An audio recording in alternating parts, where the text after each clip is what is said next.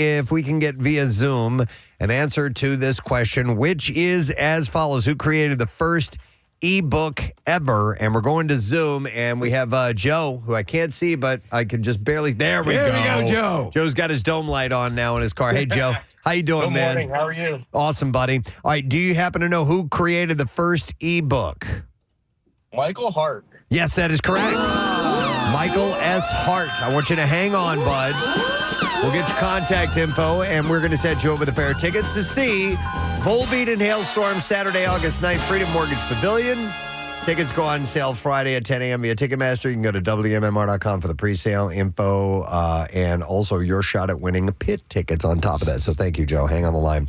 By the way, so the first ebook was created July 4th, 1971. Going all the way back, yeah. Way back. It was well before the internet had existed. And where would we be without ebooks? And the first ebook was the Declaration of Independence.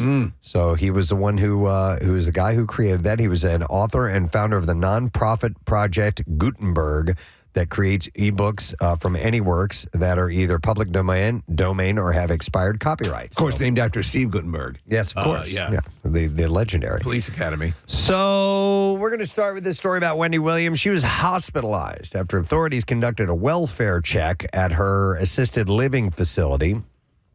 And she had allegedly dropped a note that read the word "Help Wendie." Read the words "Help Wendie" out the window. Williams has been under legal guardianship since 2022, with her guardian, Sabrina Morrissey, claiming that she is cognitively impaired, permanently disabled, and legally incapacitated.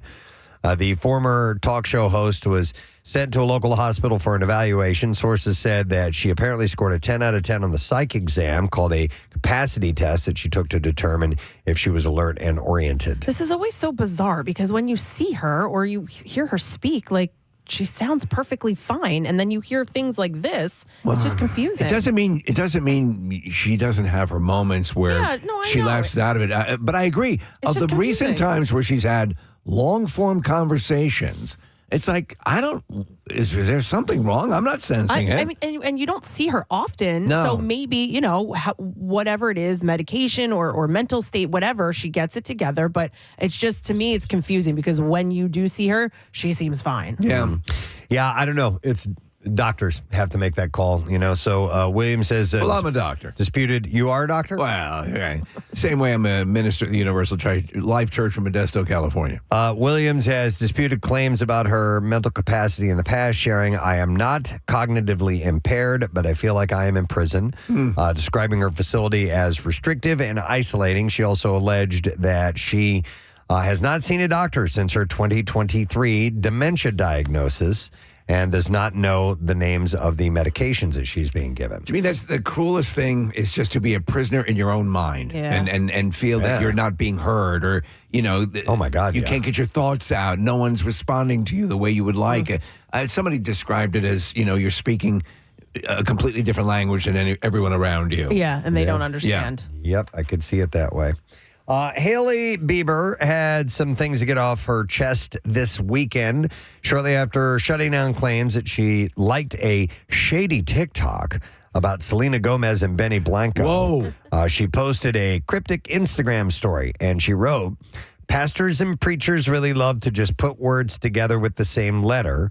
And she was mocking phrases like, "There's blessing in the brokenness," or "There's grace in the gratitude," adding, "It drives me bananas."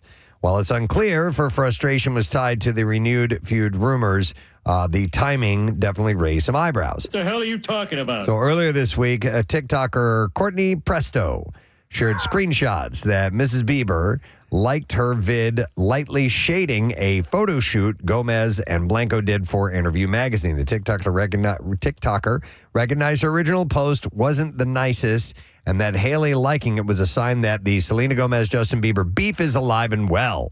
Haley's rep was quick to squash rumors, saying to E! News the entire story had been fabricated by a content creator looking to capitalize off an old, tired narrative. This is very troubling. Haley and Selena have been at the center of drama for years, with fans fueling speculation that there's lingering tension over their shared history with Justin Bieber. Despite the Biebers getting married in 2018 and welcoming the first child, Jack, in August, and Gomez recently being engaged to Blanco, the internet can't seem to move on from their tangled dating history. Have you ever had a situation in your life where you were with someone who was in the sphere of their ex, or that communicated with their ex? And because I did, and it didn't matter. Like that was, I don't know. I guess these vibes exist. You know what I'm talking about? Because I guess is this territorial? Is it jealousy? What, this kind of warring thing that's going on? Does it matter? It can be. Yeah. It certainly can be. Some people have a little bit of jealousy, or other people maybe flirt a little too much with their exes. I don't know. Sleep with them. I haven't had that, but I have liked a video that I only watched for 3 seconds and then went back and realized what it was. Not realizing that it's negative. Just seeing the face, liking it, and then you're like, oh, look at Selena. They look happy. There's on. Hitler. Let me see what this. Yeah. Well, that can happen too. Yeah. What are they saying? Oh wait, I'm like, oh, this is a Nazi rally. I didn't. Wait, and then I wondered, do they get notified that you've liked it? Even if you can unlike see, it? you can see that it's If you unlike it, I don't know. It depends what kind Because of. I've done that before. I'm like, I'll hit it by accident and go, oh, wait a minute. Oh, no. No. I didn't want to do that. I was half awake, and so somebody had sent me a TikTok thing, so I hit it. It came up, and so I started scrolling a bit, and my finger was hitting. Yeah, all the likes. Either I was sending it to people I didn't know, and I'm like, oh my God. Yeah, the way they have the page set up can be problematic. It depends what kind of notifications the person has on. Oh, whether or not they find out if you liked it or not. Okay. So Millie Bobby Brown is setting the record straight on her flip-flopping accent. During Monday's Smartless podcast, co-host Sean Hayes pointed out how she seamlessly switched between her native British accent and her American, prompting Brown to address the online chatter. She said, I actually call it the accent gate. She said, it's so frustrating because that was everywhere for a second. Everyone was talking about my accent, and they had a real problem about it. Brown explained that she naturally picks up the accents around her, including her all-American hubby, Jake Bongiovi. She said, when I'm around his family, I immediately go into an American accent, she said. But then I was just in England, and the second that I hear my mom and dad's accents, I go right back into it. She even questioned why people expect her to act in different roles, but not adapt to different speech patterns. She said, what I hear, I do that, and it's all part of that. So I'm not an accomplished actress as is she, but I have the same thing. I love doing dialects, and when I'm around people with different dialects, I sort of slightly adapt slightly it. mimic. Yep, Yeah, I agree. I've done that before. When I was a kid, I grew up with a Southern accent. Right. And then moved to the Midwest and lost that. But when I would go back and be with family members who had that accent, I would go back into that drawl. It was just natural. It was just the way you do it. Do you remember when we had that Russian photographer in here? Yes. And I couldn't stop doing the right. Yeah. You were mimicking him. Yeah. I remember that. Yeah. So, after laying relatively low since leaving the White House, Michelle Obama has announced that she, along with her brother, Craig Robinson, are launching a podcast. IMO is what it's called. And the pair will give their opinions and candid perspectives to the everyday questions shaping their lives, relationships, and the world around them. The new show debuts tomorrow, wherever podcasts are available, and is slated to welcome guests including Issa Rae, Jay Shetty, Kiki Palmer, and more. We were just talking about Jay Shetty last week with Peter Meyerhofer. That's right. He's a fan. He's a motivational speaker. Yeah. And Peter, our super duper positive guy, apparently he's a big fan of his. So that'll be cool. So fans have been wondering what Hoda Kotb would try next after leaving the Today Show. And yesterday she pulled back the curtain on her plans in a segment that was played by her former colleagues, the Today Show. On the Today Show, Hoda explained that she has a book coming out. She said, I started thinking about different people and who I've loved and respected, admired, who have been afraid to do something and have done it. And this struck a chord with Kotb as she was making that leap of faith herself, leaving the show that she had long been a part of. And the book will be called Jump and Find Joy. I have to assume there's a chapter about meeting Birdbot 2.0. It has to be, right? Yeah. She said, here's my thing. You get one life, that's all. That's it. And it's ready for the taking, and it only takes a jump. So Jump and Find Joy comes out September 23rd. She's saying essentially you might as well jump. Yeah, you might as well. No? Go ahead, jump. And we're looking at a picture of her with Birdbot as we speak here in the studio. She's great. Yep. So actress Jessie Cave gained some measure of fame by starring, albeit in a smaller role, in the Harry Potter film franchise. And now as an adult, the actress who played Lavender Brown in the series is looking to boost her income like so many others have by joining OnlyFans. Clock's ticking, Kathy. It is ticking. Yeah. You know, so many people, my friends are all like, they're like, I don't know why you haven't done it yet. Yep. But this, from what I gather, Preston, she's highly specialized in her OnlyFans. She right? is. Yeah. So before you get too excited, she admits it's rather niche and clean. She said in a video on Instagram that she will be offering subscribers the best quality hair sounds and very sensual stuff. So she specified there will be nothing overtly sexual, just her brushing and playing with her hair for those that go for that type of thing. So, yeah. And you know there's an audience for that. Absolutely. Yeah. All right, so I need a sensual sensual foot approach. site. Totally. Yeah. Okay. So All right, how can my feet be sensual? Sorry. There's plenty of ways. Thinking out loud. I'll bring some lotion in tomorrow.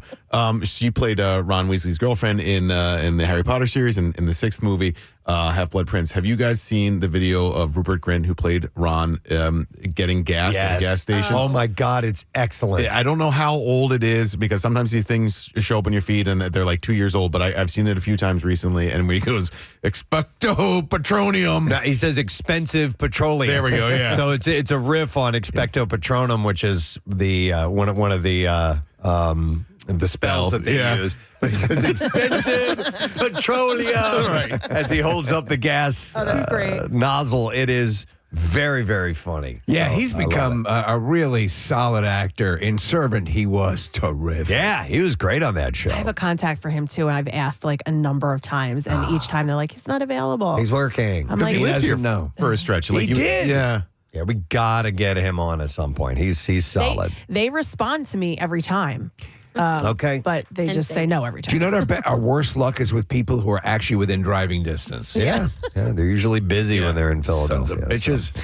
All right, I love this. Fans of The Breakfast Club will have an opportunity to hear from the full main cast of the film when they return to Chicago for the first and only time ever at April's Chicago Comic and Entertainment Expo. Ali Sheedy, Anthony Michael Hall, Emilio Estevez, Judd Nelson, and Molly Ringwald are all listed as guests at the convention. That's pretty To amazing. be held April through the 13th. Yeah. A post made on Estevez's Instagram said, first time for everything, a reunion 40 years in the making.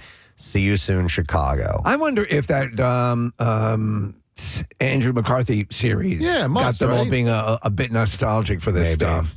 According to the schedule, Estevez, Hall, and Nelson will appear all days of the convention. Ringwald and Sheedy will appear Saturday and Sunday only. So I'm hoping they get them all together for one panel, which would be great. In that special, Steve, when he's trying to find all the members of the Brat Pack, and this is spoiler alert, it's been out for a while though, but at the very end, the whole time they're trying to track down Judd Nelson. Right. And the very last thing is Andrew McCarthy picks up the phone and he goes, hello? And he goes, Judd! Yeah. And then it ends. Right, yeah. And so I'm like, there's got to be another one. They have to do a follow-up with Judd Nelson. This might be part of it. It's funny when you think of Anthony Michael Hall because he's on this season of Reacher. Yeah. And I watch him and he's playing, badass.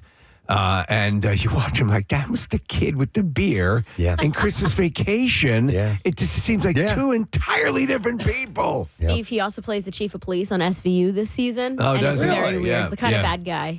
The John Hughes directed film celebrated its 40th anniversary in February. When you talk about pivotal movies for people, it's for you, we know for a fact, but so many others, that is the movie. I think it could be for sentimental reasons. It could be my all-time favorite movie, just because I was a senior in high school when that came out. So. And you could do that lipstick trick with your cleavage. And the little dance that they do where they're shuffling their feet. Yeah, I do all that. Public domain is turning into a nice little moneymaker for independent filmmakers with childhood icons like Bambi, Winnie the Pooh, and Steamboat Willie now fair game for anybody to make a movie about it. Untouchable Entertainment is going a step further, and now they're putting together the first public domain crossover. So the dark domain MVW, which is Mickey versus Winnie, sees the horror versions of Steamboat Willie, which of course is Mickey Mouse, and Winnie the Pooh teaming up to take down a group of teens in a variety of bloody ways. So all these movies so far have been really crappy. The second Winnie the Pooh movie was a little bit better. But they're really substandard movies. Yeah. I was never a fan. Of Winnie the Pooh to begin with? Nope. Yeah. Oh, no kidding. Yeah, as a kid, Oh, no. I loved it. Loved Winnie the Pooh. So we'll see how he does up against Mickey.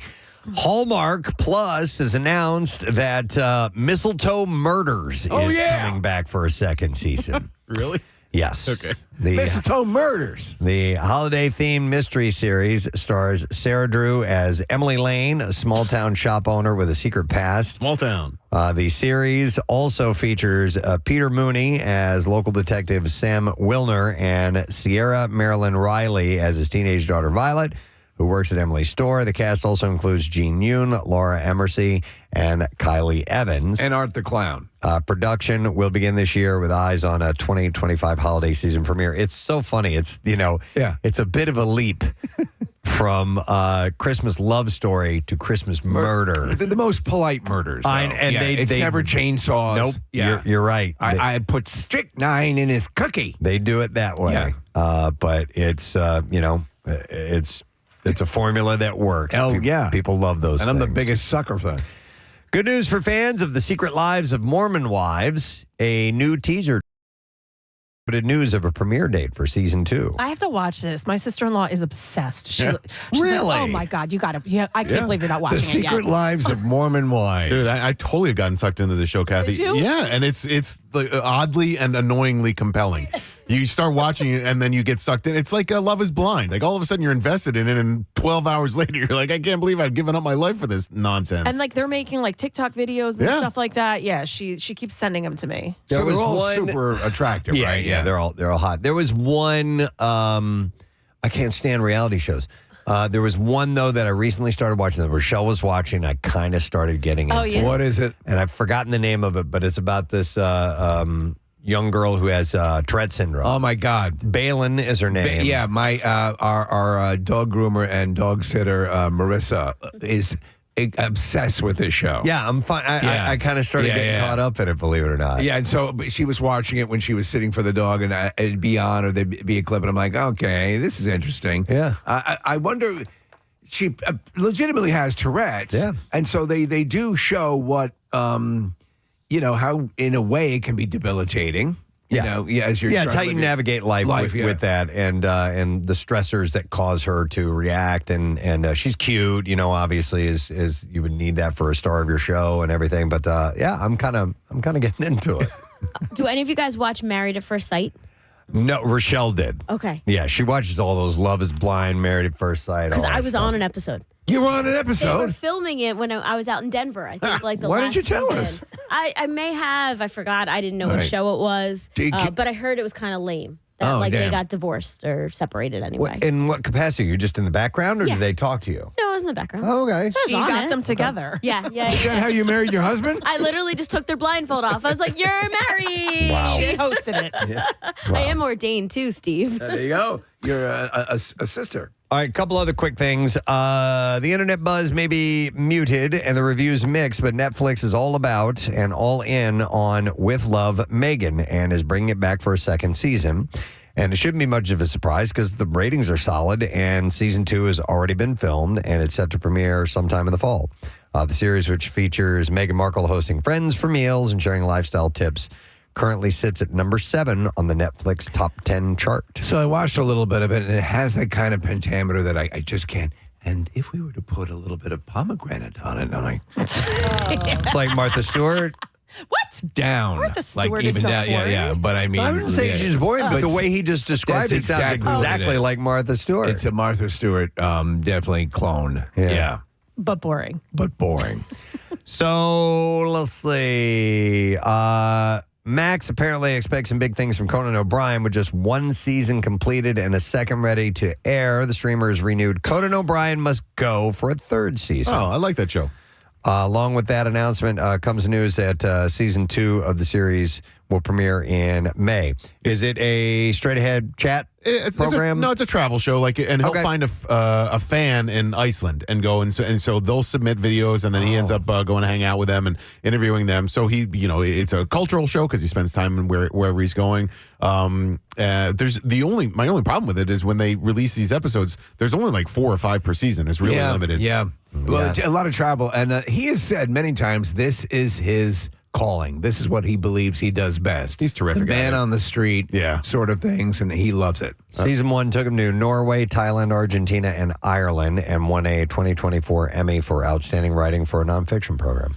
Speaking of man on the street stuff, I got some bad news, guys. Wow. The Ron Weasley guy pumping gas, it's a Ron Weasley lookalike. It's a lookalike. Yeah, his name, Rupert Grint lookalike, Ron Weasley lookalike. He's on TikTok. He's got a lot of followers because he looks just like him, but he goes around and does this kind of stuff, Expensive petroleum. Yeah. I love it still. All right, one last story. John Mulaney's new live Netflix show, Everybody's Live with John Mulaney, is starting its run this week. With an unexpected mix of guests. The debut episode, airing Wednesday, will feature Michael Keaton, Joan Baez, Fred Armisen, Cypress Hill, and fiancé columnist Jessica Roy. The eclectic lineup is reminiscent of his, not fiancé, finance columnist. I'm like, wait a minute. He and Olivia Munn are together. She's going to be pissed. That's not good. The eclectic lineup is reminiscent of his Netflix special, Everybody's in L.A., which brought together comedians, musicians, and even seismologists. So the show will be live, which is kind of cool. Yeah, last week, Mulaney dropped the awkwardly funny trailer captioning the post, the first ever celebrity sit-down talk show. Catch the show's premiere March 12th. That's tomorrow, 7 p.m. Pacific time, mind you. All right, we have some clips to play for you this morning, friend. Charlie Cox and Vincent D'Onofrio are back as Matt Murdock and Wilson Fisk in Daredevil Born Again. And in this clip, Charlie talks about Murdock's and Fisk's current relationship on the show. When Fisk reemerges, when he returns to New York, I think it just lights a fire inside Matt. He's able to focus all of his resentment and all of his anger towards this one thing, this one man. Yeah! New episode of Daredevil Born Again will air tonight. You can find that at 9 o'clock on Disney+. Here's our next clip. Yellow Jackets fans know that when a character is gone from the show, they are not really gone. In this clip, Sophie Nellis talks about the emotional roller coaster. It's fun because whenever a character dies, like you just said, they come back to haunt us, and so it feels like it's easier for us to see them go because you're like, you'll be back. Shooting with Ella is always fun. It transports me right back into everything we did in the first season, and it's bittersweet because I get her for just a little glimpse, and then she leaves again. Anyway, new episode of Yellow Jackets is out on Paramount Plus. I got to get back to that. I was pissed when somebody did. Somebody died? Yes, and I was angry about it and not really wanting to watch it. Okay. So you got petulant. Yeah, it was just, I don't know. But maybe this will bring me back. Maybe she'll come back in flashbacks or something. That happens to be our entertainment report. Marissa looks like she wants to say something. I wanted Nick to pull up Instagram again because I posted a video of 2848. Oh, 2848. Okay, so yes. Yeah, the guy that we had a call from? Yeah, okay. It was just hilarious. Okay. I laughed about it all day long. It was very funny. So if you want to see that, that is on our Instagram account right now. A couple of guys that we had on via Zoom with a great nickname, 2848. Learn the origin of it on Instagram.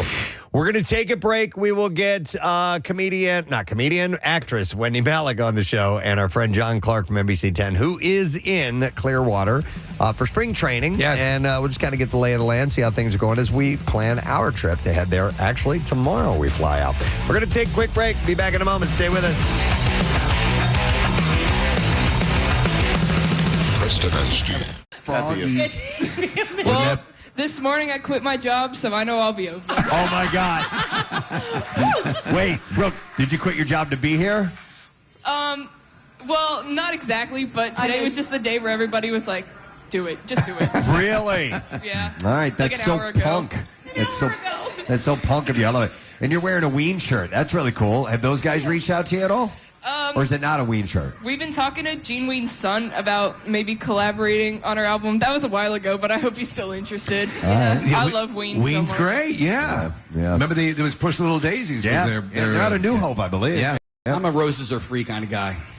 I'm a very chocolate and cheese and God Ween Satan girl. Those are my favorites. Excellent. All right, well, one of the songs we requested, I got a nice slice of pizza here ready for this, was Pizza Ball. Oh, yeah. What's the name of your LP or your EP that you have, your album? Sopa de elote translates roughly to corn soup or corn chowder. I picked something random. I was like, guys, I think this will sound weird. We had no idea what to do. Yeah, we just kind of picked. I love it. Corn soup is fine. Yeah. All right, well, let's get one more song out of Froggy this morning, and ready. We want to hear Pizza Ball. Woo! Yeah, all right. Let's do this thing. Tuning in live at the Preston Steve Camp Out for Hunger. This is Froggy.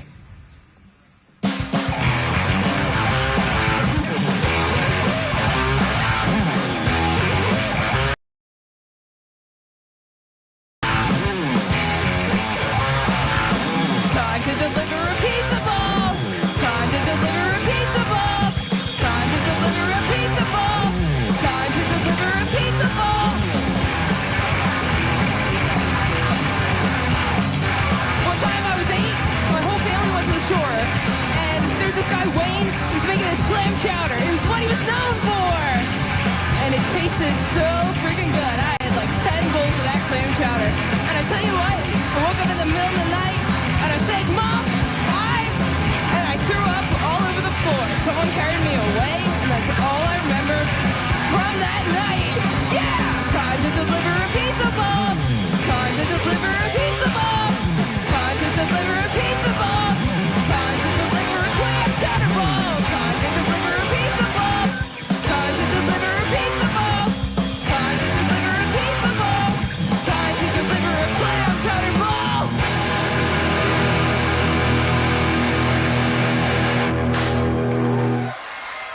Yes! That's awesome.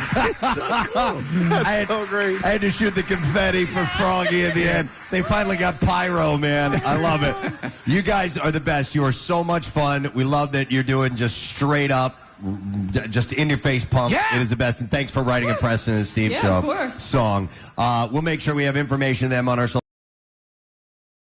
media accounts, and you can check them out. Let's hear it from Morgan and Brooke and Fiona. This is Froggy. Thank you, guys. Thank you so much for having us. You got it. We love you guys.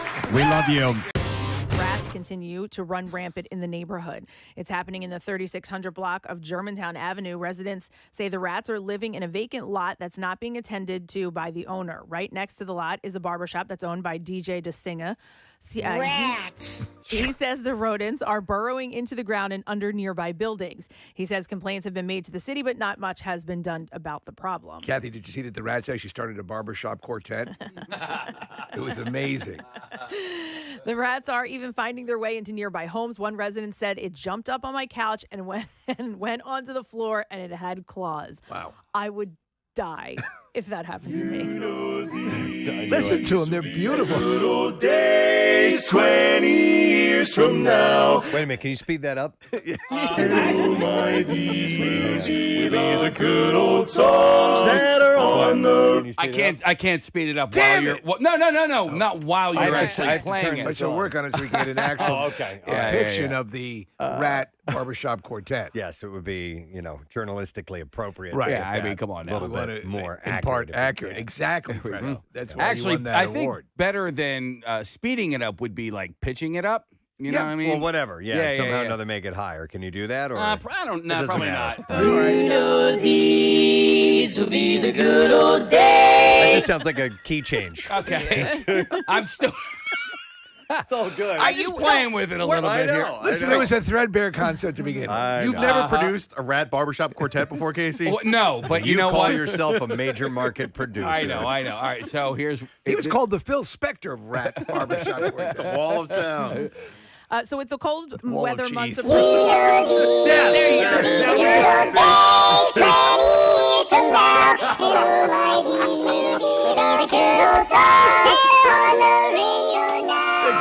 So good. There's a Grammy. You're getting a Grammy. That's perfect. One more time. One more time.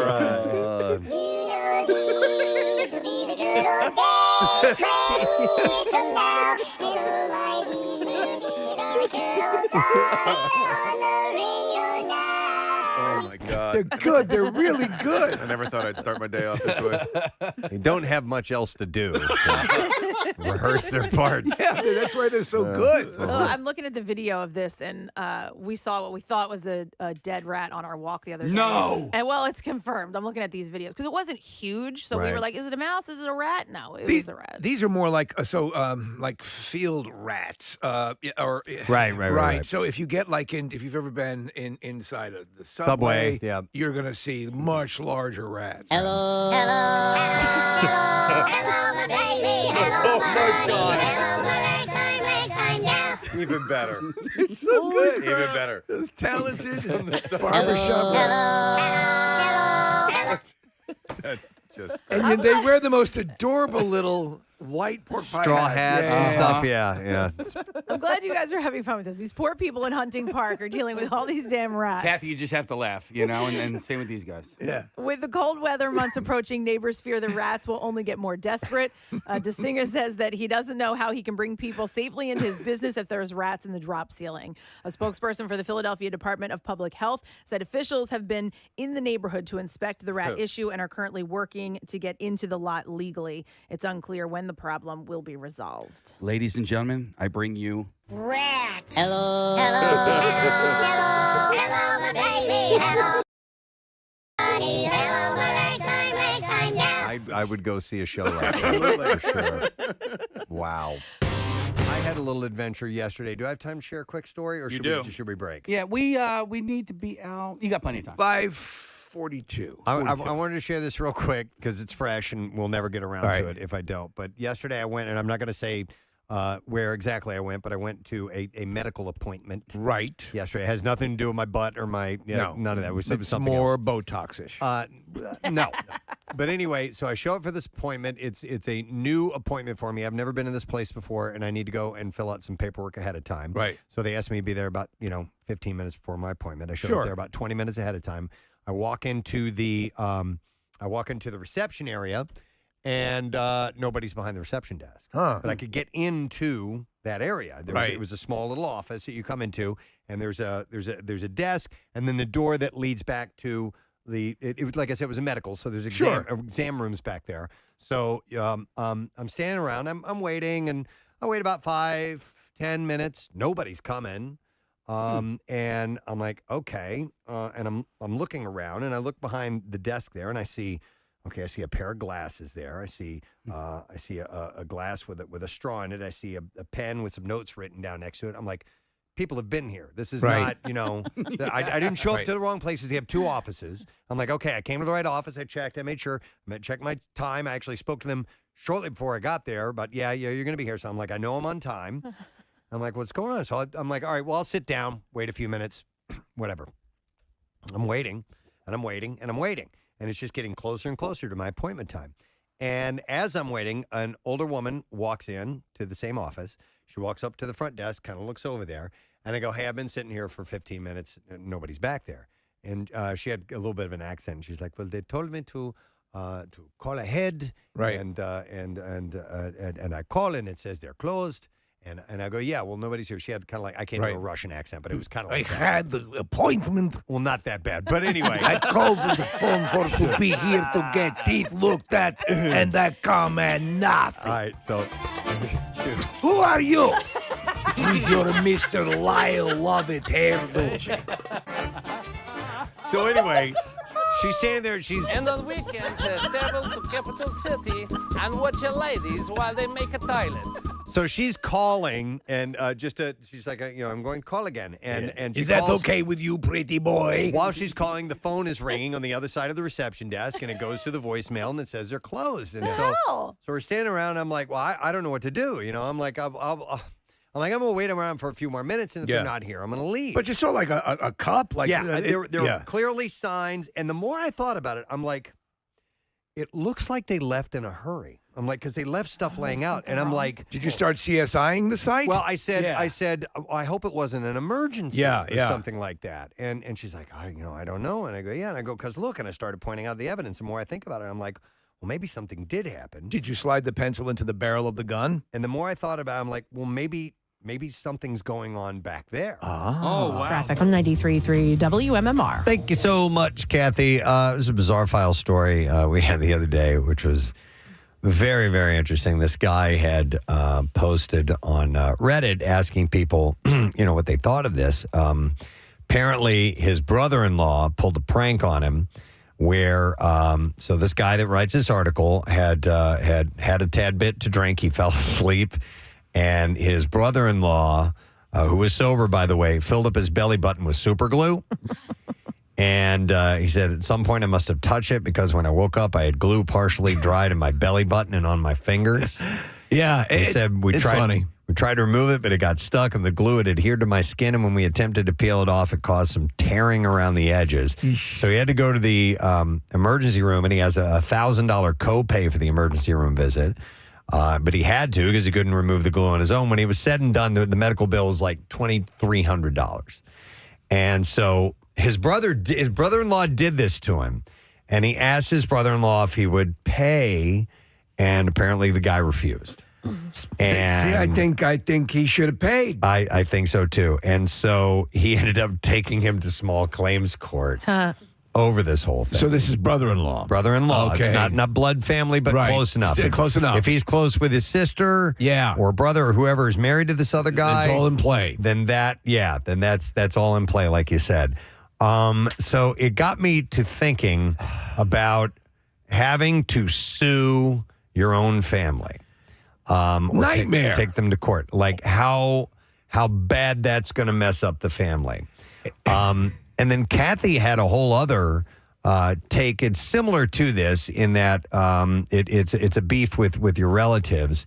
But I think we can run two tabs here on this, and we're going to ask you to zoom in if you have a story you want to share in regards to this.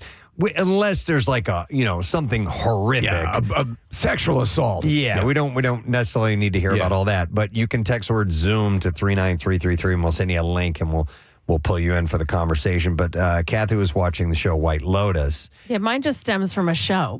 But still. Yeah, but in that show, there is a brother who's just reprehensible. He's such a douchebag. Like, he is the definition of douchebag.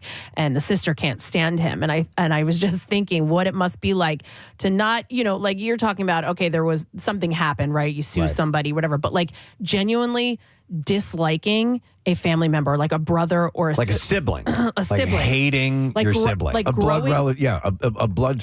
So, could like there growing be, up, could not that be, not liking them. Could there be any worse situation? You're in constant close proximity. Your family's supposed to be your retreat. They're supposed to be where you go to feel safe, and you just think someone who's a relative or a sister or a brother is a dick. But like growing up in the same house, or maybe being raised by the same parents, but like you're completely different and you just don't click. Like it's got to be. That's totally foreign to you. You and your brothers got along great, right? Right. Yeah, you're very tight. Yeah, and listen, and have we had arguments? Yeah, of course, but like it's that argument almost like we would have here. You have an argument and then it's over, and the next day it's fine. Not like where I dislike my brothers for something. Like yes, that's foreign to me. The old adage is you can pick your friends, but you can't pick your family. Yeah, and that's part of the deal. So you get what you get, and if you get something that's not working for you, and you legitimately do not like a family member.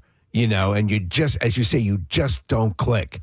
It happens. Strange dynamic, and this is probably more common than you just hate them. But like, I read Alex Van Halen's biography, and he and Eddie, they fought like relentlessly. Actually, I read it was Sammy's biography that covered it a little bit more. In that they would physically fight. Get in full-on punching brawls.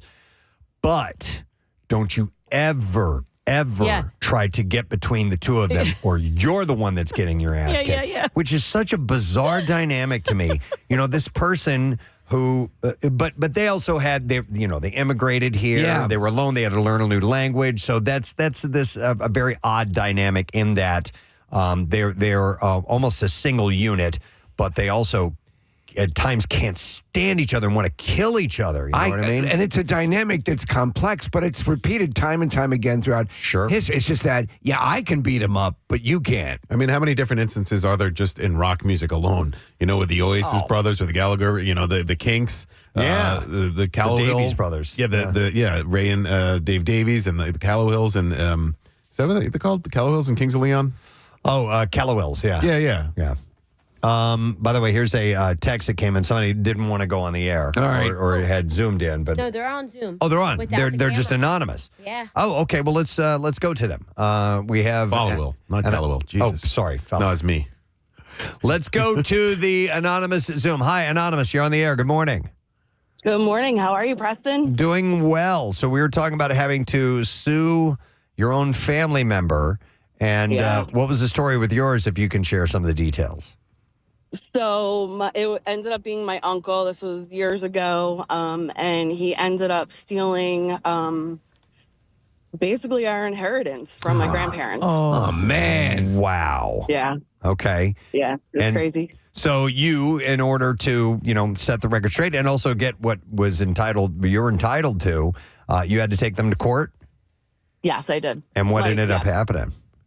So what was left after he took the money was properties. So another family member and I ended up with the properties. How substantial was the estate overall?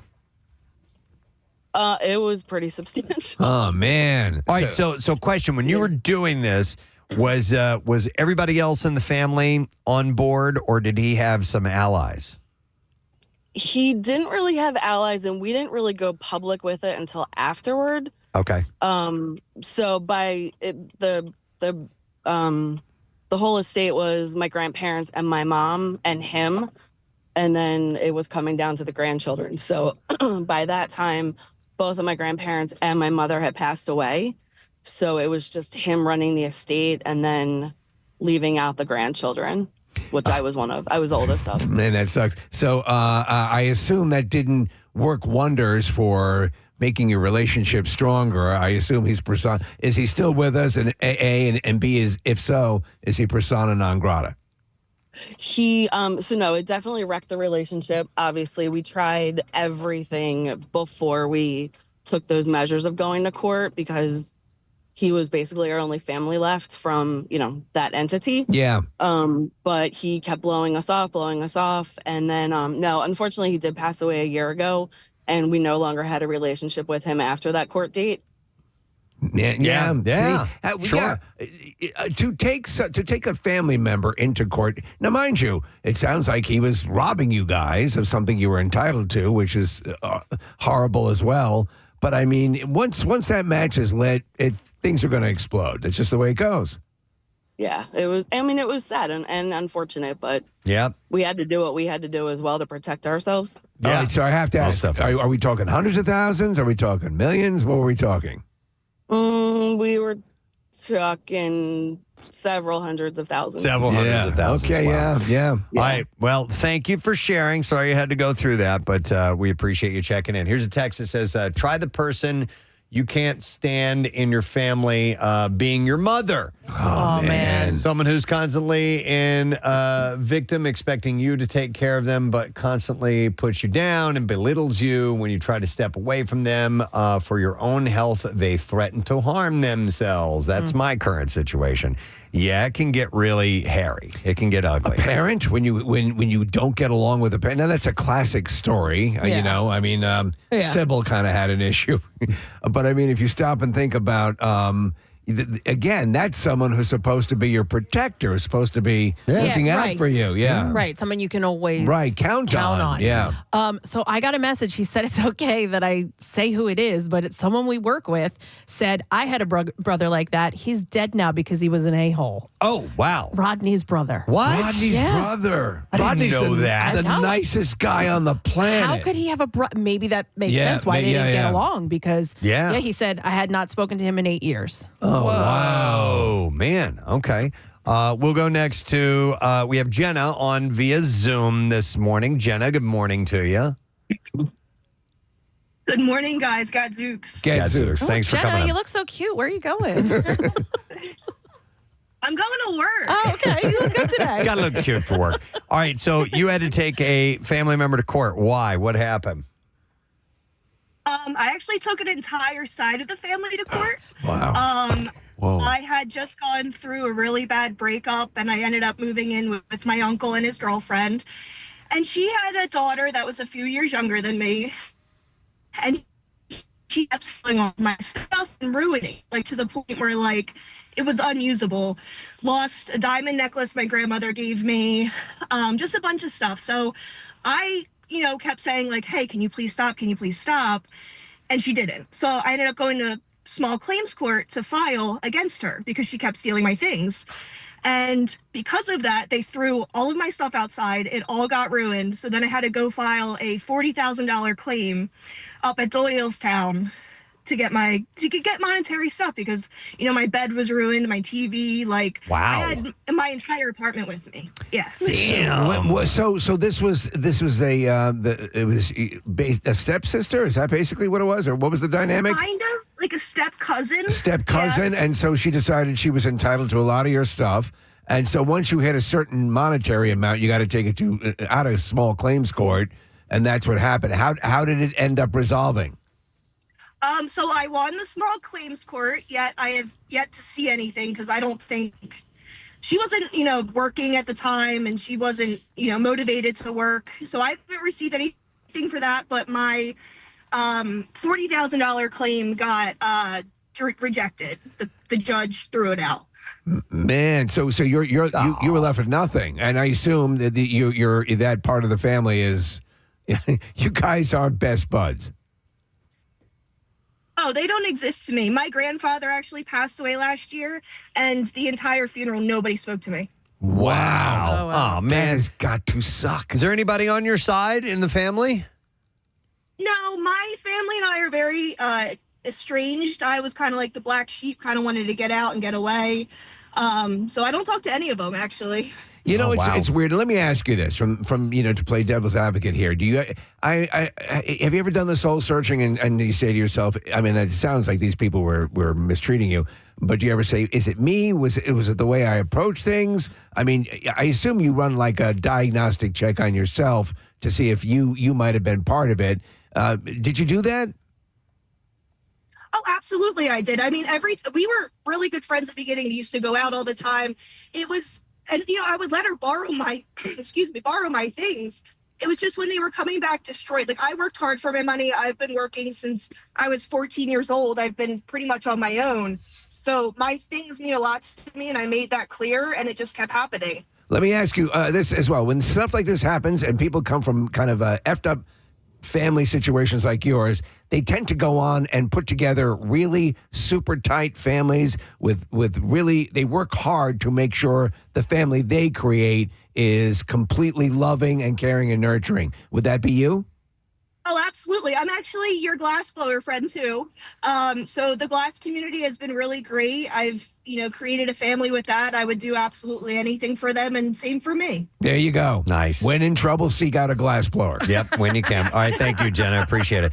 Now, hey, listen, it's look, I don't have a picture-perfect family dynamic. I'm around a lot of people like yourselves. I think you guys all look like you have these great relationships with your families and everything. At least that's kind of the feedback I get. And my dynamic is not quite like that. I kind of grew up in a little bit of a dysfunctional home. And so sometimes when I'm hearing about your wonderful families, I'm like, yeah, really? That's great. Yeah. Isn't that nice? Isn't that wonderful how you grew up like that and everything? But mind you don't really like Kathy to begin with. No. So now you I think really it's pretty know. obvious Now that I that. like my brother. But what kind of in line of what you said, I have gone through and taken many steps to make sure that my nuclear family is a much tighter bond. You're not going to go down that path. I'm not going to have that happen. So in some regards, it's kind of a good thing. Yeah. That it's taught me to maybe not be that way. You know what I mean? Yeah. So if you listening this morning have an odd dynamic in your formative years and growing up in the family, A, you're not alone. and B, you can correct that and in where you go forward from here with your other relationships. Yes. So you can learn from that. We're going to go to Salim, who is on next. Hey, Salim. Good morning. What's happening? How you doing, man? Hey, not bad. On my way home from work. You're going home from work. You're an overnighter? Oh, yeah, I work overnight. Oh, man. Been there, my friend. Where do you work, may I ask? I work in Langhorne for a company called ADM, Archer Daniels Midland. Okay. All right. I've seen the name. So, all right. So you have a bad family dynamic? Oh, yeah, you could say that. So I have a half sister. My father, I come from a divorced household. So my father met a woman. They started dating. She was from Nicaragua.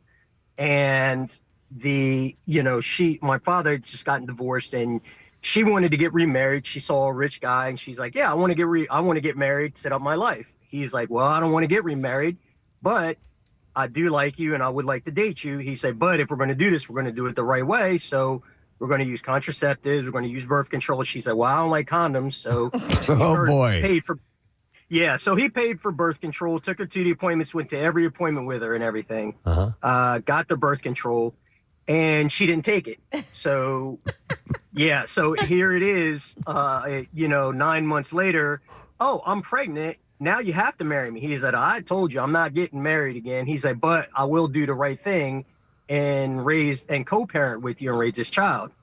So fast forward to the time when she's 17, she says, I don't want any relationship with you because you did my mom dirty.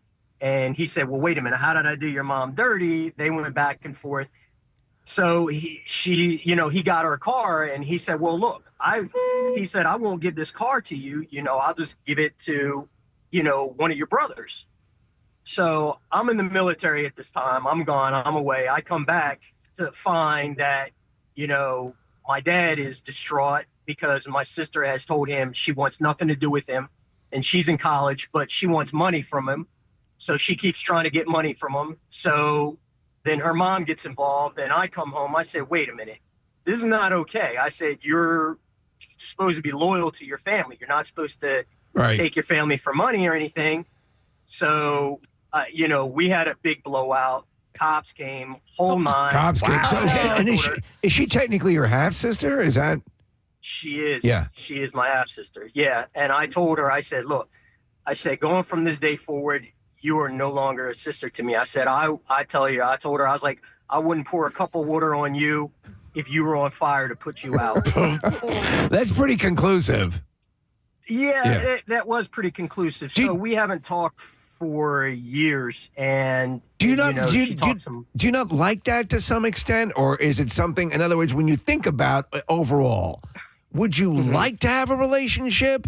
Is it sort of bittersweet? No, not at all. Yeah. Wow. No. That I'll be honest with you. I hold honor and family and loyalty in high regard. Because at the end of the day, that's all you have. Yeah. Is you have nothing. Your family is going to be there for you, through thick and thin and nothing else. And she just seems, she's very, money driven. And it's like, what can you do for me? And what are you giving me? Yeah, no, that's the thing. You just said it. Your family's supposed to be, and again, so often is the time where it's not the case, where you feel least safe or supported by family members. And that's not the way it should be. So, I was just wondering if there's a little bit of a cloud hanging over you, but you're cool with it. You don't need her. No, I really don't. It's not like, to begin with, like when I was deployed, she never, she came never over wrote, and helped. Never heard a phone call, not even an email. Right, yeah. Wow. No, that's sad, man. But thank you, Salim. We appreciate you sharing, man. Hope your day gets. All right. Yeah, it's, I didn't mean to get this deep this morning, but. Do you want to sit on the couch? I think we should have a seat. And you lay down. Bring the lights down a little bit. I'll get a notepad. No, but the whole idea of, family has family. You know, you always have to support your family and so on. But if there is such dynamics in there that make it counterproductive, you don't have to simply because you have blood ties with each other. If there's if someone is so toxic and you need to cut, you can cut and move on. I firmly believe in the chosen family, theory of being able to pick people in your lives that you clearly are meant to be around and support and be a part of your sphere. I love the idea of the chosen family. Creating that sort of secondary family. People you can always borrow money from. Of course, yes. Oh, well, dude. No, that's you a make part that of- joke, man. yeah. Like That's why when that families happens separate. in actual families, and and then the money's not man. paid. I've seen that happen, and it just gets so. It can just be the source of so much strife. I'm living it. Yeah, there you go. I'm living it right now. But here's a piece of advice: if you can do it, and if it happens, don't let money. Always consider any money a gift. Like don't. When you set up a loan and expectation, totally. yeah, You're not getting it back. Don't ever do that. Because if you can do it, because it's a better dynamic, but it's Wait, hard. I don't follow. What do you mean? Someone is asking to borrow money, give them the money. If family member wise. Oh, I thought what? Well, here, this is what I thought you were saying, because this happened to me. Like, if somebody asks to borrow money, of course they're going to say, I'm going to pay you back, but don't expect it. 'cause don't it's probably, expect that. It's probably You not mean, coming back. Circuitously, that's what I'm saying. Yeah. Yeah. Yeah. You're Preston. No. You're never getting him back. Yeah. I know. Just so you know. I know, but I'm not going to say that. Yes, because you don't want money no to come. goddamn right. way. Yeah. By the way, I'll keep the money coming. No. Yeah. Don't worry Set about up a it. payment We'll take plan. good care of you. Here's a So text. it's going well. Here you go, Kathy. Here's a text. My sister and I hate each other. To the point that not only did I not let her know that her dad had died, she found out from other family members. And to my knowledge, to this day, she does not know where he is buried. We lost him in 2013. Guess she should learn to be a better human being. Woo! Wow. My mother, who was just, phenomenal. Obviously, I think the world of her. I miss her dearly, and I only knew her for 21 years. But she had a sister who was the absolute antithesis of her. Of her? Yes, I mean, man. night and day, like Michael Knight's evil brother, or the Garth? Garth. It can happen. So I always say this I just gave this advice to someone who has a fairly large family. I said, you don't have to like every member of the family. You should try to get along at some level, but you're not compelled to really dig every member of your family, Oh, yeah. No, without question. It can be too much work.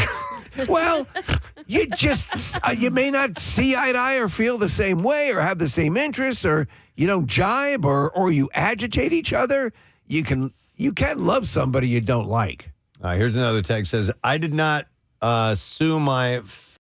However, I no longer speak to a good portion of my family because my brother stole mine and my other brother's inheritance. Man. So there's 4 of us and only the 2 of us speak to each other. Now, I wonder how you get away with that. I also Stealing wonder, someone's inheritance. And when that happens, when that dynamic and split happens, if there's ever any reaching out across the aisle, right? Like if your brother, you form this bond where you're not going to talk to the other half of the family, right? But what if one person decides, what, I'm going to give it a shot, and then do you have to go back behind the one brother's back and say, I'm talking to the other guy again? Like, yeah. How does that dynamic evolve over time? I have my older brother, my younger brother. My dad passed away. The Sheila, my stepmom.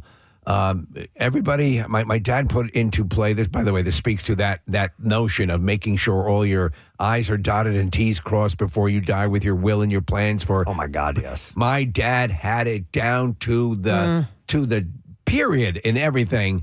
And so it was effortless. My brother Gene was the executor of the will, and my brother Tom and I, everything went flawlessly. And my dad, again, the greatest gift you can pay forward to the people who survive you is make them not to have an issue where this could drive your family apart or cause complications that are going to make issues. So, yeah, I know it's something on a tangent here. If you can, think about your affairs if you were to pass away and how people are going to hash things out. Oh, dude. So, and this is, it's kind of... I would like to impart this wisdom to you if possible. You have to plan for the later part of your life, and even if you're 20 years old, you got to start right now, dude. I'm watching people that I've known that are in the twilight of their lives, living a terrible existence right now because they did not plan properly for it. You got to set aside the ideas that you have for being, and listen, go out and experience the world and enjoy yourself. But man, if you don't keep an eye on the ball for later on in life, should we be lucky enough to live to this latter stage in our life, and you're going to need people to take care of you, you got to plan for that now, dude. That is there. You do not want to go out being listen, we can all physically be miserable because of what's going on in our lives, but if your surroundings are halfway decent, it's way better than being in the garbage and being ill and being in bad health and all that. Yeah. It's just wow. Okay. Well, we got deep. We got heavy. This went from a story about a guy who got super glue in his belly button, which is funny, and heavy everything stuff. to this. So I apologize for taking us down this road, I guess. Can we go back to the prank? Because it's a good prank, right? I think it's a great prank. All right. And Steve, I think you brought this up. Like, what if you didn't do anything with that super glue? Like, maybe it would irritate your skin or whatever, but eventually your belly button would heal, right? I think it would, and I think your body would force out, right? Almost like a splinter. It would drive me crazy. Sure. I would pick at that thing. Yes. But would that Can you be ever cool? get a little bit on your finger? Yes. That drives you nuts. That drives me crazy. But what if you like picking scabs? I know. So what if you had a belly button deposit you could pull from? No, it's not fun. Like I had a really big scab on my shoulder recently because my dermatologist had to take a chunk out of here. What did it taste like? And so I was picking at it, and eventually it was really hard to get out, and I just dug in there and ripped that thing out. Preston! And it was not fun, but Kathy, that crusty feeling on my skin was take it? driving me crazy. And I think that if I had a belly button full of super glue, I'd be the same way, and I'd probably go to the hospital like this guy, ended up suing my brother-in-law, and we come full circle. The Merle Haggard album never released. Belly button full of super glue. You know what would be fun to put in somebody's belly button? Rubber cement. I was thinking rubber cement Yeah. or Elmer's because glue. that's a little bit more malleable. Rubber cement is the most pleasurable of adhesives out there, right? You know why? Because it's sort of like snot. Right. Yeah. And you can play with it and rub it up, and I think that's a good time. Do your kids have rubber cement in their lives anymore? No. I feel like nobody uses that. That's For the most part, in the latter years, it was for a way for kids to get high, sniffing. Well, that's the thing. It's like so toxic. Yeah. I think they found other things that we can let our kids use. Do you remember the glue, the jar, when you unscrewed the top? There was a brush inside of there. That's rubber cement. That was paste, right? No, it was rubber cement. That was rubber cement. Actually, they did have for paste, the white counterpart. Yeah, they had a similar applicator. That's what I'm remembering. Yeah. So, but maybe we need to try this out. Do you think warring families could be brought together with over rubber cement? Yeah, in the belly button. Yeah. Oh, you just paint it on your hands, and then you put your hands together, and they stick. And then they would you stick, and then you're pull. joined. Yeah. You bond, like the Defiant ones. You remember that movie? No. Where the one African American prisoner is chained to and they both a white guy, and they both have their divisions, and they learn to live together as they're fleeing the cops. Okay. So Sidney Poitier and Tony Curtis. Only this time with rubber cement. Rubber cement. I think that's. We can just pull our hands apart. Kind of love that. Well, anyhow, thank you for the calls. I apologize for getting a little bit heavy on the side of things. We're going to get lighter over the next couple days because we're headed to spring training tomorrow after the show. We're going to meet Casey Boy down in Clearwater. Let's talk the loss of a child tomorrow. Let's bring that up to Brandon Marsh. Yeah. When we have him on the show. Is one of your big fears losing a child? What? Actually, I do have an idea of something to do with Brandon. I'm not going to kill a child. No, not that. I was thinking because when we go live, we try to do something kind of fun and physical. And at the blood drive for the past few years, we've done the long range. Munchkin toss. You want to try that? We have an outfielder with precision Yeah. Aim. Oh my God, he could chuck the ball a mile, and he could throw a munchkin. Do you want to join me on the receiving end? And Yeah. See, Yeah. I'd like to try that. Now, Okay. I have a small mouth, but well, I think that makes with that kind of precision. I think don't know. Well, We yeah, need to. he'll have We no need to. problem. He'll have no problem throwing it to us. So we'll pitch him that idea. You know what we I can do? initially thought of marshmallows because of Marsh and the Marshmallow fans. Dave hit him over the fence right by where we're broadcasting. Let's try to catch some hardballs in our mouth. We could do that too. All right. Well, we're planning things. So we're going to take a quick break. Come back in a second. Some bizarre file stories. You guessed it. They are on the way next. Stay put. Preston and Steve. So you do these escape rooms. So now you're doing something. I just may like need, that. I may need Mission Impossible. Okay, yeah. Casey, if you don't mind, because says that, and then she goes, well, if I could, I would, I would go back there. I would but go I back can't. to the rooms. And I go, well, I could go back there. So we slid a chair over, You climbed through the window? and I climbed up over the top of the desk. Now listen, they don't know this, Right, yeah. and they know who I am, and they're They hearing know this on now. the radio now. So I jump up on top of the desk, and if they have security camera footage, they'll see this. Oh, we want to see that. So I jump over the desk, Right. and as I'm going back into the offices, I swear to God, this is what I'm thinking, Steve. If I round the corner, yeah. I might see dead bodies. It's, my yes. God, dude. You don't know. I might see, there may have been a crime committed here. and Or I don't know. So You might see some whoopee. No. I wasn't expecting that. Or I'm going to be the hero Yeah. because somebody's being held hostage at gunpoint. Yeah. And I'm going to come in and I'm going to save Russian the lady, day. go take care of it. So I kid you not, I started thinking about my Krav Maga training. Oh my God. You got ready. And I got ready and I jump over and I'm going, and I swear to God, I'm crouched down like this. God, I hope they have surveillance video. So that I would be able to move Be safe, hero. quickly if I needed to. And I'm like, I've got my back Yeah. against the wall, Yeah. and I'm turning and I'm peeking around corners, and I'm going, hello, and I'm looking around and doing this whole thing. Now, where the big mistake in my training that I didn't do is I didn't grab some type of a weapon, Something? Yeah. some type of thing that I might have Like needed. the But straw. I literally am looking and I'm like, okay, like the FBI would, I would, quickly look at it and just move over the other way. And I walk through. Morning show host, identify yourself. It's okay. I'm a broadcaster. This is the point in the horror movie where you're like, why would he do that? Why doesn't he just leave? Totally. Yeah. Yeah. I didn't even think of that, Kathy. You're right. There's a demon. Well, in you the want to try to hallway. save the hostages. So I'm picking it, and there's like seven. It's a lot bigger than I thought it was back there. There's all kinds of rooms that I'm going through, and I'm looking. The hell is this? And eventually I see the office is at the end of the hallway, and I'm like, if anything's going on, it's down there. That's the room. That's where they've got him. There's a glow coming out from under the door. And I'm thinking, I literally am thinking there's going to be a guy with his arm around someone with his hand over their mouth and a gun to their head or a knife to their throat.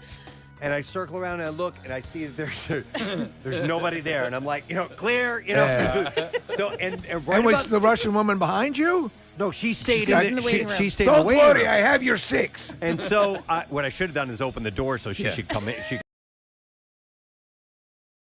and have my Well- 6. But anyway, so I finally, there was one other area I didn't go to, which was like it was like a closet, these doors. Yeah. And I'm like, man, the bodies are in there. And I open it up. No, it's a giant nitrous tank.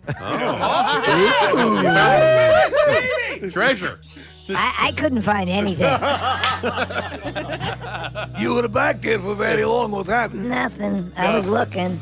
It's a giant nitrous tank, and right then, I hear, come back. I hear the lady yelling for me. Oh, no! She's like, no.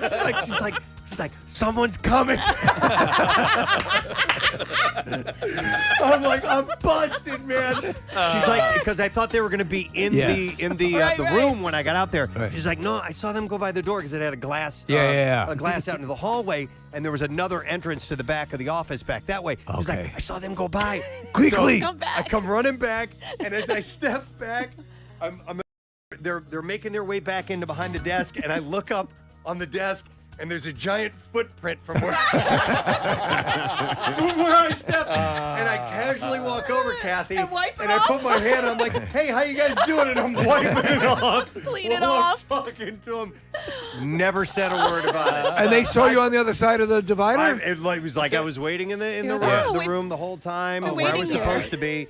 And they were just running late. They had another thing they had to go do. And so, what did the Russian lady say? I thought about telling them. I thought about saying, but I went creeping around in their office. Yeah, nah, just leave But it. it was the best intention. I thought I was You going were to be worried. saving the day. It is kind of weird to not unless, did they say it was an emergency of some sort? They knew they had an appointment. Why not leave a little sign back in 5 minutes? I don't know. Maybe I didn't it was ask. lunch and they were. No, it wasn't lunch. No? They had to go to the hospital or something was going on. But anyhow, you should have seen me. I was crouched down. Oh, that's great. I was crouched down like this. I was in the mode, and it was very surreal. But That's amazing. that was a bit of an adventure yesterday. So that would have been great if they walked in. Oh you my come God. back. You've What got was I gonna nitrous do, tank. man? You've got the nitrous tank of your arm. Yeah.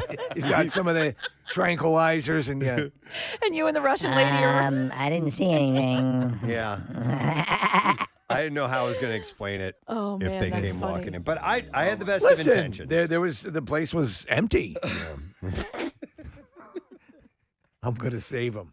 Yeah. All right. Well, anyhow, it was a great day. Bella Hadid is getting real about her mental health. The 25-year-old model shared a raw post Tuesday saying that her life isn't as picture perfect as it may seem. Who's this again, Preston? I'm sorry. This is Bella Hadid. Bella Hadid. Is that your favorite Hadid? I vastly like. Oh, come last on. week was a Gigi week. No way. I have to admit it. It's got to be. Right now, Yolanda. Yolanda Hadid. No, well, that's the mom, right? No. No? Now you're making fun of this legitimate thing here. Which one lives? Where do you stand? One lives in the area, right? Gigi's are I think two local, of them. right? I think the mom and the daughter live here. Well, Which I have daughter? nothing against Yolanda. Which daughter, Kat? Who's Bella? the- Or, It's Gigi. Bella or Right now, Gigi? Yolanda. Who just had the baby? Gigi. Gigi. So I'm she gonna say shared it one more time. Gigi. She shared a video of Willow Smith that resonated with her. In it, Smith talked about her insecurities and not feeling good enough. Hadid had also included a gallery of selfies of herself crying and a candid caption about her mental health. I'm so tired of on on TikTok and Instagram videos of people filming themselves crying. Oh, that's you know? not the first thing you think to do when you're the crying reaction. Yeah, no, I don't do that. Yeah, I'd like to get that kind of person. Yeah, and remember the mom was busted Oh, with the man. kid in the front seat, Trying to make her kid trying to cry. make the kid cry. Yep. There was. I just watched one of somebody crying. And I was like, oh God, here we go. Knock it off. Another one. But wait, she was opening her own boutique. And that's why she was crying. She She was was like, happy? this has been a long road and it's finally here. And I'm so happy to bring this to you guys because now you can shop all of my clothes in person. Let's check in a year when she's crying when it My fails. clothes. I was like, what is this? Hey, a lot of small businesses. I know. Statistically. All right, well, anyway. Not mine. My boutique is going great guns. Hadid wrote, I love you and your words. It made me feel a little less alone, and that's why I'd like to post this. So she was commenting on a video of Willow Smith. Hadid reminded followers that they are not alone and there's always light at the end of the tunnel. She said, this is pretty much my everyday, every night for a few years now. Social media is not real. Yes, that's right. Okay, for anyone struggling, please remember that. Sometimes all you've got to hear is that you're not alone. So from me to you, you're not alone. I love you. I see you and I hear you. Oh, it's just like the Na'vi in Avatar. I see you. Yeah. Self-help and mental illness chemical imbalance is not linear, and it's almost like flowing roller coaster of obstacles. Okay, now she's losing me. Ups and downs and size to size. Listen, people obviously, struggling with Depression. Depression is a real thing. It's terrible. But you've got conflicting things here. Social media is not real, she writes. Anyone struggling? Listen, you can find support on social media, but you can also find exactly what is pushing you down. And You know pushing what I your mean? buttons. It is a construct. And and we've said before, initially, when it had a much more benevolent, at least to me, it felt that way in the early, hey, hooking you're people on up. this too, hey. Yeah. And there is a very, very destructive part of social media now. If you're going to be on it, know the difference and don't let the heavy stuff bring you down, man. She wrote, anyways, Not sure why, but it feels harder and harder to share my truth on here. Thank you for seeing me, and thank you for listening. I see you. I love you. So look at this picture here on Instagram. You had to hold the camera. All right, what we're looking at is a picture of her crying. It's a close-up of her tears. She's looking away, and I mean, that looks like a posed photograph. Yeah, it does. You know, I have so- never cried and been like, hold on, let me get my phone. I got an update to the new OS. 1 second here. Wait a second. Why is this thing going through? Wait, the flash is on. How do you flip the camera? I can't flip the camera. You have to angle it just right. I mean, this is ridiculous. This is. The light isn't right. Wait 1 second. I need another one. Hold on. Can you come take this for me, please? Yeah, that's not what I'm thinking about when I'm crying. Yeah. Seriously. She keeps opening the wrong app that looks like the app for the No, phone. that's not the Instagram. No, that's If you thought that Bradley Cooper and Lady Gaga looked like a couple in love at the 2019 Oscars, it's because they planned it that way. I know that she has already said that, but he is finally saying something. He was talking to the Hollywood Reporter on Wednesday, and he had said that he wanted the performance to mimic the scene in the movie in order to help him manage his own fears about singing live. So I get it. Yeah, absolutely. He's playing a role. And by the way, he is in front of a bunch of musicians. Because it was, I'm sorry, it was at the Oscars. At the Oscars, it's in front of the world, basically. Yeah, he's singing this song. They obviously have a very strong friendship. Yeah. You know, I mean, it was. So it's friends, lovingly. And you know, they're performers. Yes, they're liars. They know they're playing a role. They're having fun with it. They're paid liars. So Cooper added, he said he shared just from a personal standpoint, it reduces the anxiety level. Well, listen, we're very good friends with Bradley Cooper. We are. And we know the way he is. Incredibly And we close. know how nervous he gets in situations like this. So if you knew him the way we knew him. Steve, I sometimes will just place my hand on his knee. Yeah. And just a little touch. Yeah. A little human touch. Makes a difference. Calms him down a bit. I can't believe you guys haven't brought up the fact that, like, Steve and I look at each other like that when we sing the Safe Light song. Absolutely. We totally get that. So beautiful. That's right? true. Yeah. Every single time. I just thought I'd let you guys have that. I didn't want to bring it out into the open. I always say, find someone in your life who looks at me the way Casey looks at me during the Safe Light song. Yeah. Can we get that right now? Can you guys do that? I just love him so much. Let's do it. We can do it. Ready? Give the microphone for a All right, turn away and then turn and look at each other. All right. Just give us a countdown. I got to get in the character. All right, hold it. Okay. Everybody. 3, 2, 1. Safe Light Repair. Safe Light Replace. Oh. my God. The Wow. lovely kiss was That blown. was- If we could get it, I don't know if it's possible to get a split screen on that or not. And see, there's no play that real love there. That's all acting. They lie. Well, you know what? You can't sing those words without being moved. They're not only repaired, but replaced. Yes. As if the repair wasn't enough. You fixed me, Yeah. and then you made me all new again. Right. Right? Right. And I'll repair you. I will never come replace to where you. you are if you're at your daughter's dance recital. That's right. Bradley Cooper added that they kind of fall in love in that scene in the film. It's that explosive moment that happens to them on a stage in front of thousands of people. Yeah. And it would have been so weird if we were both on stools facing the audience. So that's why they did it that way. This is actually the first time that they rehearsed. They sang the Chicken Pot Pie song, Preston. Wait, do you want to do Safe Light Repair like that now? We're looking at the video where they're kind of heads leaning against each other. Oh, no. Oh, yes, we're going to get this now. Go on. Well, you got to come behind because you got to come behind me because you're taller. Yeah. WMMR presents Preston and Steve's Bizarre File. Brought to you by A.D. Moyer, trusted experts since 1939. A.D. Moyer Lumber is your professional source for decks, windows, doors, kitchens, millwork, and more. Visit them on the web at admoyer.com. A man in China had to go to the hospital for emergency surgery after he hurt himself by picking his nose. What happened? Doctor said he picked too hard and tore a small artery inside his nose, causing a lot of bleeding. He didn't think it was serious at first, but the bleeding would not stop. Doctors later found out that a small blood vessel had burst, and this is called an arterial rupture. So he had to be rooting in pretty deep, right? I guess so. And the man needed surgery to fix the bleeding and stop more problems from happening. Yeah, if you have little pieces of brain under your fingernail, you're going in too far. Doctors are now warning people not to pick their noses too much or too hard, because it can actually cause serious harm. Officially, one more thing to worry about now. So, Jesus Christ. Be careful. A man in India has been given the world record for having the hairiest face ever recorded. Does he have a lycanthropy?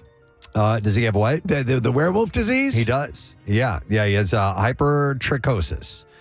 So his name is Ranjit Singh.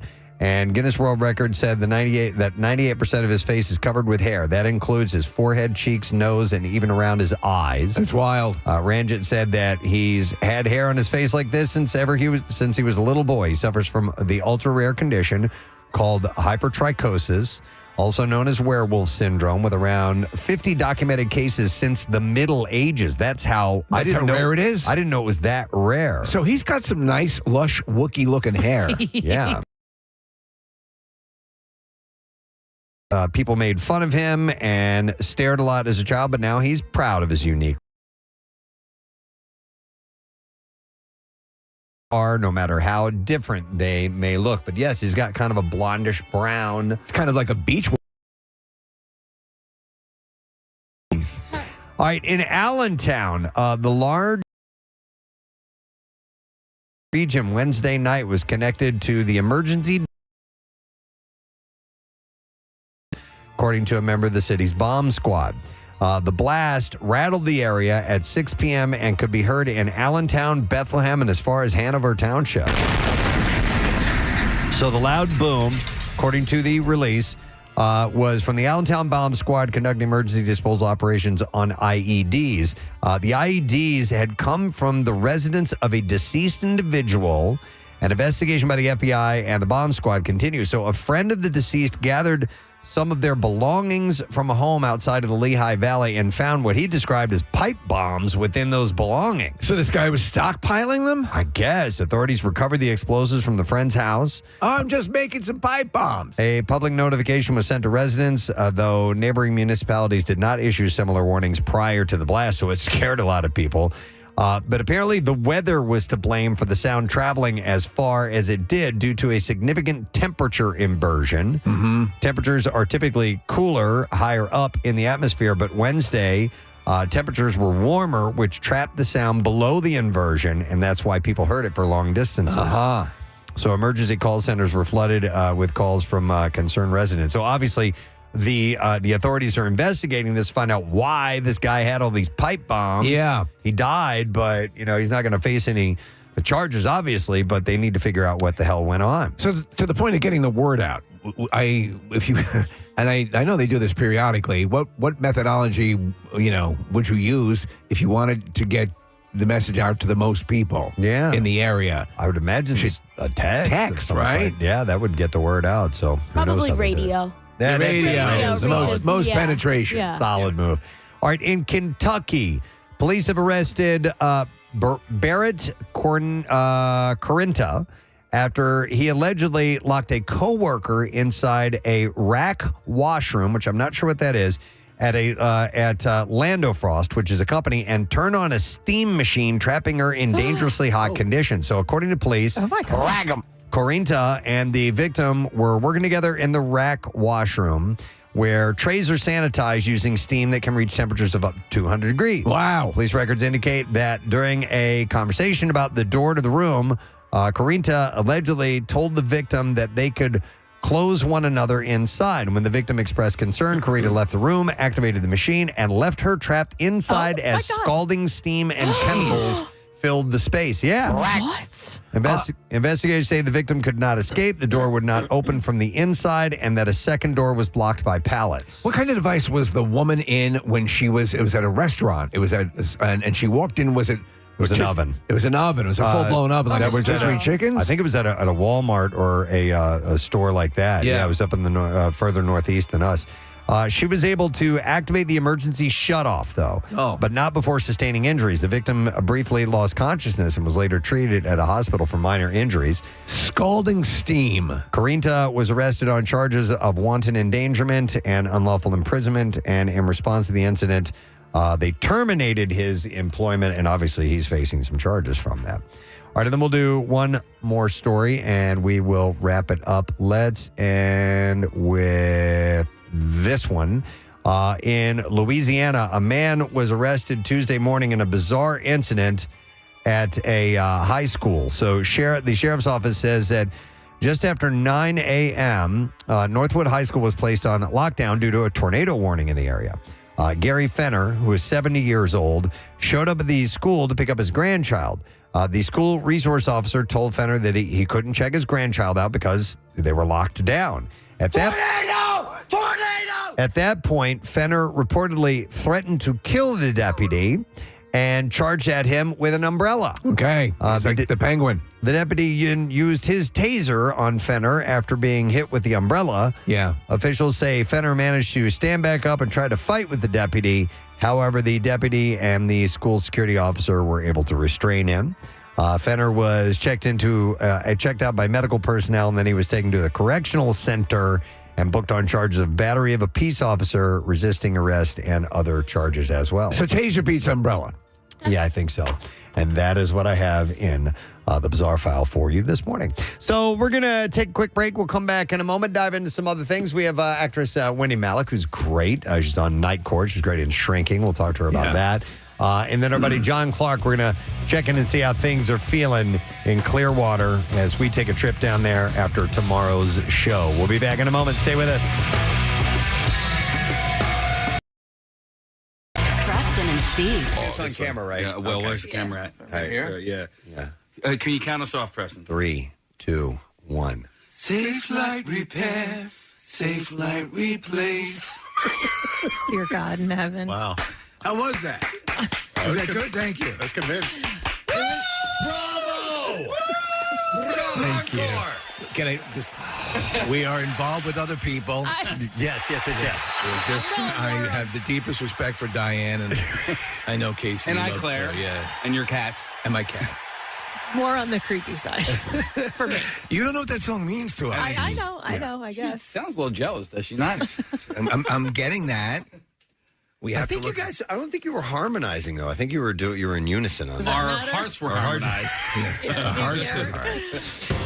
So the monetary donations for Camp Out for Hunger continued until the day before Thanksgiving, and the final tally of money that you donated at Acme Markets is $1,454,710. Just amazing. And that added to our final monetary donation, with everything added in, for Camp Out for Hunger this year was $1,802,000 to help feed people in this area. Oh, my God, another banner year. $1.8 million, and you put that on over 2.3 million pounds of food. I mean, again, another situation where you figured, how are they, how are we going to get to that point? How are we going to top the miracle that was last year? And look what, people just step up. They're amazing. Yep. It's pretty incredible. So thank you. Before we get into our concert announcement and music news, Nick, what were you laughing so hard at right before that started? Or do we even want to know? You want to know. Okay. I would just want to take a seat, Preston, and I got my little chair here. Oh, and I didn't do it again. Oh, there we go. And somehow, Casey found a way to rig it so that it just slowly descends. I took video. I took video. Okay. You did? How did you do this? All right, so stand up, and you'll see. Because it'll go back up. Yeah. So there's a handle that will allow you to lower the seat, and I assume he taped it, right? He tied it. I tied it with a bandana. That took work. I'm impressed. So it just sinks down slowly. I was just so glad. Cool. I didn't know how I was going to react, and I was just so grateful that it didn't slam down and have you fall. You got to be careful. All I heard was everybody in on this but me? You had your headphones on. I think. saw Casey come over here and tie it, and I go, "Are you trying to kill him?" And he goes, "No, but his chair will sink when he sits in it." Where'd you get that idea? I don't even know. It came out of nowhere. It came out of nowhere. I saw the bandana sitting there. Okay. And Nick wasn't there. I was like, I wonder if I could. I mean, it was like lightning fast how the synapses were firing. Okay. Not as permanent, but definitely some pain involved. Florence Pugh, the actress, recently pierced her nose, but confessed that she fainted in the process. Oh, my God. Yeah. Really? She captioned an Instagram photo that says, "When you want to be a cool grown-up and get a cool new piercing and you instantly fail, go green and then faint." All right, so Kathy, did you faint when you got your not your ears pierced, but like you got your belly button pierced? And No, I didn't. She had a nipple pierced. I didn't know. faint. I didn't want to bring that up. What's that? I didn't want to How bring can that you up. not bring that up? You're obligated to bring that up. Are you kidding me? Case, my problem is looking at it. If I see it happen, I'm out like a light. Okay, so Florence went with the septum, the middle part. Okay. Okay, I dig. I like a nose piercing, like the Off to the side? Yeah, the nostril. Yeah. What do they call it? That's usually a stud, is it not? Yeah. Stud. Yeah, the septum thing, sometimes it looks like you got boogers hanging out of your It's just nose. gross. I don't like that. Yeah, the But booger thing like, is real. I do like the stud. Yeah. I think that can be cute. It's good if you're a bull. I think it works quite nicely. My girlfriend has one. She has a Wait, the septum septum? piercing? Yeah. She Okay. does? I didn't know that. I never even noticed. Yep, she has it. She doesn't wear it all the time, and she removed it for several years, and then put it back in recently, and it never closed, which she was surprised by. Wow. I wasn't. Yeah. Yeah, but looks good on her. What does she wear? Is it a hoop? Like a little hoop. Yeah, There it is. A little hoop. Yeah, I wasn't saying that I don't like that. I just prefer the stud. But so speaking of bull, Steve, when I was a kid, we had the shower curtain rings. Yes. I would take those off the shower curtain and put them in my nose like I was a bull. Startling revelation on the Preston and Steve show this morning. Okay. Casey Boy, producer, admitted he used shower rings to look like a bull. We go down to Jimmy Lukaschewski outside of One Ballot Plaza. Jim, what's going on out there? Crowd has already started to form, Tom. People want to get the exclusive on the interview. Okay. Can I go down for an interview? All right, so let me ask you this. Would you look in the mirror and make noises? Well, I don't know about the noises, but everything I did, dude. Did you make a face? I spent so much time in front of the bathroom mirror as a child. I used to pierce my own ears. I would I'd spend a lot of time making fases and Wow. I know. But I'm friends. You guys make fun of me. Yeah. And then he would go back to college. I was just curious what level you took it to. Would you actually stomp on the ground? No. Do anything That'd like be that? stupid, Preston. Yeah, come on, He man. was just making faces in the mirror. It's just silly. By the way, to make Casey feel better, if you've ever taken a shower ring and pretended to be a bull, text in and let us know. Please about let it. us know. And if you have one now and you could do a picture, we'd love to see Yeah, it. that'd be great. Without a doubt, I am not the only one to ever do that. No, listen, I'm sure. Without- I've yeah. done it, for Yeah. Christ's sake. Somewhere in America Yeah. has done it. There's probably a commune of people who do nothing but that. Here's a supportive one. Is that a BR commune? Yeah, that's a bull ring Here, commune. this says, I used to pretend I was the bull in the Bugs Bunny cartoons. Yeah. So there you go.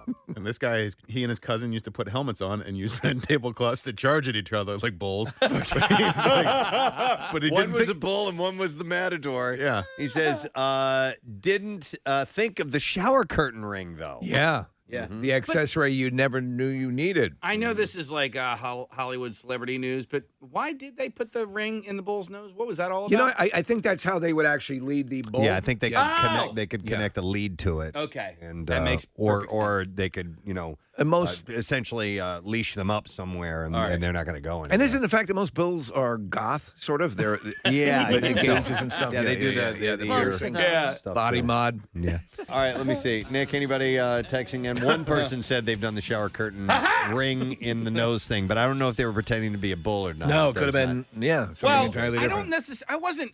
You guys said I was pretending to be a bull. Well, I were you just pretending said- to have a piercing? No, you did. Well, I got the idea from the bull, right? Like I got the idea never from made- the bull. I got the idea. I didn't. Why don't you pretend that you're me? Let the court record show that Preston, you asked if I made noises like a bull, and I did not. I thought that was I after would like you to have audio intimated. from what we spoke about earlier, because you said I Yeah. would look in the mirror Yeah. and pretend to be a bull. All right, let's check it. We, we have have a to- way of finding We out. have to check the tape. You We may do. be right. But Well, what did you do? I put a shower ring on my nose like an idiot. For what reason? I don't To look like a bull. To look like a bull, I guess. I don't know. That's what I think he said. All right. But we could be wrong. But I Maybe didn't we just pretend to assume. be a bull. There's a difference. There's a difference between trying to look like a bull and pretending to be a bull. Yes. Pretending means you would adopt a lifestyle. And I would not do that. Right. Because, bulls are ornery creatures, man. I don't like the way they live. They're ornery creatures, man. Yeah, that was my Lebowski right there. That's I thought you were doing like you almost Austin sounded Powers. like Austin Powers. No, that was more Lebowski than anything They're else. ornery creatures, man. I'm a Brahma bull, baby. Kathy, I'm trying to reel this back. You are? Yeah, I'm trying. Started it. Jesus. Holy moly. Okay. All right. I'm going to move on to another story. Okay. We'll wait and find out that we'll find the tape. Don't here. worry, we'll go back to this. Yeah. I have a feeling it may run through the entire show this morning. We have a clip of you from earlier Okay, on the show, all right. so we'll see. Let's see what this is. This was Casey. Let's see if he says he would pretend to be a bull or not. Here we go. So speaking of bull, Steve, when I was a kid, we had the shower curtain rings. Yes. I would take those off the shower curtain and put them in my nose like I was a bull. Okay. Like I was a bull. I didn't For the say very first time. I think there's a difference between pretending to be a bull and Adopting the lifestyle. I didn't go. One could say that there's a point at which they sort of Venn diagram a little bit. So Yeah. if you put on clown makeup, Right. like a full clown makeup, the wig and everything. And I didn't do the voice and all that stuff. You're not pretending to be I'm a just clown. at dressed that like point. a clown. Okay, so you Okay. were Yeah. dressed like a bull. Yeah. You were just dressed like a bull. That's it. Where are you going out looking like a bull? Where are you going to tonight looking like a bull? Casey, you've been vindicated. Congratulations. Amber has an interesting tradition. I'm going to go to her. Amber, good morning. Hey, good morning, guys. Hey, what's up, Amber? So much. I just the Christmas trees. The prices have been so crazy the last 10 years or so. Yeah. We kind of started a new tradition in our family. When we go out to get the Christmas tree, we go up to them. We just ask them for show us the ugliest Christmas trees that you can, and we kind of make a game and see how pretty we can make it. So you And we usually just like give them to us. like Charlie Brown it up then. Yeah, I love it. As we can get it, and I tell my daughter every Christmas tree every tree deserves a Christmas. That's good. Yeah. I like that. No, that's cool. That's cute. If you can do that, that's I'm down with that. So you take an Yeah. ugly tree and you try to make it a beautiful tree. So yeah, and you have they come out awesome, but when we first bring them in the house, it's like, oh my God, they have 3 needles on them. My wife tells the story of my father-in-law. They were 9 kids and a huge family, and they'd get a lesser level tree, and my father-in-law would get a drill, very handy. He would remove branches from the back of the tree, drill holes, and put It's like a them- hair replacement for men. Basically, is what he was doing, and funny. fill out the tree. All right. And so they would get the tree up to decorating I love level, that. and it looked great. That woman, Amber, said something that I think could be turned into a Christmas. Thanks, Kath. So Casey's in Italy this morning. You guys been looking at the pictures? He's been They're sending over? breathtaking. Oh, my God. Yeah. They're at this gorgeous location in Verona, Italy, and we'll get some stories for him if he's got some afterwards when we meet up with him on Thursday morning for the broadcast. We'll see him tomorrow after the show when we actually land in Florida, and he's going to meet us there. We're going to the Verona of the United States, Clearwater. Clearwater, exactly. So we're looking forward to getting back with him on Thursday, broadcasting live. In fact, later this morning, we'll check in with John Clark from NBC 10, who is at Philly spring training as we speak, and we'll just kind of get the lay of the land and see how things are so far for him. So we'll find out what we can find for us when we get there. But in the meantime, we have some things to talk about, and I would like to fire up a survey or two. It is time for Survey Says. We're going to go with balls. All right, we go with balls. Actually, we're going to start with this particular survey that was done of 1,000 people with an average age of over 40, and they are trying to find out the answer to the question: would having sex with a sex robot be considered cheating? Would having sex with a sex robot be considered cheating? Mm-hmm. Interesting. Yeah. Where do you fall on this? I would put it in the same frame as self-pleasuring, right? As in pleasuring yourself. I would put it in that like an auto suck category. Yeah, I think it's you're technically not with another human being, right? You're not with another person, so I think it would fall under that. Probably, it's like card counting. It's frowned upon, right? It's not going to get you. It's not going to get you thumbs up, right? For most people, but they're going to give. Actually, if you watch this movie, Companion, that's what's happening. They are sex robots, and some people look down on the people who have the sex robots. So it's not illegal. It's frowned upon. It's frowned upon. It'd be like humping your rotisserie grill. Yeah, like whacking it on a plane. Yeah. No, that's fine. That's frowned upon. That's frowned upon. Is if you're emotionally attached to the robot, which happens, that's where it becomes cheating, right? Maybe. That's the element I was thinking about. So if you take like Blade Runner 20, whatever the last one was, he has a relationship with an artificial woman. If you cross those lines, I don't know. Yeah. So here's some of the results of the survey. If you give the robot googly eyes, then I don't think you're cheating. 25% said that they'd be comfortable with their partner having sex with a sex robot if it was modeled after themselves. Yes, that's exactly what people are going to do. Wow.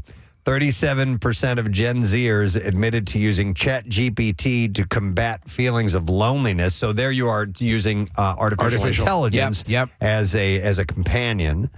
14% of respondents said that they'd rather trust their personal issues to an AI chatbot than with their partner. 10% would trust an AI's opinion about their sexual performance or health than their partner's. And it says here, if you could perfectly simulate love and affection, 7% say that they'd choose an AI companion over a human one. So this goes from sex robots to AI. Yeah, that's a little more complex. Yeah. So initially at the beginning of it, I would liken it to like a sex toy, right? So yeah, it's that's exactly what I was thinking. So, but if the sex toy walks, talks, and acts like Hugh Jackman, and you catch your wife in bed with it, there's a difference between an attachment on the Hoover and your Hugh Jackman robot. Yeah. So I've not seen the whole movie, Her. Yes. With Joaquin Phoenix, but I remember seeing parts of it, and there's a portion of it where, he's communicating with this AI device who is talking to him, becoming a companion. He's falling in love with it. And it was getting fairly common in the society. And at some point, he goes to essentially a prostitute, right, who wears the AI device. The AI is communicating with him while he's having sex with a human being. But it weirded him out. Yeah. And that's, like I said, I haven't seen the whole movie, but I was like, wow, that's a concept I never really thought of. Well, we're approaching. Would you do that? Yeah. I mean, that's essentially, that happens in the Blade Runner, the last Blade Runner film. There's something akin to that. In this movie Companion, there's something akin to that. So we're all thinking it's something that's increasingly more probable, Yeah. I don't know, man. But I think sex robot, I've said this for a long time, for decades now, that sex robot technology, probably not while we're alive, I think is eventually going to be. We're right there. I think it's really going to be a legit thing. And you know what? Dishwasher safe. Yeah, right? Yeah. Pop that vagina in the dishwasher. Yeah. No fuss, no muss. No fuss, no muss. Yeah. Oh, don't worry. 20 minutes. Wait, there's a little muss left on there. Can you get that? Get that muss off. Yeah. They already have nonstick surface. All right. Have any of the men in the room ever used an apparatus? I have not. Okay. Other than my hand. I'm talking about like your buddy's fleshlight that he wanted to go halvesies on, Nick. It was a good investment. Yeah. I did not partake. I used not that, but I used a something one time. Similar? Kind of like that. It was a. Okay. Was it a pet egg? No, it wasn't. It actually, Steve, it looked like. It almost looked like, the packing material, the bubble wrap, the really small bubbles. Oh, yes, Okay. yes. So it was not mechanical, though, right? No. It was just like a sleeve. Yeah, exactly. Yes, I know what you're talking about. Yeah. Yeah, Kathy turned me on to those. Right. I tried one of those one time. How was it? It was weird. Yeah. Did you put Rochelle's picture on it? I did. I did. I tried one of those one time, and I'm like, it was. Listen, it was a good sensation. It was a good vibration. Yeah. But it just didn't. It didn't feel as good as old Rosie did. Yeah. Did it make you feel less a little bit?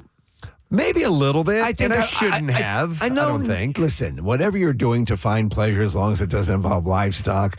Listen. I think there's a point to be made that,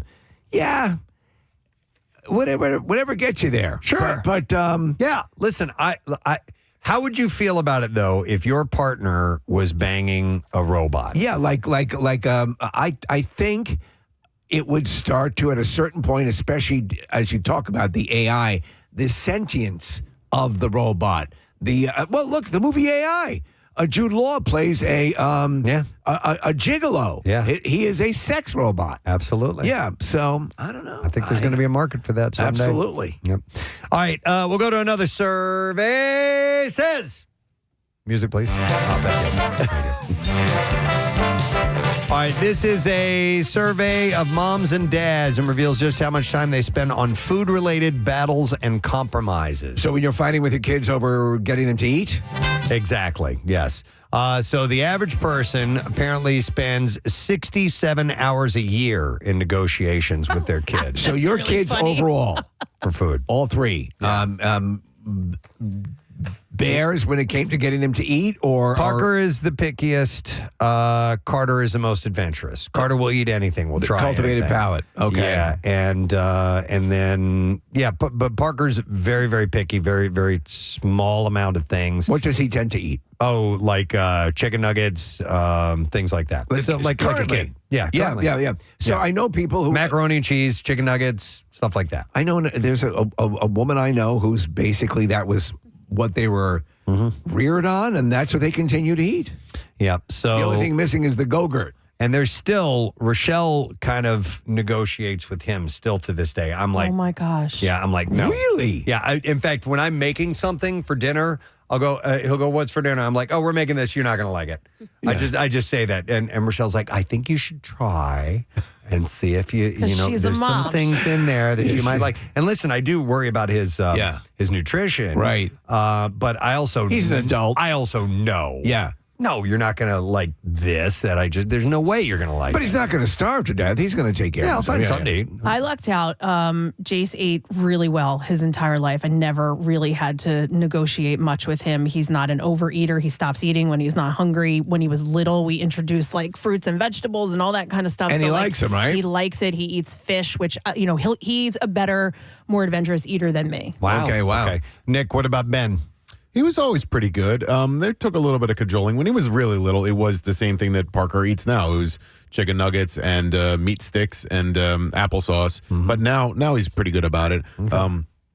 I automatically think about Chuck D'Amico. He's still a really picky eater and super picky. Does not dive very deep into any. I mean, like even if you bring up a topic or a potential new food, he's like, "Nah, I'm out." No. Oh, he'll make a face. Yeah, he'll make a little kid face Him like and that. Parker should go out to dinner. Yeah. Well, I have a friend that can join them too, but he's very quiet about it, like his pickiness. But his fiance will just jump in whenever we're going out to dinner, and she'll recommend a restaurant that she knows that he'll like. He'll be able to eat something. She has to have like somebody speak for him. What does his food intake look like? Pizza, tacos. Okay. Like the 37-year-old version of that. Right. So if we go to a restaurant, and we're going as a family, do they have a burger? Do they have chicken nuggets? Right. I have to check to make sure, because otherwise somebody's going hungry. So my dad, pizza will work too. My dad years ago would be like, because that was me, hamburgers. I loved hamburgers and McDonald's and all that stuff. So we go to a restaurant and he go, chop steak. Steve, chop steak is just a big hamburger. Oh, okay. And so he would he slalomed around the issues and got me a little bit more adventurous. So he couldn't sell me on the sloppy Joe. I was on to him. Dinner is the most common meal for parents to get pushback from the little ones on food. Kids under the age of 5 are officially the pickiest eaters. Nearly half, 44% of the parents admitted that they are concerned that their kids' pickiness is affecting their overall nutrition. The most common foods that kids never say no to are, number 1, pizza. Pizza. Number 2, chicken nuggets. 3, fries.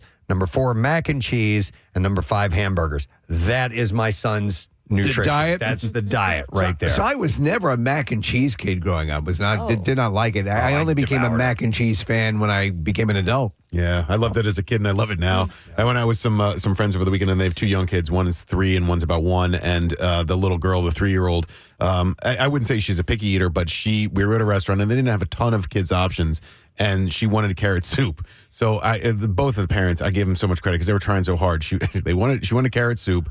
They didn't have carrot soup on the menu, so they ordered French onion soup and then a plate of peas and carrots and tried putting the carrots in the French onion soup to convince her. Because I guess like French onion soup is kind of did it take? Not even close. No. It was just then we had a plate of peas and carrots sitting there and a half-eaten French onion soup. Yeah, French onion soup has a very strong flavor to it. It was an effort, Preston. And like when you're just trying to get your kids to eat anything, they gave it their best. Didn't go anywhere. My one brother's kids, they're not good eaters and like never have been. And you try to introduce the foods that's going to keep their energy up, but like they just refuse to eat it. And I know it's a battle all of the time. Like they have to they will never say like I'm hungry. They have to remind them to eat. You need to sit down and eat.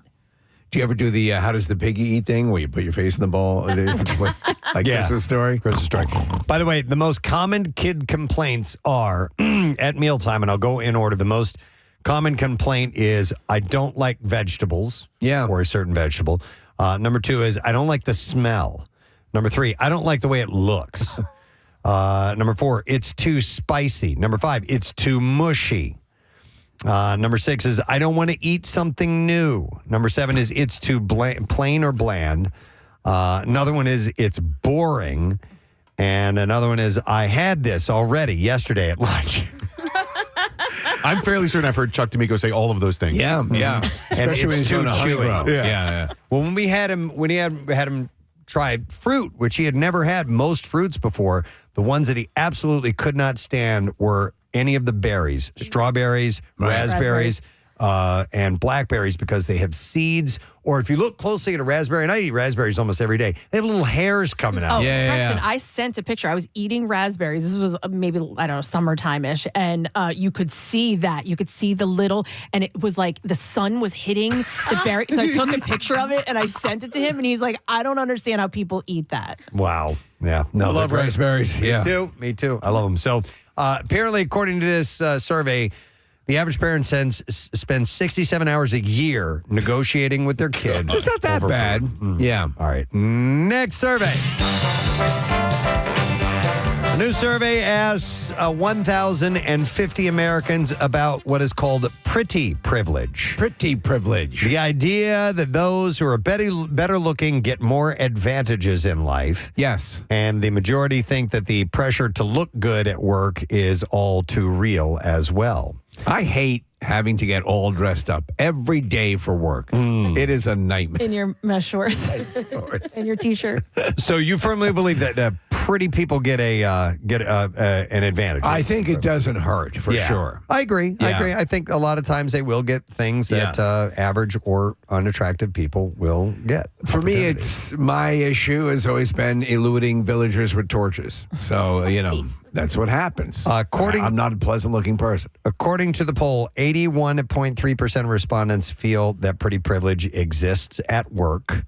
They believe attractive coworkers are more likely to get hired, promoted, and given raises.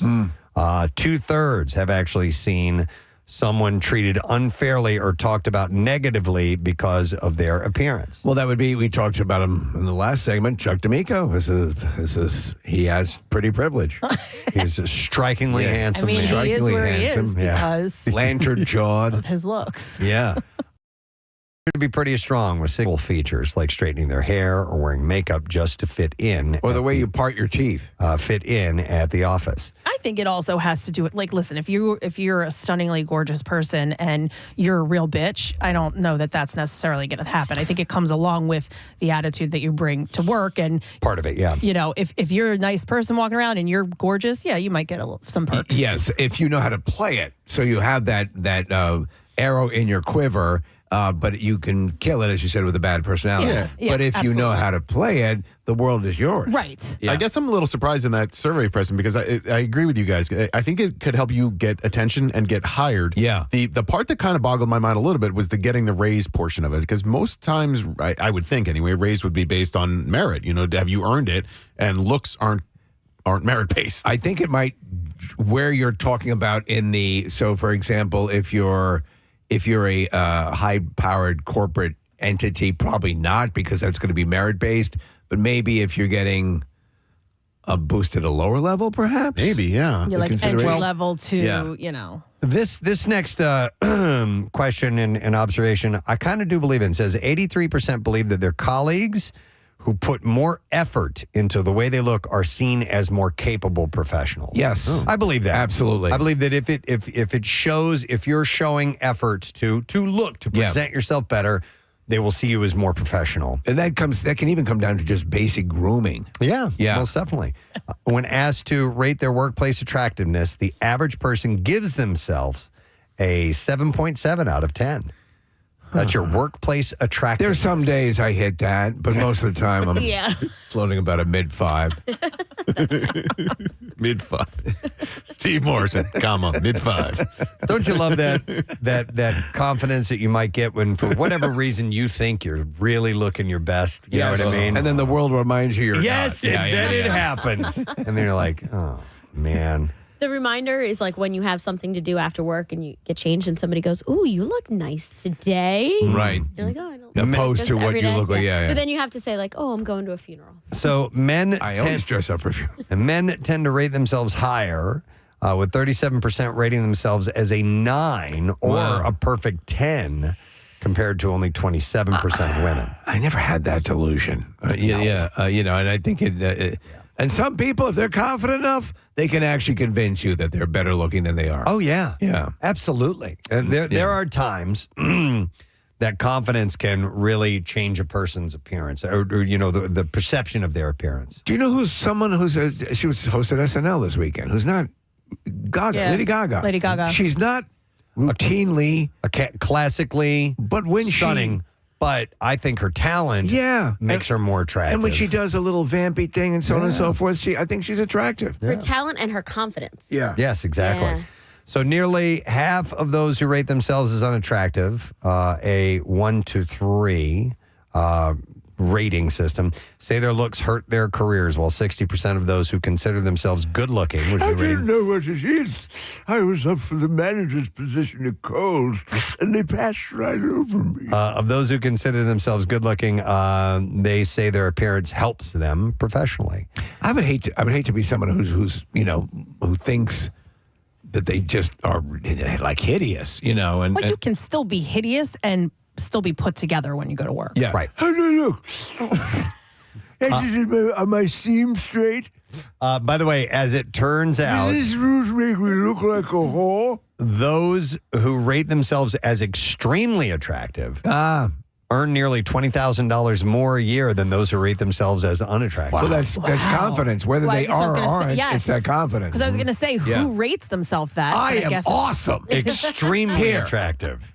Touch. You want to touch? Yeah. But they earn nearly $20,000 more a year than those who rate themselves as unattractive. So try to perceive yourself as a good-looking person. Walk around with that way, like Yeah, have confidence. sashay around. Yep. Tiger. Yep. All right. Survey says a new survey of 2,000 moms and dads of kids ages 2 to 18 reveals that 60% of them admit to carefully cultivating their social media accounts in order to appear like perfect parents. Oh, I don't doubt that. But who was that one? That one parent there where she was arrested for abuse? Yeah. That whole some are over it and ready to get real, but it was 60% of them admit to carefully cultivating their social media. More than half of parents polled feel that it's impossible to measure up to those perfect parents that they see on social media, and 62% say that it's time to leave old habits in the past and embrace more genuine, candid parenting moments this year. Well, did you ever see there's what it took to get this photo or video that's posted. Yeah, and yeah. It's like all the screaming, the yelling, and the kids crying in the Oh, my background. God. Like that's what it really is. Yeah. Yeah. What do they call the starring syndrome, where you believe your life, you're starring in your own life, like the Truman Show type of thing? Right, yeah. And there's sort of a narcissism and egocentric way you approach things. So you have and there's the thing that always comes to mind when we talk about stuff like this is the footage of the mother sitting in the front seat of her car with her kid, trying to make the kid cry properly as she's framing the kid so that they can have a good content. Yeah. I'm like, this is bizarro world. You're effing your kid up. So what it means to be more genuine and candid parent is that ditching filters and unrealistic aesthetics. This is the way I really look. And I hate with the filters. I hate when they're then on the child. Yeah. You know what I mean? Your kid's eyes are that big. Look at my 6-year-old is so hot. But it is. If they put a selfie or whatever and they're adding a filter to their own face, it also bleeds over to the kid. Yeah, it looks horrible. It looks so stupid. I see what you're saying. Yes. But there's some people who actually put filters on the kids. Yeah. Yeah, and it's like, what are you doing? Yeah, so and they're also saying getting rid of unrealistic aesthetics, like taking a picture in front of a castle in Verona, Italy or something like that. And I was showing Kathy there's an app that popped up on this is the cleavage. That fake the boob thing that I showed you. Yeah. I mean, makes what is this? Basically, if you want to be an Instagram model known for your assets, it gives you them. It'll enhance or make and it's undetectable. Would it give me big old boobies? It would. We got to do that. Why are you wasting that on Kathy? Can I have it, please? We got to do that with me. I want a nice big chesty, big huge rack. Mm-hmm. Almost a quarter of people would be more likely to do so, have more candid, real moments in a not so perfect light if they saw other parents sharing more of those genuine, real life moments. But it is it's a double-edged sword because you look at pictures and go, well, that's boring. That's nothing I really want to look at. You know what I mean? And so therefore, you want Kathy with bedhead, or do you want Kathy? I don't know. I don't know, man. Yeah. Kathy with bedhead is That's pretty what I was awesome. talking I got about. a picture right here. Hello. But yeah, I mean, it's 6 of one, half dozen of the other. On top of that, 94% of parents experience 7 instances of chaos every day from things their kids says or does, it says. And these include kids hiding things that aren't theirs, like car keys and TV remotes, going on adventures by escaping their parents' view, throwing food. So these are the not-so-perfect moments, they're saying. Are these, you encounter these every day, Kathy? Not that. I mean, Jason's a little bit older, but everything, there's always, even with just one, everything's always chaotic. Trying to leave the house and still, we'll get outside. I'm like, where are your shoes? We're leaving the house. We don't have shoes on. He's like, oh, yeah. Or that's right. When we go outside, we should probably have shoes on. Or when it was so cold, it was 17 degrees. He comes down in shorts and a T-shirt. I'm like, what are you, Steve? But it just, I was like, at least get a sweatshirt, something. Right. Yeah. All right. So that's something to keep in mind. I have another survey. Survey of 2,000 Americans were asked to rank the most popular historical figures. The most popular historical figures. Yes, according to Americans. And there were 2 different scores. There was a popularity score. And the hottest? No, it wasn't hottest. You know what I did? And I didn't write down. I copied and pasted this from YouGov, and I forgot to see what that second number was. Anyhow, do you want me to start at number 10 and work our way up? I'm trying to think who would the most popular historical figure. Number 10 is Golda Meir. Golda Meir. Who is that? The Israeli prime minister. Okay.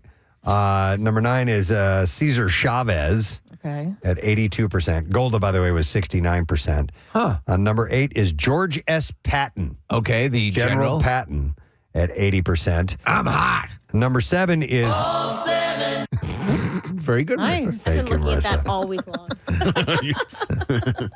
Number 7 is Archimedes. Archimedes. Yeah. Wow. What was Archimedes' claim to fame? The principle? Archimedes principle? Okay. I don't know what it is. I just know that He was exists. a philosopher, right? Sure. No, he was a principal in elementary school. Mathematician and a physicist. Oh, okay. Engineer, Yeah. astronomer. All right, I was way up. So he's like Newton. Yeah. Okay. Yeah, he's, like a cookie. Ancient Greek No. Newton. Well, I can't, all of these on the list, and we're having to look it up. There should be a Greek Newton. That guy's a cookie. Yeah. Greek Newton is filled with feta. With like gyro? By the way, okay, a side note. Baklava is kind of like a Greek Newton. Yeah, it's honey. Blueberry fig Newton. Sensational. Blueberry Newtons? Yeah. Love them? Awesome. Okay. Have you had them? Yeah, but in fact, the breakfast bar I ate for years essentially was that. Okay. Yep. He invented calculus. Oh. There we go. Archimedes did. Yeah. Why didn't he call I it? thought Newton created it. No, Newton created trigonometry, I think. I believe you're right. Okay. Yeah. All right. Well, anyhow, Yeah, right. it's a battle between Archimedes and Newton. Why didn't you name it Archimedes? Number 6 on this list is Christopher Columbus at 95%. Yeah, what'd he do? Number 5 is Alfred Nobel. Okay. Clocked in. Wait a minute. But Christopher Columbus was at 95%. Alfred Nobel is at 80%. So there's a combined score here. Yeah, there seems something bizarre going on here. Number 4 is Alexander Graham Bell. Okay, yeah. Okay. That one I could see. Invented the telephone. Number 3, Jesus Christ. Oh, Jesus Christ. I was Okay. going to say, I was wondering if he'd be number one. He is not number 1. Yeah. In fact, he's beat out by Benjamin Franklin. Wow. Kidding. Benjamin Franklin beat out Jesus Christ. Philadelphia man. And then I'm going to guess number one's got to be Casey Kasem. And at number one, No. me. You would think so. It would make sense. And where's Archimedes? Anybody want to guess who tops Benjamin Franklin and Jesus Christ? If you're talking about, impactful. This is worldwide? No, this is Americans. Thomas Edison? No, not Thomas Edison. George Washington. Not George Washington. Abraham Lincoln? Yes. Oh. There you go. Abe, Honest Abe, is number 1 at a score of 98%. It's my middle name. That's right. 98%? No, Lincoln. Oh. Although I wish it was 98 now that you said that. Old Nick, 98% McElwain. 2848. Yeah. Good old 98%er. Wow. Okay. So these are the most popular historical. That is a wild list. Yeah, Listen, we became more exactly familiar with what Archimedes did, but that. Yeah. I mean, I'm trying to think that I would have thought some other people would have been on the list, but if we're dealing with strictly Americans, Yeah. but Jesus wasn't American. Yeah, there was Archimedes. No, but they were asking Americans, I not got you. asking for the most famous Did American. Jesus live in the States? Was there a brief period? Very brief. He lived in Nazareth. Yeah. His spirit Wait a minute, lives didn't- everywhere. What was it? Didn't the Mormons? No, the Mormons, I believe that the Garden of Eden was in Missouri or something like that. Yeah, and Joseph Smith No, that's a strip club. found the tablets in the United States. Yes, those were found in the The US. Garden of Eden, 2 poles never stop. So welcome. Nefertiti now. Archimedes on pole 1. All right, let's do another survey question. All right, Kathy, I'll see what you think about this. This is a survey that these are home decor mistakes that men make that turn off their dates. Home decor mistakes that men make to turn off their dates. Claire could tell you when she first came to my apartment, I had all sorts of horror stuff up. So I was a wealth of home decor mistakes. She was like, he's going to kill me. That's what she thought. Okay, what is it? Claire was at our house yesterday. Yes. And she asked me the question that I know of in the office, how many Batmobiles do you have here? She asked. I was incorrect. Because I counted the motorcycles as the Batmobiles too. I said 6. Yeah. But you only have 4. Okay. I did a check this But that's that's misleading. Like, I think she needs to know about all the other stuff too. Right, yeah.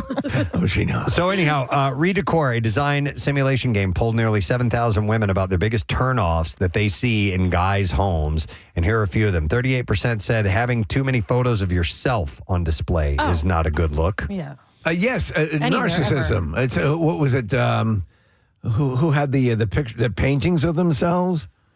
Oh, athlete. Alex Rodriguez? Alex Rodriguez. A-Rod, yeah. As a centaur, right? Yes. Why not? Yeah. I thought you were talking about the local Oh, no. The local broadcaster who had photos. Well, Of Michael himself? Barkin. No.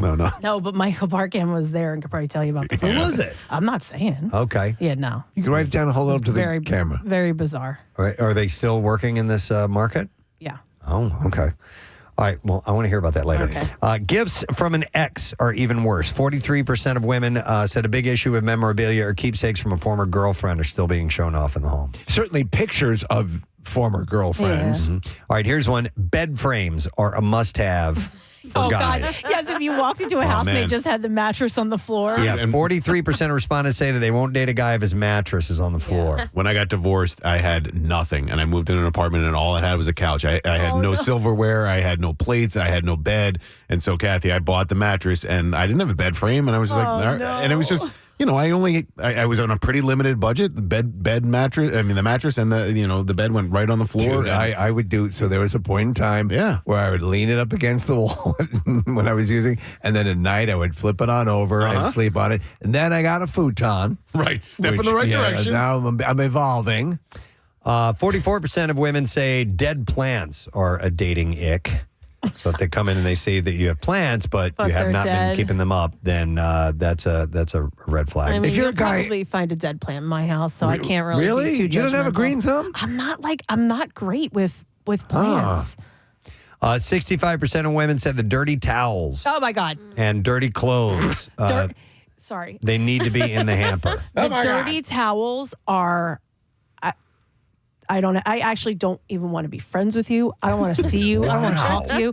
And when I mean dirty towels, because my poor friend, he used to come out and he had this scent to him, and we were like, what? Not fully dried towel scent. It's like it's mold. It's mildew in the towel, and you get that smell. Like workout clothes, if you don't wash them every time and you throw them in your gym bag, like they'll smell like that. The towels smell like that. Like yoga mats, yoga towels, you have to wash them each time. And if I have to practice yoga next to somebody who hasn't washed their towel, and you guys know how I am with my note, I can smell it immediately. Like if class hasn't started yet, I'll move. You'll move. Wow. Yeah. In high school, I didn't wash my gym clothes one time. Not once, except for in the summer, and then bring them back. And junior high, in high school, in a first apartment, bedding was...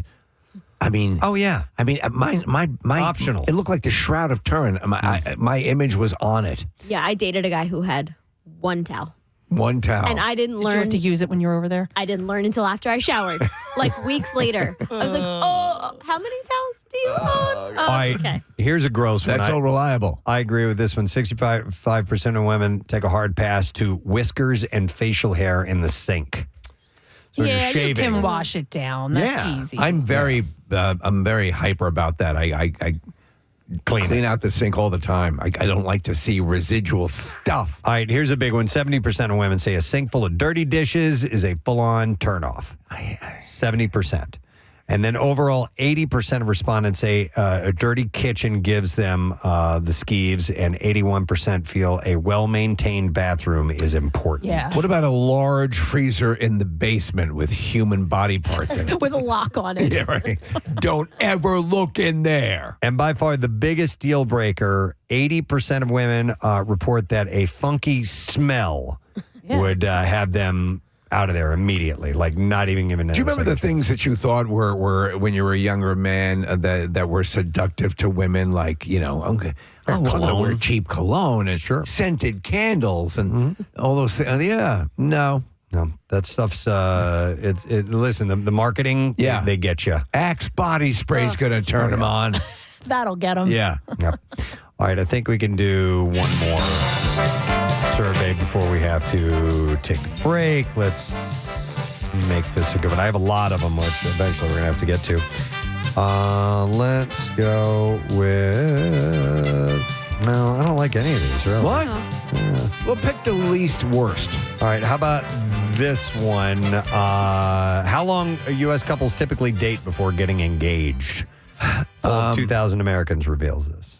What are the ages of the people dating, or does it not say? Let's see. 'Cause I think if you're a little bit older, you're probably a little slower to get engaged, but that's just a guess. Man, it doesn't say.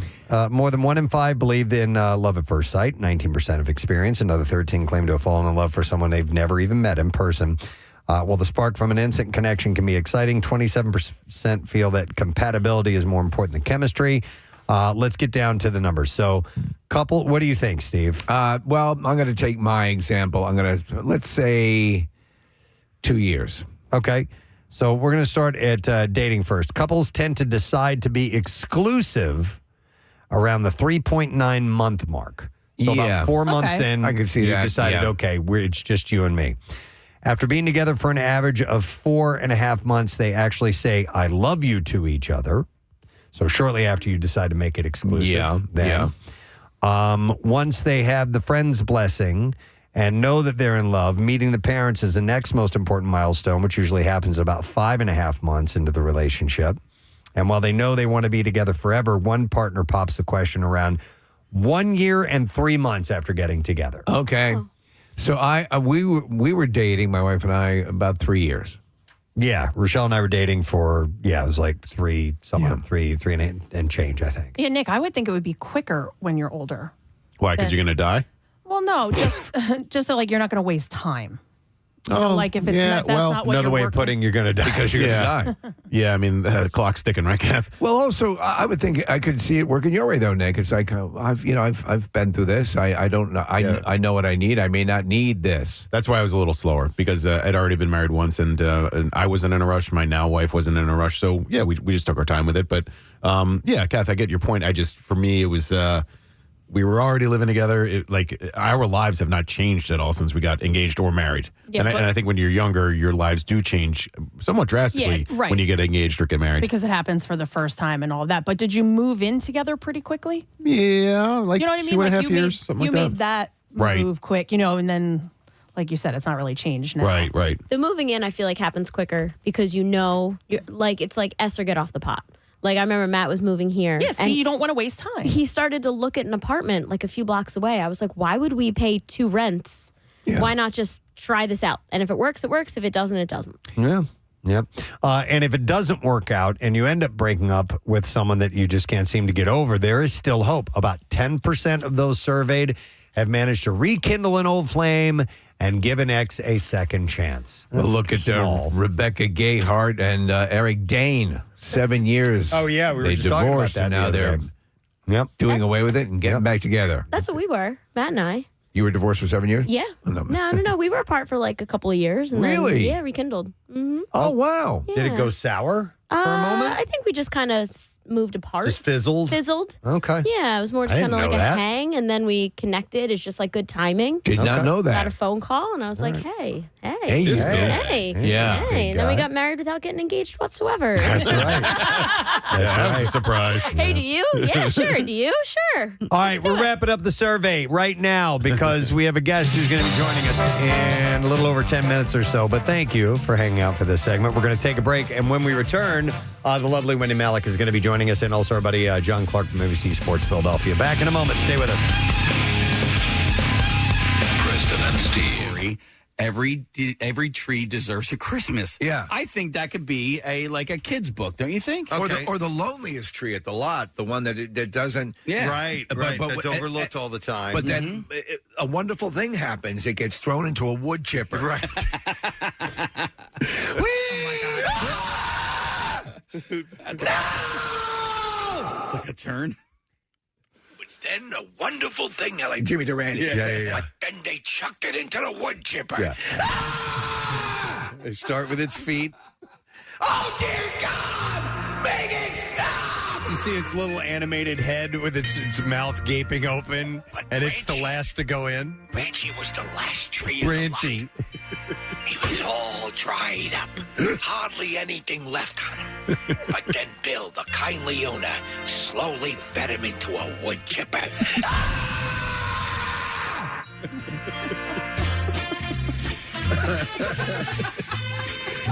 If someone has the animation capabilities to turn that last little segment into a animated short, I would greatly appreciate that, because I don't know about you guys, but I had a vision in my head of what that looked like. Branchy. Does it look like your year this year, Branchy? And it happened on, Christmas Day. But I got you a surprise. A brand new Fuji wood chipper. Well, what am I going to do with this? Oh, my God. Just go to sleep. All right, so I have another. Would you guys?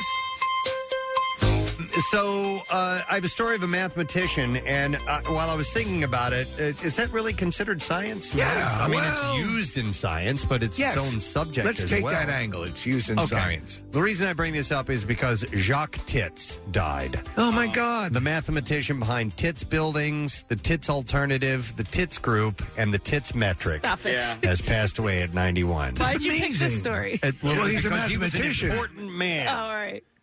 That's why. Belgian-born mathematician Jacques Tits. This is wild because he died in the same week Heinrich von Butthole died. Oh, no.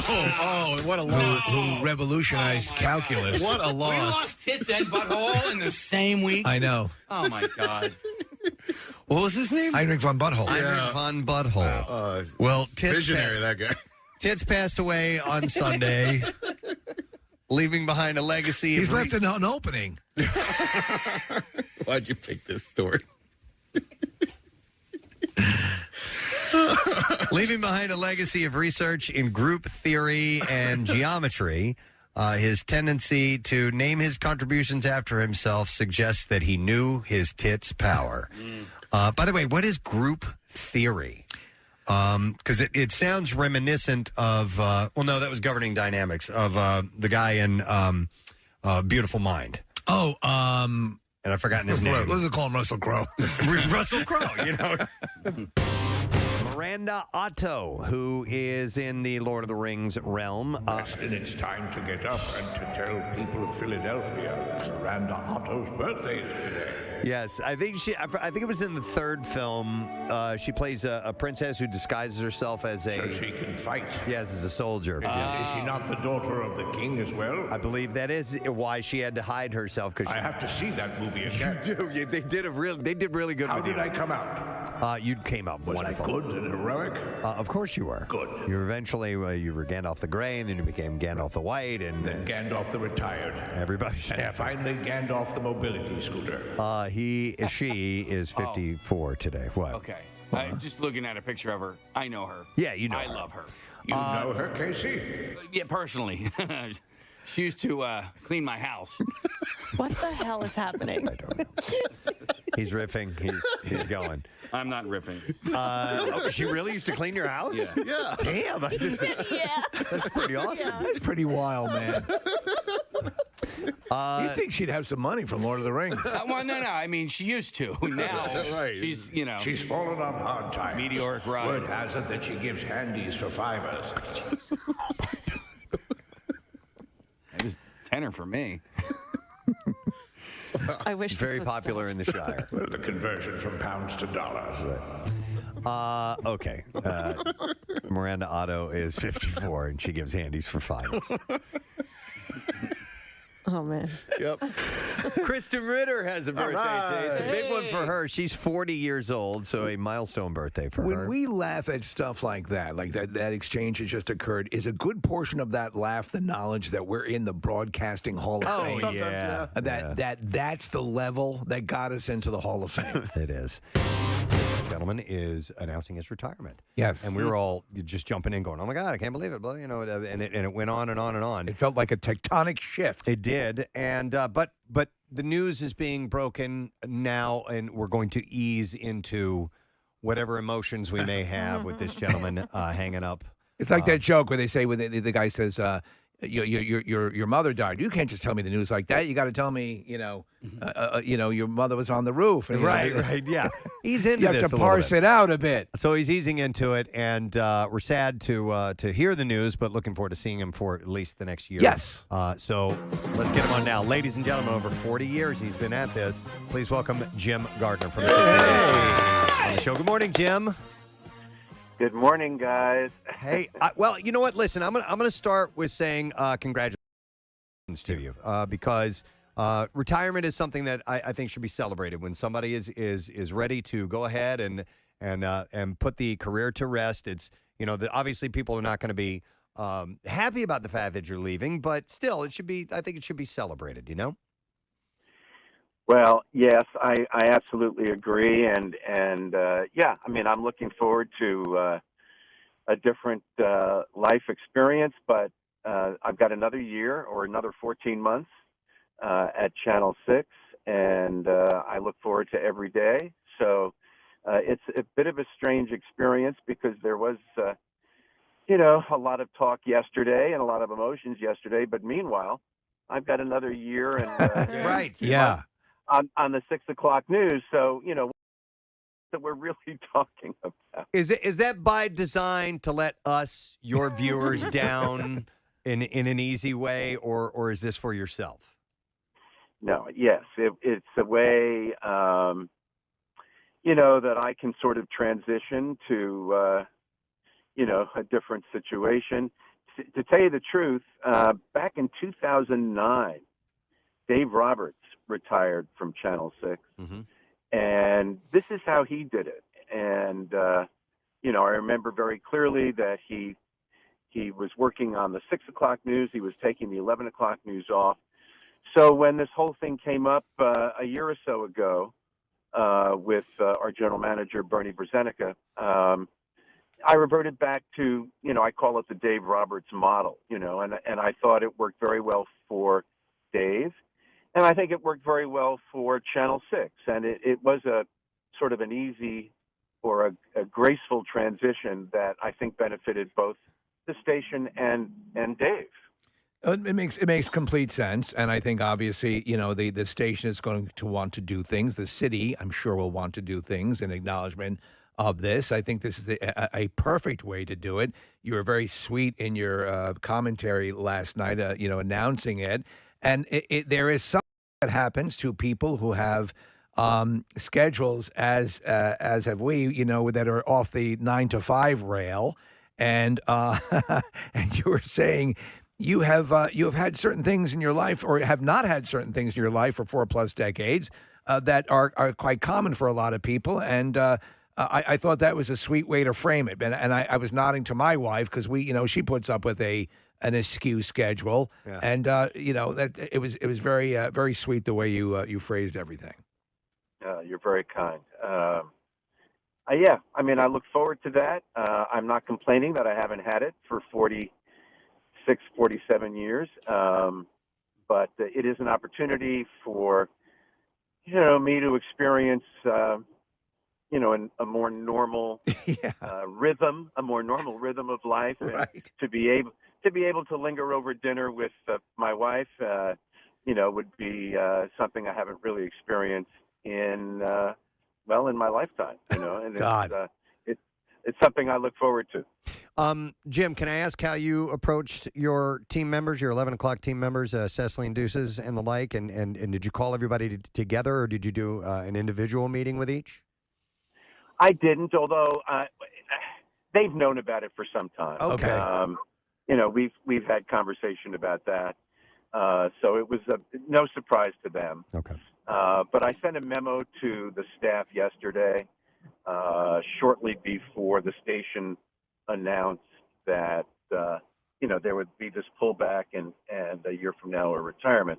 I wanted to be the one to just let the staff know that this was happening. Not that I felt that it was such a big deal that I was leaving, but there was going to be a substantial change, and I thought that it was appropriate for everybody to hear it from me. And so I wrote this memo, and shortly thereafter, the station made the announcement. And, today we've got news to cover. That's the way you approach it, yes. Jim, this is Nick. We've had an opportunity to chat a couple times about travel that you've had over the last few years when you've come down to Camp Out, and thank you for being a part of Camp Out over the last few years. I'm curious as to what's on top of your bucket list once you have retired of where you're going to go. What are you going to see that you haven't been able to get to yet? That's interesting. My wife and I were just talking about going on a tour of Scandinavia. My son is taking his second semester of his junior year in he's in college, and he's taking his second semester in Copenhagen. So we're going to go to visit him at some point, but it's still going to be chilly there. So I think we're going to put off a tour, until it gets warmer and there is a more leisurely opportunity to really take in that part of the world. So that seems to be number one on our bucket list, and there'll be many more to follow, I believe. Jim, I was curious if your timing of this, of you finally hanging it up, was so you wouldn't have to go through another election cycle again. Well, it's funny you say that because this was supposed to end a number of years ago, actually, and there were 2 extensions.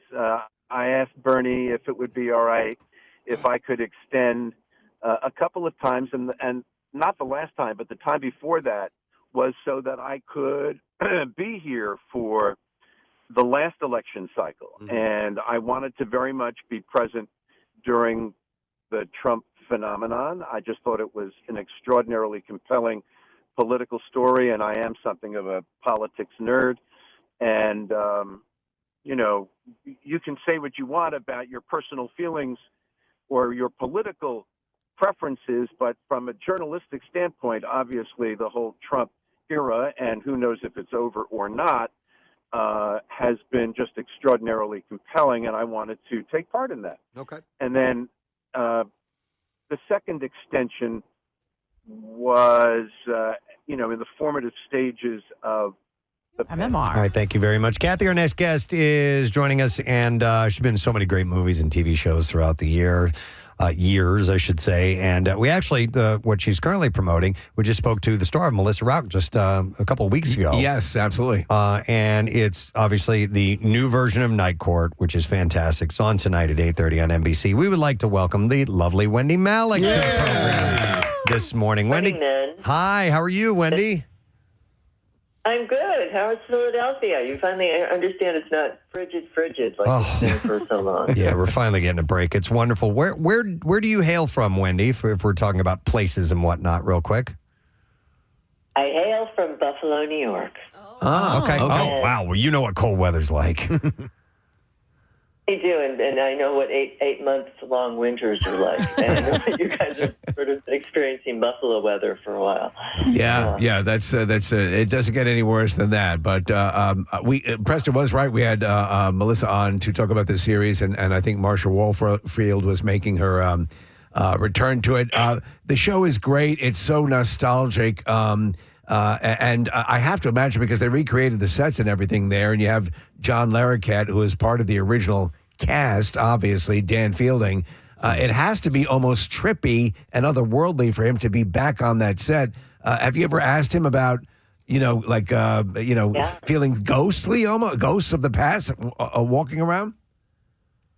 And particularly when Marsha comes, it's like those two, you just are flashing back to how many years ago? 30 ago. Yeah. And I said, it's strange for you? And he said, it's pretty weird because I'm the last one. I mean, everyone has passed away except for me and Marsha from the.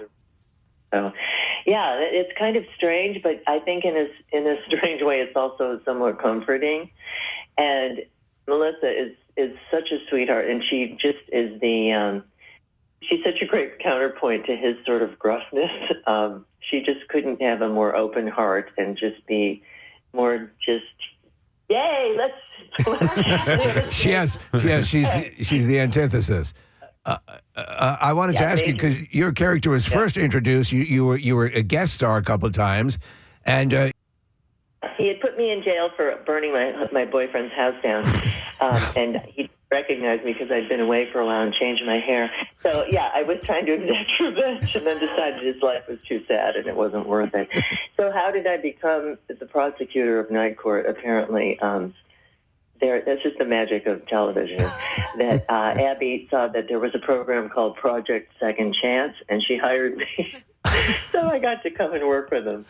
It's so silly, but is that a plan from the onset, or did they have you on and they just liked the way that it felt, and maybe there were some good responses from test audiences, and they were like, "We need to get that Wendie Malick back on here"?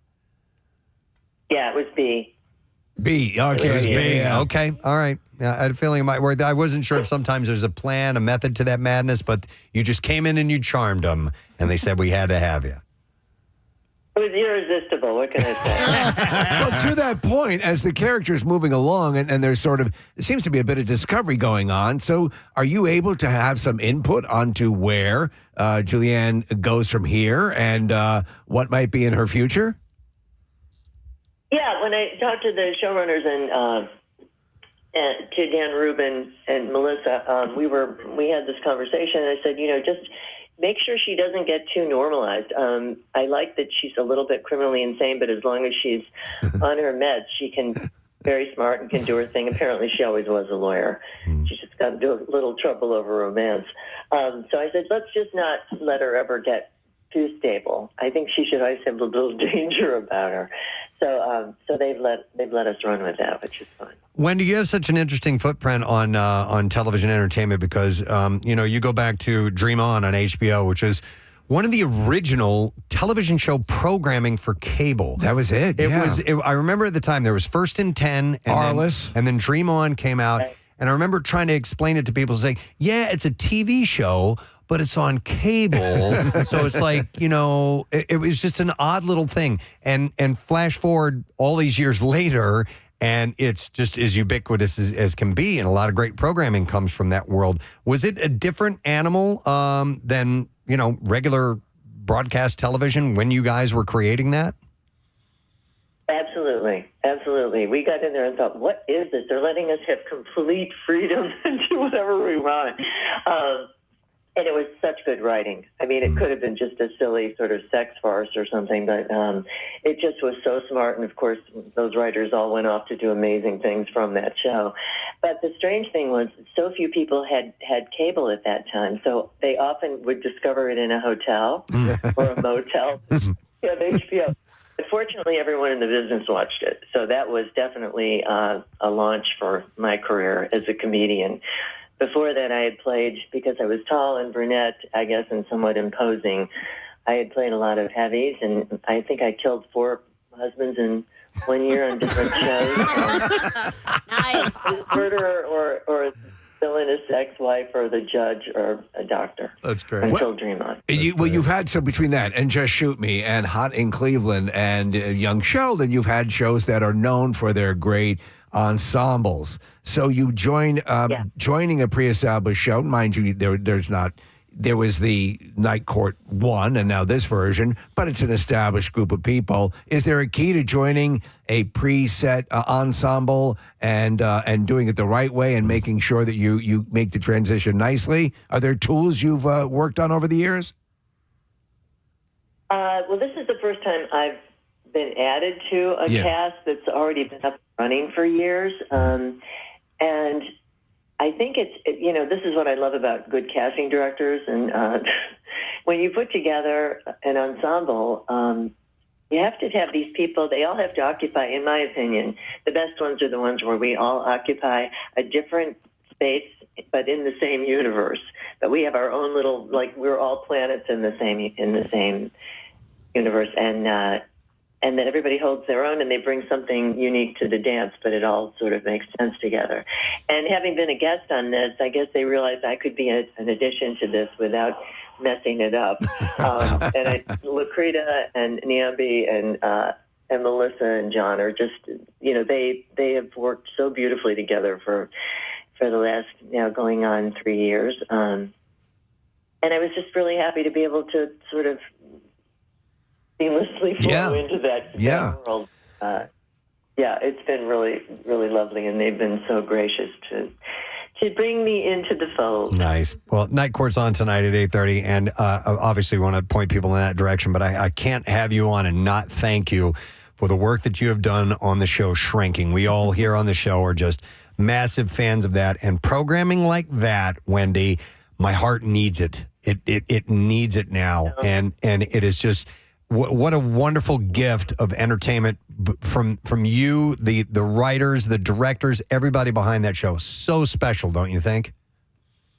Absolutely. There's a lot of heart. I was just there yesterday, and it's a show that it's one of those rare shows that can make you laugh out loud and make you cry. And it really, I think, is a reflection sort of the best thing about having friendships and people you can rely on to get you through this crazy life, and we all need that. So the rumor is that on your second day of shooting for Shrinking, you had your makeout scene with Harrison Ford. That must have been a little nerve-wracking. Only wearing his shirt. You know, and that morning he said, "I'm really sorry. Last night, you know what I had for dinner? I had salmon and garlic." It's all good. We were fine. I love it. And do you mind if I bite your lip? I said no, and then from there on, we were good to go. So, Good. It's a real gift. Bill Lawrence is quite a genius. You mentioned you were there yesterday, so I'm assuming, are you filming, and is there a release date yet for the third season? Not that I know of. I think we're filming this one. We started, 2 months ago in January? Beginning of February, I guess.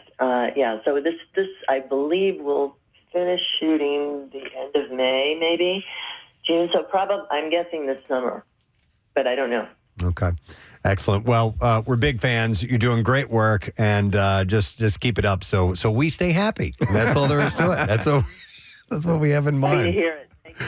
And it's a musical tonight on Night Court, which is pretty hilarious. A musical. Yeah. I love that they go they a little bit of hyper reality, which makes it really work. Excellent. You'll find it tonight at 8:30 on NBC. Thanks, Wendie, and take care of yourself, okay? Bye-bye. All right, take care. Wendie Malick, man. Yeah. I love her. She's great.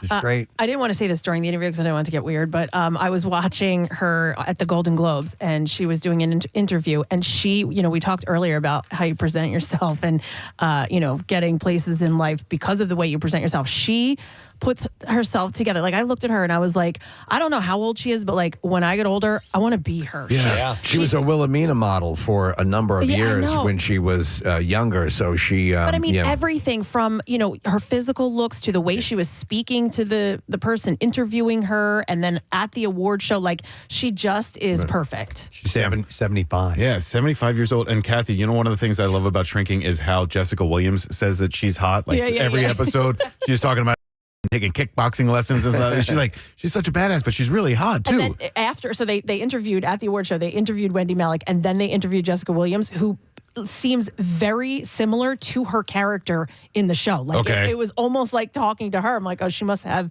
this same sense of humor. That's awesome. What's her name again? The actress? Jessica Williams. Oh my God, I love her. Yeah, she's so good. So good. She said a line in it. She's like, ooh, that made my coochie whistle. I'm like, oh my God. But she delivers that in a way that you would assume that she probably says that in real life. Yes, totally. She got her start on The Daily Show, and she's just brilliant and funny. And every now and then she'll pop back up on The Daily Show, but she's so good on Shrinking. If you haven't watched Shrinking, it's a show you've got to watch. Well, if you like Ted Lasso, this is what you've been looking for. Well, and it took Nick to convince me to watch it too, because I'd watched. I didn't even make it through the first episode all the way. Like, I had something going on. Something was distracting me. I watched it. I'm like, nah, this didn't really grab me. And I walked away from it. And then, Nick, you gave me 2 or 3 more prompts. You were like, Preston, I really want you to watch this because I know what you like and I know you'll love this. And it passed the test, which is third episode. Third episode, especially the 30-minute long show. Yeah. If you give it 3... and it's decent, you're in at that point. Yeah, Wendie mentioned Bill Lawrence during the course of that interview, and Bill is the creator of Shrinking, but he also did Ted Lasso, he did Bad Monkey, he did Scrubs. So if you see Bill Lawrence's name attached to any TV show or any project, it's probably worth your time. He's just great at getting these things. And like the ensemble cast, everybody in Shrinking just works really well with one another. Yep, agreed. All right, so we got word. We were going to talk to John Clark, but he is going to be later on this morning. He's at the ballpark, I believe, right, Nick? Yeah, he just got called into the Phillies clubhouse, so he's doing. What did he do? He's the man called into the manager's office. Get in here. So hopefully in the next 20 minutes or so. I don't think I've ever been into the clubhouse there. We've been near the clubhouse. Yeah, we go into like the press area and the catering area. Yeah. I love the cafeteria. Yeah, down below. The catering area. Yeah, most definitely. I did get to throw out the first pitch that one year. That was pretty cool. Was and you had the coolest. You had a catch with Gabe Kapler? Yes, which apparently that never happens. Like you don't do a little play catch as a warm up. I asked if we could warm up. He's like, yeah, go get a glove. That was pretty cool. And some 12-year-old was chucking it like twice as hard as I was. Yeah, I remember that. Little bastard. It was great. Showing me up in front of Gabe.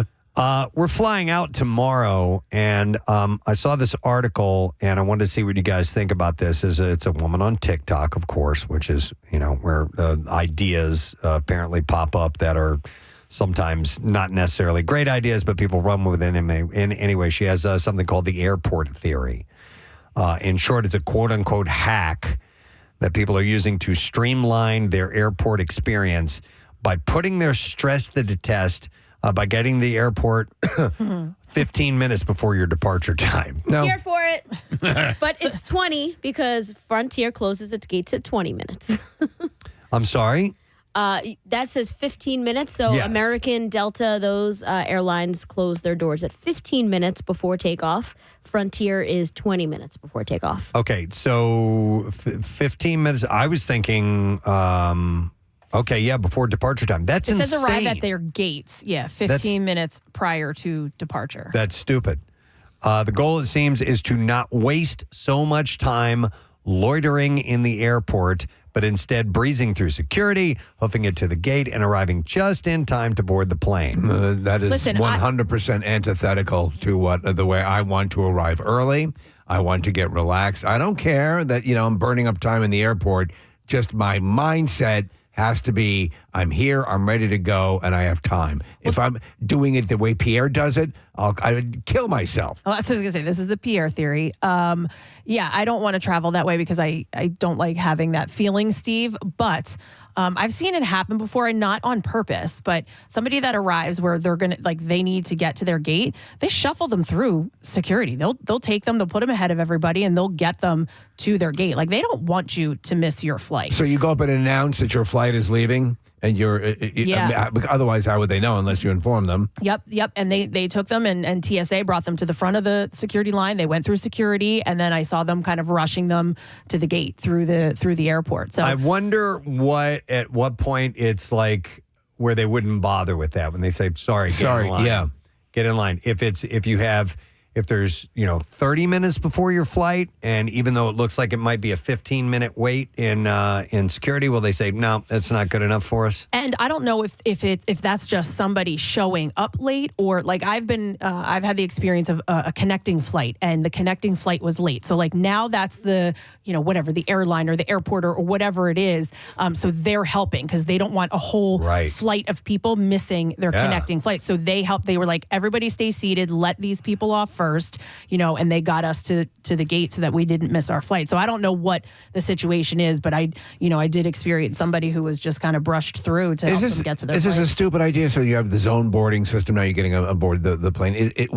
When you show up, there's some way to delineate between people's time frames so that you could almost have different lanes where, depending on, okay, your flight isn't for an hour and a half, you're here, whatever.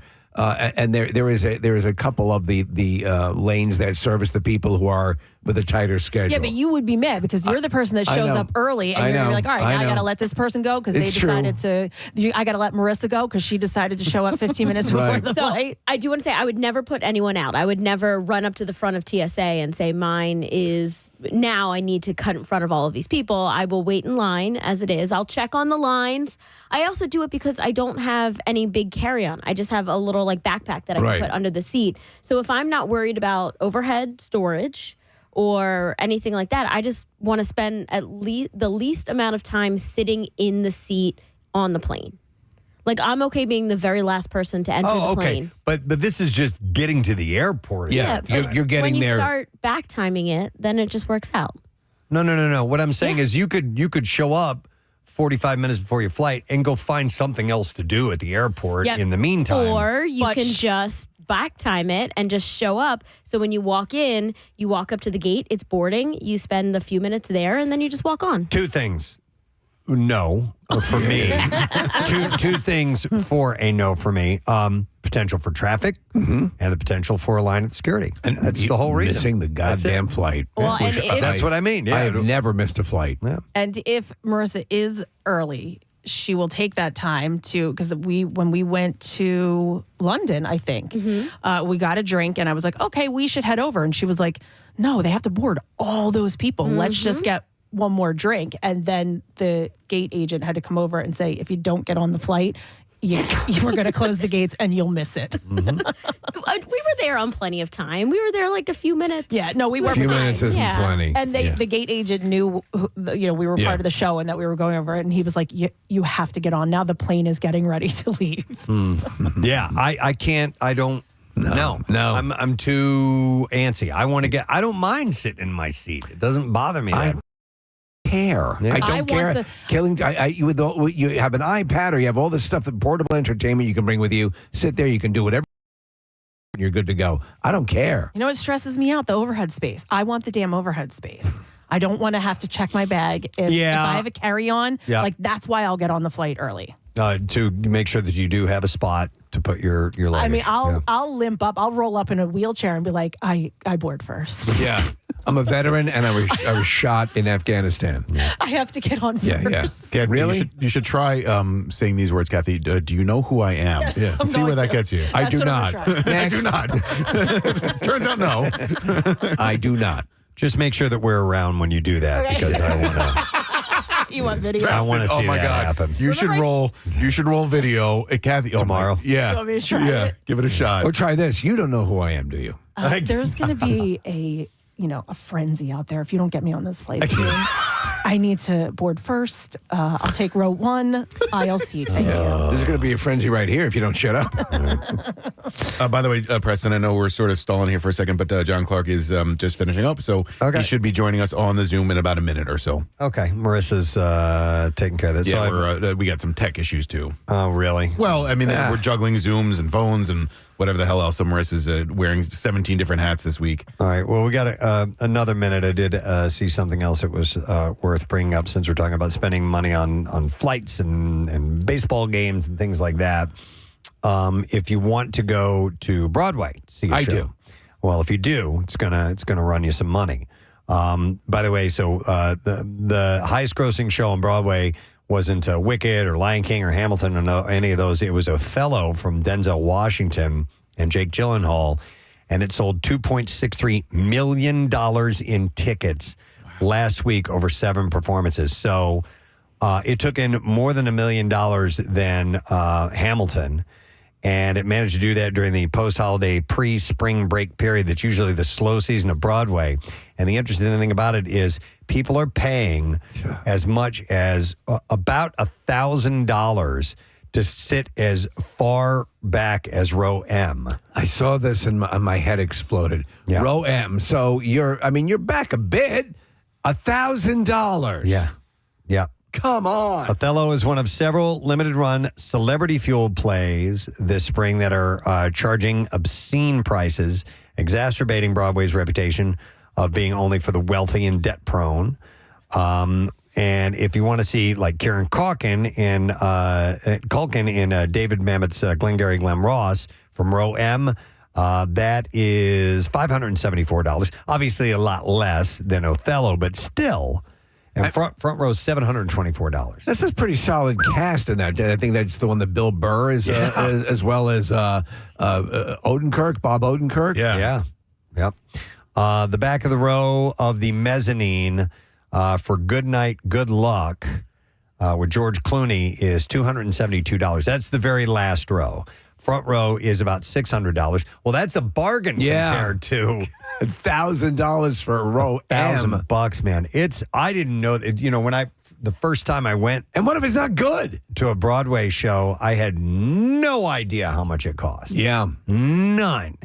And if you want to go to New York, especially if you're going to stay a night and go see a show and grab dinner, thousands of dollars can be spent easily. It's crazy, man. You can get discounted, the Tix booth that is famous. Is that like day of that you have to do the that? Day of, yeah. Okay, yeah. And so they'll get rid of those tickets that aren't sold, and you can get them at really low prices. It is kind of cool because I went and saw Casey's a huge Broadway fan and big musical fan. I'm much less than he is, but I went years ago and saw Damn Yankees on Broadway, and Bebe Neuwirth was the star of it. And to be in the same room as that person, I think is pretty cool. I don't know, Preston, if it's worth it, but like to be close in proximity to Denzel or Hugh Jackman or Jake Gyllenhaal, that'd be kind of badass. I like you in The Equalizer. Excuse me. I like you in The Equalizer. We're trying to put on a show here. Nick, Bebe Neuwirth and I traded emails back and forth for like a couple years. Did she ask about me? She didn't ask about you. Like literally she was just like chatting and we would like catch up.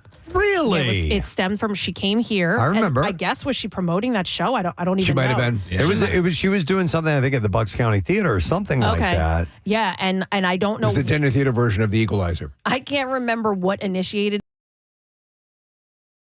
And she took my email and she reached out to me. I think she was sending me information on something. I forget what it was, but anyway, we like. Did you piss her off? No, we just chatted back and forth. It was cool. I love Bebe Neuwirth. Yeah. Wow. We should get her on the show. Yeah, for sure. Let me see if I still have it. I think I do. Have a Wanda Sykes driver over. That's where we can finally get her on the show too. Yeah, wouldn't that be? The one stipulation is Wanda Sykes has to pick you up. You work that out for us. We'll get a twofer. Yeah. All right. Well, anyhow, that, if you do want to go, is going to cost you quite a bit of money. We're still waiting on John. Okay. We're starting to figure it out. Okay. All right. The rest of us will carry on and do a radio show. John is confused down there in Florida. Casey is, by the way. It's easier to talk to Casey in Verona, Italy. Yes. Than it is to talk to John Clark in Clearwater. Yeah. We do, not to talk, but we do have that one phone line. Why don't we try it? Because it's horrible. Because it's terrible. Well, you know what? Yeah, they supposedly fixed it, but Kathy, you got to jump through a bunch of hoops just to get a phone call on there as well. It's easier to launch a missile. All right. Well, I have some other time killers. All right. Okay. Time killerer. Sheer clothing. Ooh. Is apparently.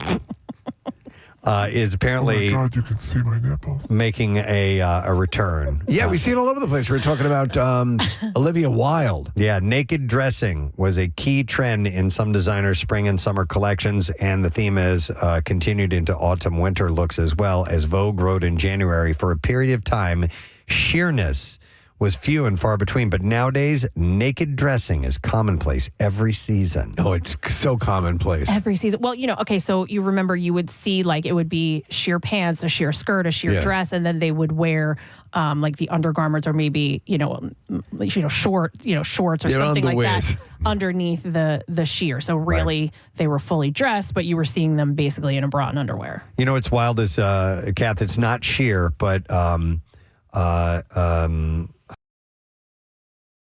patches and stuff on dresses. So like on Dancing with the Stars. Yes. I remember tuning in and going, dear God, look at what she's wearing. It's just Oh rhinestones. my God. Yeah. And then they get in close and you're like, oh.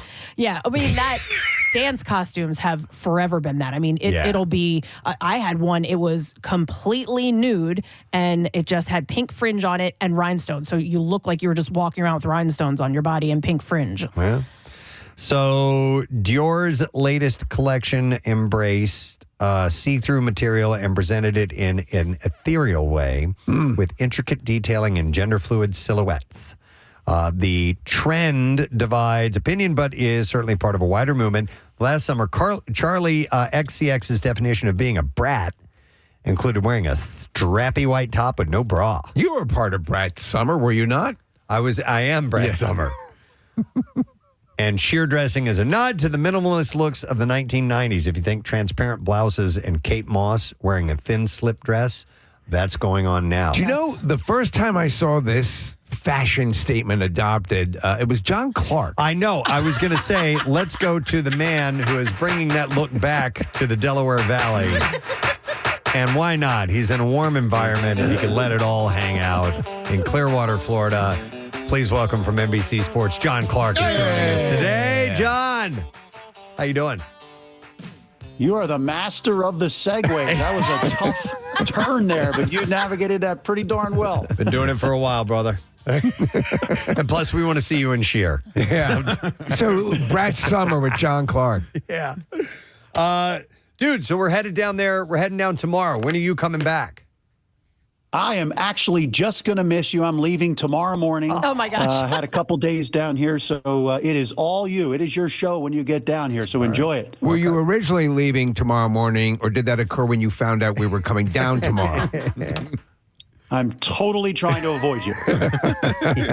John, I wanted to ask you about spring training because I was chatting with my son yesterday about Phillies baseball and March baseball and whether or not spring training matters at all. And my contention is it really doesn't. And of the four major sports, it seems to me like players can just go out there and if you're a pitcher, just throw curveball after curveball after curveball. And it doesn't really matter if you win or lose. If you're a fan in attendance, of course, you want to see a win or you want to see a home run.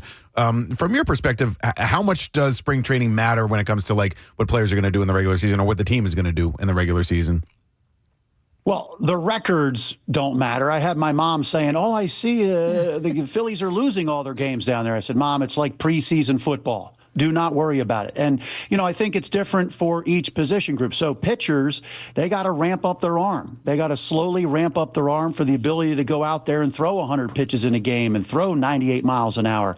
And then they also work on new pitches. Talking to a couple of the pitchers, they come down here and they have a game plan of trying to locate different pitches, throw it in different spots. So they're working through some things. So if you see a pitcher give up a home run early on, he might just be trying something new, trying a new location for his pitches. And then for the hitters, different hitters need different numbers of at-bats to get going. Guys are different. Bryce Harper, I think he's ready to go. He's hitting the ball extremely well already. Some other guys, it takes them a little bit of time to get into a rhythm. It's kind of like life, we operate at different speeds. But I do think it's a necessity for these guys to get their at-bats in, get their timing down, their rhythm down. I mean, take Nick Castellanos, for example. When he's here on game days, he's getting ready for the game. He comes here about 8:30 in the morning, and he goes out there all by himself to take batting practice to try to get into that rhythm. And he even told me, the timing is still not completely there. So I do think it's very important, but the results necessarily don't matter. The one problem is that with this, and obviously they're working on some things that you're saying, and as a convert to the notion of coming down and watching it in person and seeing how amazing it is, you're still walking the landmine field of potential injury, which to me is something, and that has happened, on a number of occasions. Reese Hoskins a couple years ago. Yeah. Right. So that to me is the liability. I mean, you can't eradicate it, but do they take steps to mitigate it? For example, if you go out and pitch an entire game of curveballs, you could also injure yourself. So I think there's a risk factor there, John. Yeah, and not as much as other sports. Obviously, you see the Eagles. The reason why Nick Sirianni doesn't want to see his offense in the preseason games, his starters like Jalen Hurts, Saquon Barkley, A.J. Brown as much, is because he doesn't want to get them hurt. Baseball, I think, is a little different. The level of injury and the probability of injury is far lower than in football, contact sport, obviously. So, look, I think the pitchers, they need to ramp up their arms, and you're not going to overdo it. You're basically building up to the point where then you can go out on opening day and you can be ready to throw 80, 90 pitches or something like that. We've even seen in years past where some pitchers, they're not ready to throw 100 pitches in a game for the season opener. But yeah, look, I think that you always want to make sure you arrive to the season opener healthy. So they're not going to overdo it. But there's the probability of injury in baseball far lower. I mean, Reese Hoskins that year, that was just a freak injury, and it was terrible. But that is not likely to happen most of the time. So, the Phillies have been relatively healthy here. Matt Strom is battling through a shoulder issue with impingement and bone bruise and inflammation. But hopefully it's not a long-term thing because there's no structural damage in there. So he might miss a couple weeks, but he should be ready to go. And so these Phillies, unlike some of the other teams down here in spring training, you see the Yankees major injuries, the Mets are dealing with stuff, the Braves. Hopefully the Phillies show up for the season opener pretty darn healthy. Good. Well, the other good thing about spring training is the team is more relaxed. Everyone's chilled. They're not, super on yet. So have you gotten to talk to Bryce Harper about his off-season TikTok cooking show? Well, our NBC Sports Philadelphia broadcast did speak to him. Barista Bryce, opened up a whole new world for himself. And, he goes on there and he puts out some latte videos, some mocha. I'm not a big coffee guy, so I don't know if I've got the terms right.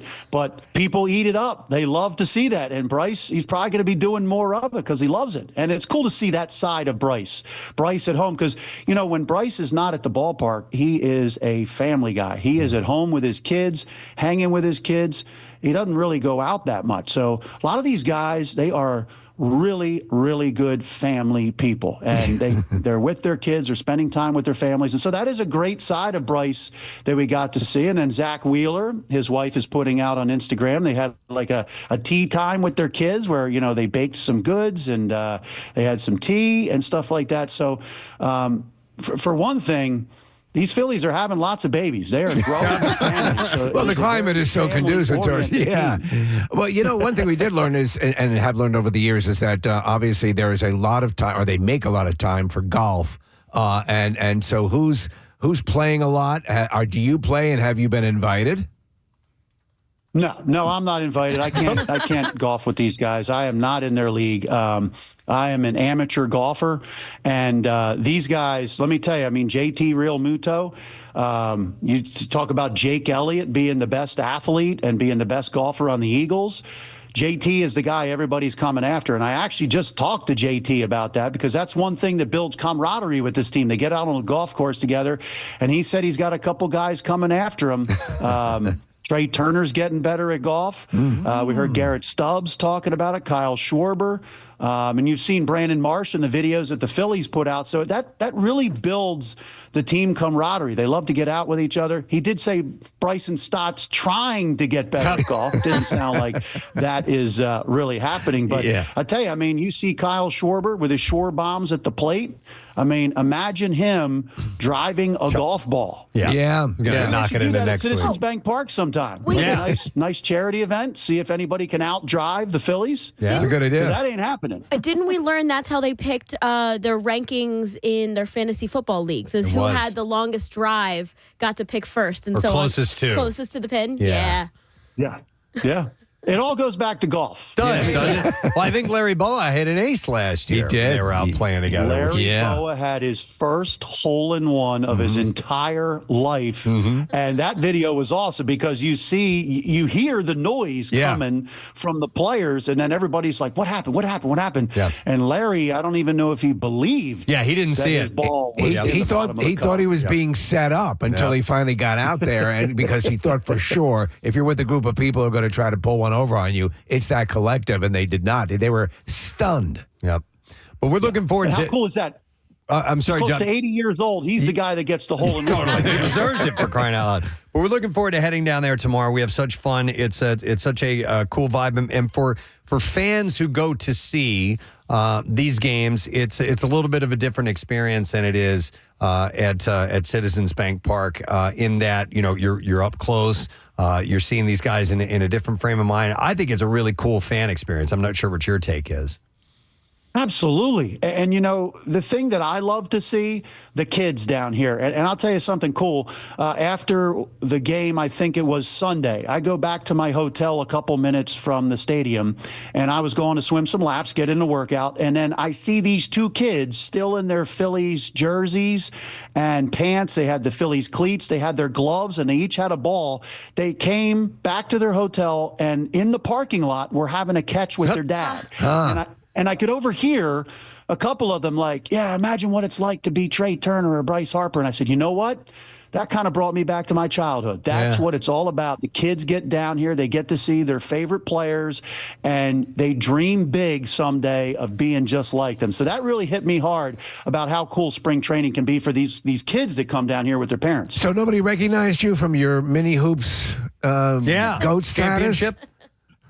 You know, I brought that with me. I put it next to me everywhere I go. I look at it when I wake up. Wearing the belt while you're doing your laps. That 2-time champ. Nice. All right. Well, listen, we just wanted to get a vibe, a feel of the vibe so far in spring training because we're stoked to get down to sunny, warm Florida. Although it's pretty damn nice here today, John. You're going to be coming back some fairly decent weather. But, yeah, we're looking forward to getting down there. But, listen, dude, thank you for checking in. We appreciate it. We know you got your finger on the pulse, and we'll see how this season goes. But we're excited to get it underway, my man.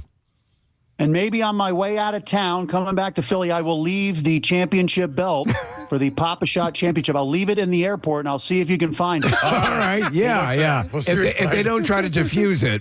All right. Yeah. Thank you, John. We'll see you, bud. Appreciate it. Have a fun trip down here. Thanks, man. John Clark from NBC Sports Philadelphia. All right, let's take a break. We'll come back. We'll get some bizarre files, stories. Make sure you stay where you are. Preston and Steve. Blink recently shared a new song called Happy Days. Monday, Tuesday. Yeah, the track follows Blame It On My Youth and Generational Divide is the third offering from the trio's new LP, which is tentatively titled Bajmir. Somebody they texted this. And it says their album is Rim Job Backwards. I thought that was the name of Rim Job Backwards was the name of the album. No, Bajmir is Rim Job spelled backwards. Oh, what? There we go. Thank you. We would not have known that. I like that. Yeah. Bajmir. Or you can name an album Rim Job Backwards. Would it sound that way if you took I doubt it. Reversed it? I don't think it would. Let's all try it. We could. Yes. So just say clearly, say rim job. Can you record it and play backwards or no? Yes, I can. Okay, say when. Go ahead. When? Rim job. All right. Okay, so Casey will record that. All right. And we'll see what that sounds like. All right. Okay, say when. Go ahead. When? Rim job. All right, you ready? Yep. Bajmir. Yeah. Bajmir. Yeah. Bajmir. There's a little in there, but Bajmir. Now let me say that forward. And see if it. Okay. Yeah. All right. Okay, ready? Yep. Bajmir. Okay. Okay, let's try that. See if it comes back as Try that. Go here and. Rim job. We're scientists. Rim job. Do it again. You can even do it better. Rim job. Rim job. We are ready to transmit. Bajmir. Rim job. The aliens are about to transmit a message. Rim job. Rim job. Wow.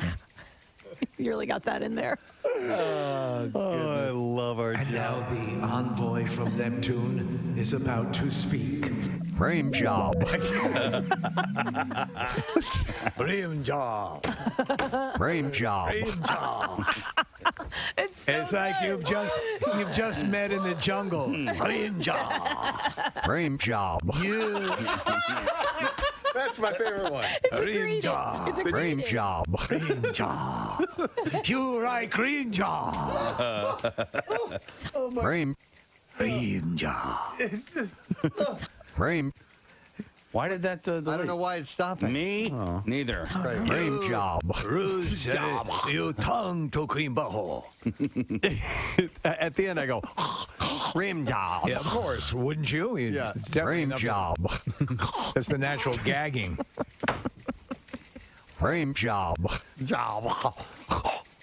Someone wants to point out that we've won awards. Yes. Yes, we have. I know. True. That doesn't mean they can't rescind them. Yeah. What? Do you get the spicy chicken at the Chick-fil-A, or do you just get the regular chicken? I have gotten the spicy before. I think I'm just a spicy chicken guy. Like there. Oh dear God, I'm just a spicy chicken guy. Are you coming out right now? I'm coming out. I mean, Pride Month ended Mom, yesterday. Can we Did it end talk? yesterday? Yeah. Yeah, June. All right, anyway, Okay, I was what- just joking. I'm Go a ahead. spicy chicken guy. Oh no! But I just wanted to let this be known that Wendy's has, Well, I'll always love you. has the spicy chicken nuggets are back. So That was, yes, I did see that announcement they made. So you wanted to get the word out? I just want to get the word out. Want to All let right. people know it's usually like $6 for $1. Yeah. I heard. This morning on the Preston and Steve Show, Casey Boy reveals something concerning fast food and an extended offer. We go now to Jim Iglesiewski outside of the Pentagon. Jim, did Casey in fact confirm there was an extended offer? That's correct, Tom. Thank you, Jim. That's all you had to say. Yes, it's correct. It's confirmed. I think I'm just a spicy chicken guy. Like, Just a spicy chicken guy. Spicy chicken guy. Oh no! Dear God, I'm just a spicy chicken guy. I just want to get the word out. Want to let people know. Okay, so I want to talk about the movies that are opening this weekend. Where'd Casey go? Do you think he had to make a boom boom? I'm not really sure. There's a lot of things that are off about him today. So is it even Casey? It might not be Casey. Did we check? Maybe it's no, the hair. we usually take a urine specimen every morning. So we usually have a little song that we play. Marissa, I don't know if you can find that or not. It's the 20th Century Fox with the recorder. Yeah. Maybe it's under. I don't know what it's even labeled under. I'll admit this. I'm a little scared. We have kazoos. You could do that, Kath. You're a master of it, Kathy. Yeah. Play it for us. I got mine, Kath. All right, I have my A. You know how it goes? Yeah. All right. I'll give you the. Okay, ready? Wait, hum it for me. Yeah. Okay. Ray, 2, 3, 4. Yeah,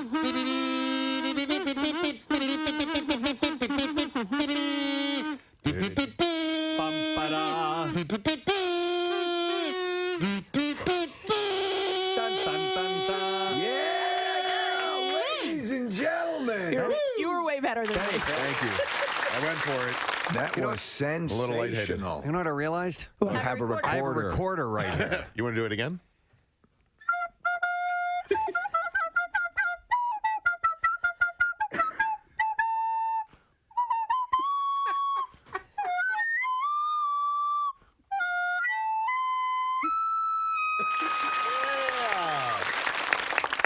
You okay? I'm better. Okay. Sorry, I don't feel good, guys. Right over here is Jason Kelsey. How you doing so far? You enjoying the off season? Yeah, it's good. You know, we just started up again about 2 weeks ago. This week was the first week on the field with the coaches.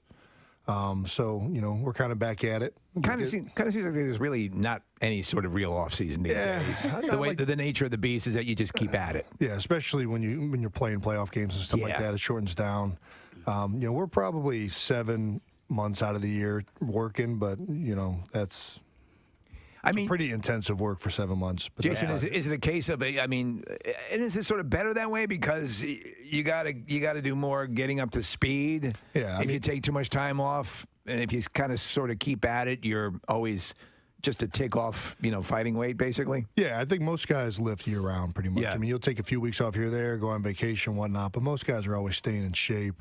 This time of the year is especially important for all the new free agents that we got in, all the guys that are trying to learn the terminology, the new playbooks. Well, your brother's like one of the best tight ends in the league. Yeah. He does a great commercial, by the way. He's tackling an eagle in that commercial, or have we talked about this yet? He's dancing in the commercials, the commercial that I'm talking about, where he's sort of fantasizing and he's doing like an end zone dance, and then you realize that he's like standing in the middle of a store or whatever. Yeah. So I wanted to ask you, because you guys are both at the top of your games and the top of your positions, who's the actual better athlete? Oh, Travis is not even close. Oh, really? Not even close. You got to call him as you see him. Yeah.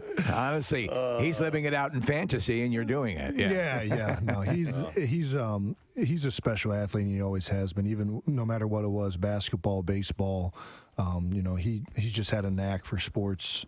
I think that I've always been big, fast, and strong, but the type of athlete he is, how fluid he is, the way he moves, his ability to change direction and things like that, and spatial awareness. He's a tremendous athlete.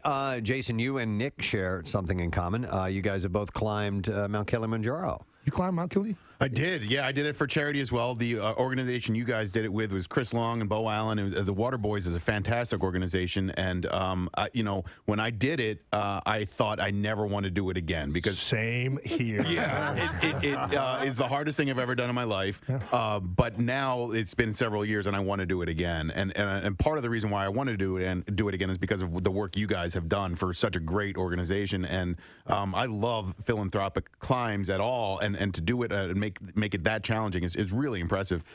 Tell me your impressions of the climb itself. Same as you. Yeah. The moment I started going up that last night, about halfway through, I was like, "What in the hell am I doing?" Yeah. You're in the pitch black. You're going. What route did you go up?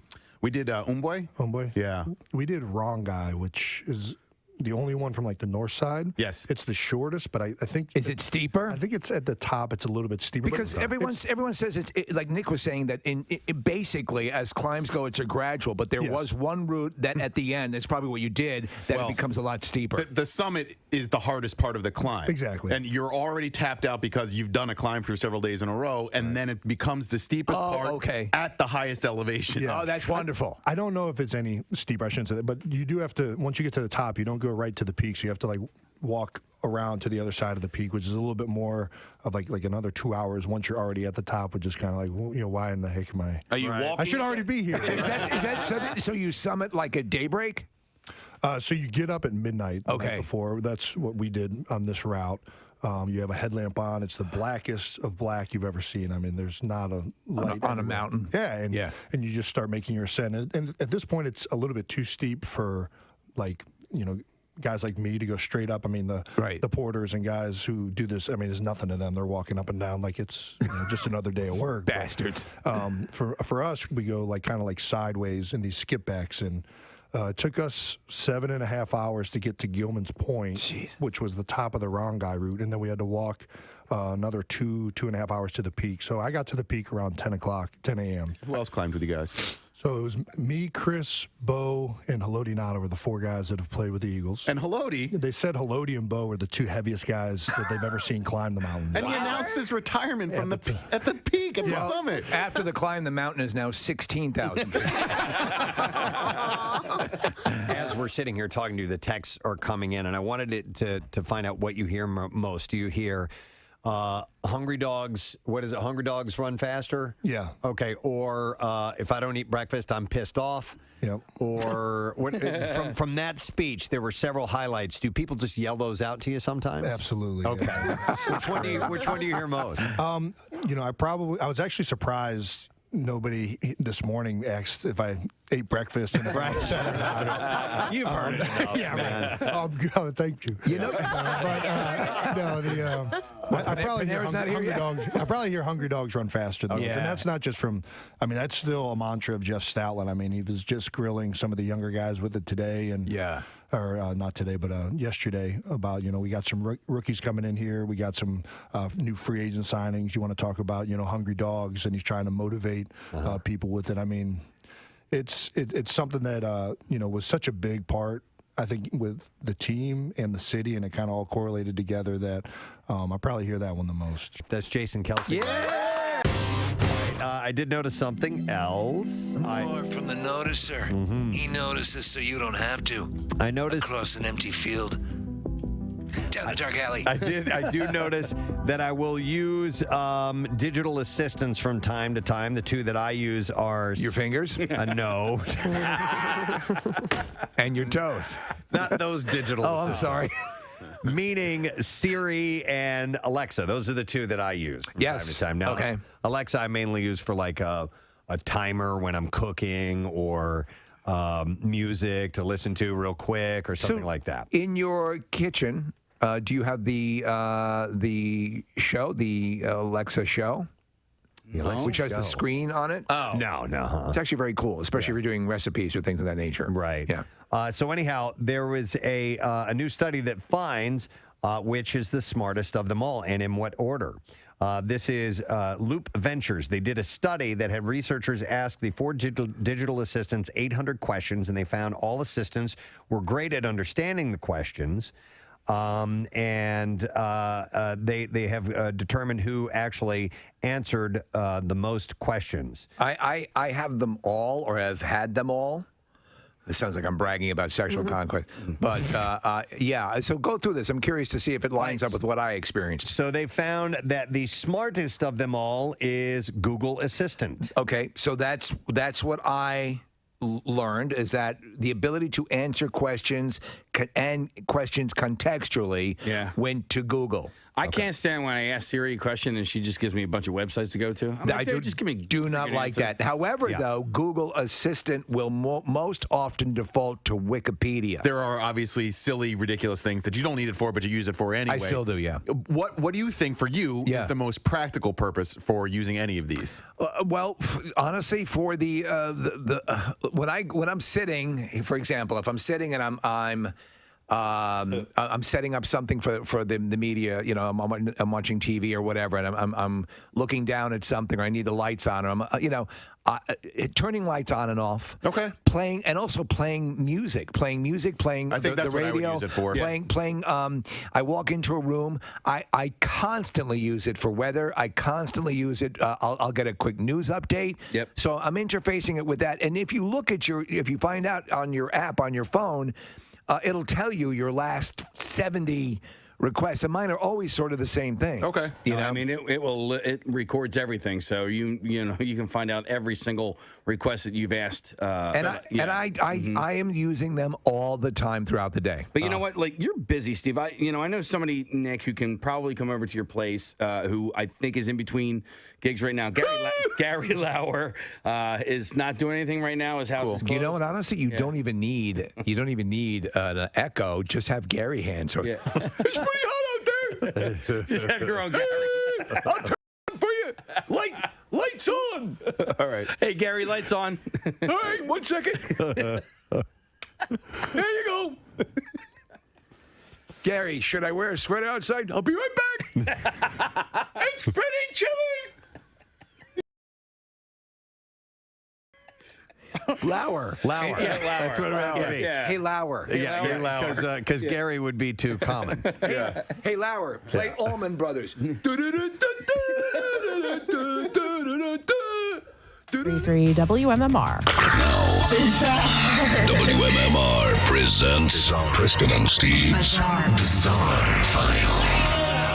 Sponsored by Monster Mania 62, and it'll be here March 14th through the 16th at the Doubletree by Hilton in Cherry Hill. You can meet Chris Jericho, Eli Roth, Danielle Harris, and more. Tickets are on sale now at monstermania.net. A woman in Japan was arrested for allegedly locking her naked partner on their balcony for the night, leading to his death from the cold. Oh, man. Yeah, the 54-year-old was arrested on charges of assault and lethal confinement. The woman ordered the victim to get on a balcony while he was naked and confined him there. The next day, police rushed to the scene after an emergency call, and the 49-year-old was found nearly dead in a room at the apartment, and he later died of hypothermia. The temperature that night had dropped to a low of 38 degrees. The woman had earlier attacked her partner, who was her common-law husband, with a knife, leaving him with nose injuries that took 2 weeks to heal. Kind of sounds like a catch. Yeah. An autopsy revealed a cut wound on the man's nose, and police are investigating the possibility the man was a victim of a daily domestic violence. That's horrible, man. Yeah. The woman denies the charges, telling police, quote, "I've done nothing." Okay, that's we'll let you go then. That sums it up. Yeah. Police said, did not say why it had taken so long to formally charge her, but it did take a while, and they eventually got her. An EasyJet flight was forced to make an emergency landing in Portugal after a brawl between families over the Karate Kid movie erupted in midair. The original? Midair, yeah. The flight descended into chaos after... No, actually, Steve, it was the remake. Oh. There was a woman confronted a 5-year-old boy for watching the 2010 remake of the classic film on his iPad. The mother of the 5-year-old claims that her son was watching with the volume set low, but an irritated woman said sat 4 rows in front of the family, allegedly shouted racial abuse at the boy to turn off the film. Where's that sound coming from? When challenged for abuse towards her son, the mother alleges that the woman's partner grabbed her other half, who is disabled, by the neck. Following the physical altercation, the pilot diverted for an emergency landing in Portugal. I wonder if we'll have a Bizarre File story generated on our trip tomorrow. I know. I would listen nowadays, and I know it's calmed down a bit in the past few years, but every time I sit on a plane, I wonder, who's going to be the one? Am I going to see Who's something going to be the today? Karate Kid lunatic? Local police met the aircraft on landing with both families removed from the London-bound flight for their behavior. Who's going to make their toilet overflow or run down the aisle naked? The mother is now threatening to sue EasyJet over the incident that left her family scarred and distressed. She said both families were left to make their own way home from Portugal after being removed from the aircraft, with the airline saying that they banned those involved in the mid-air brawl from future flights, so they are screwed there.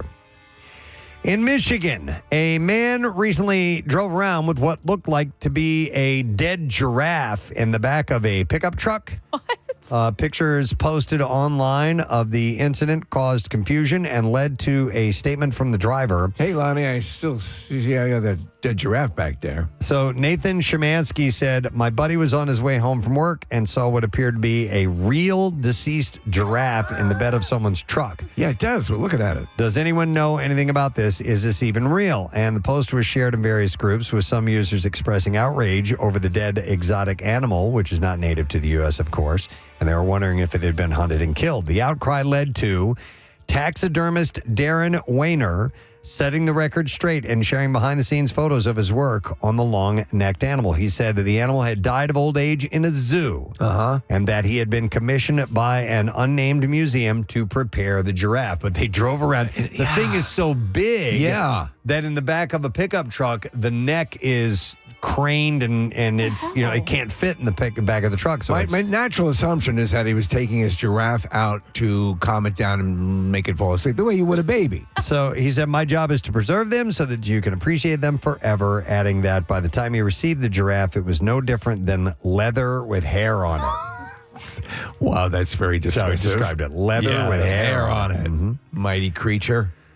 This is a good story. A 9-year-old at Raleigh Charter School stepped in at the right time to help save a classmate from choking. The second grader was gasping for air and struggling to breathe before his friend took action. So a young kid named Eric Johnson, this is the executive director of the school, said the incident happened last week during recess.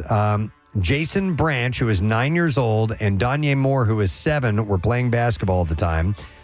Jason said when we were playing basketball, he ate a granola bar. We started playing together. Was playing longer until he started choking, and I didn't know that he was actually choking, so I just did my thing, which was the Heimlich. So it was a 9-year-old kid. That's pretty amazing Saved for a his 9-year-old to execute the Heimlich maneuver. And the video was captured on surveillance. So in the video, you can see Danye stop playing and begin to bend over, struggling to breathe. Jason noticed something immediately and came to his rescue, squeezing his abdomen and expelled the food. Jason said, I learned it from watching YouTube because a teacher saw a student choking and the student came to the teacher and started doing this. And then the teacher started doing what I did to Danye. The boy performed the life-saving technique without hesitation, shocking teachers and their parents. His mom said, we are really proud of him. We teach our kids to take care of each other. So this is just really a prime example of that. So that's very cool. Great story. All right, and then we'll do one more, and we will wrap it up in Florida. A Sumter County man has been arrested for DUI manslaughter after a woman fell from the golf cart he was driving and died. Manslaughter falling from a golf cart? Yeah. Florida Highway Patrol said that Richard Allen Keel of the Villages was driving a golf cart around 12:49 a.m. on Sunday when he swerved to avoid a parked vehicle. Keel's passenger, a 60-year-old Illinois woman, fell out of the golf cart during the maneuver and suffered serious injuries. She must have hit her head, I would assume. Yeah. Is there alcohol involved? Yeah, so she was transported to an area hospital where she later died. They arrested Keel for DUI manslaughter. Oh, man. After troopers found him to be impaired. So, yeah, even a golf cart, your time went on. Not supposed to be driving those, so... Yeah, and that is what I have in the bizarre file for you. Hey, a reminder, today is Tattoo Tuesday. If you have not done it yet, make sure you text the word tattoo to 39333 because we will be giving away very shortly a $350 gift certificate from our friends at Floating World Tattoo and Piercing at 1729 South Street in Philadelphia. So get on that now. Lesson, question, and more coming up next.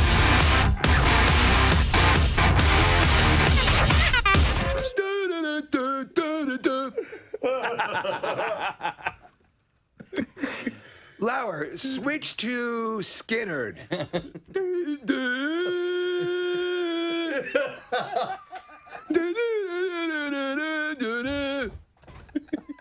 Lauer. Yes. Switch to killers. Somebody told me. All right. Hey, Lauer, play MMR. Well, don't you have to kind of have like a bing bong prompt? Yeah. You know. Hey, Lauer? working. Play Summer Breeze by Seals and Crofts. Summer breeze. I met a guy. Bill parties hard. I met a guy. Let's do some heroin at our gig the other night who is Bill's neighbor, and he told me you should hear Bill at church because Bill is a lector. He's a lector, yes. And so he speaks at church. Can you imagine being at church and you hear the other people that are kind of speaking like this, and Bill steps up to the microphone. And then Jesus. I didn't know this.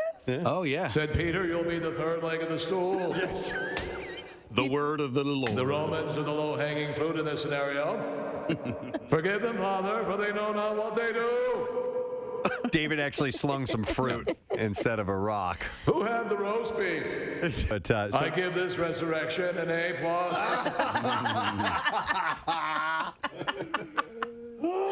But listen, when in my short amount of time that I was going to a Catholic church, my wife is Catholic, and the priest initially spoke at such a level, and you guys know my hearing. Oh, yeah. I sat there. I'm like, what am I even doing here? What is he saying? What is the point of me being Honestly? here? I don't hear anything. You would want a Bill Weston. You'd want someone who projects. Yeah. It was just I'm like, the whole time I think this is a waste of time. Listen to me, Preston. Yeah. We've got a priest at our parish that performs each Sunday. Oh, it's about him then, huh? He's very nice. He shakes everybody's hand afterwards, and he's a nice. But it's. I'm going to improve you want on a the show, word of God. and you want to be able to hear. You can come to my church, Preston. Right. Okay. Does he do close-up magic as well? No, but he's interactive. Yeah, the kids get to come up on. Watch me kick the cap off this block. Now, as Jesus kicked the Canaanites. Steve, he kicks the bottle. He kicks the cap off of the wine. Snuffs out the candles. That could work too. Yes. That could work too. I mean, who wouldn't find that entertaining? Kicking a few Eucharists into the mouth. Watch this. When I was on Hold that Eucharist up about just so. You can travel down a street named after you. That's pretty cool. Yeah, it's pretty cool. I think a statue would be more awesome. You like a statue? I think on top of a horse with a raised sword? Yeah, with rearing That's up. Preston Elliott. Yeah, rearing up.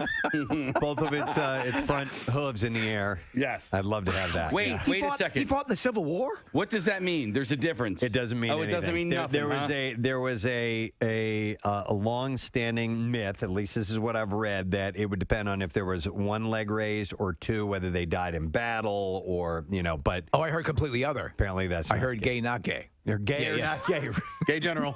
Gay general. Oh, she's on one foot.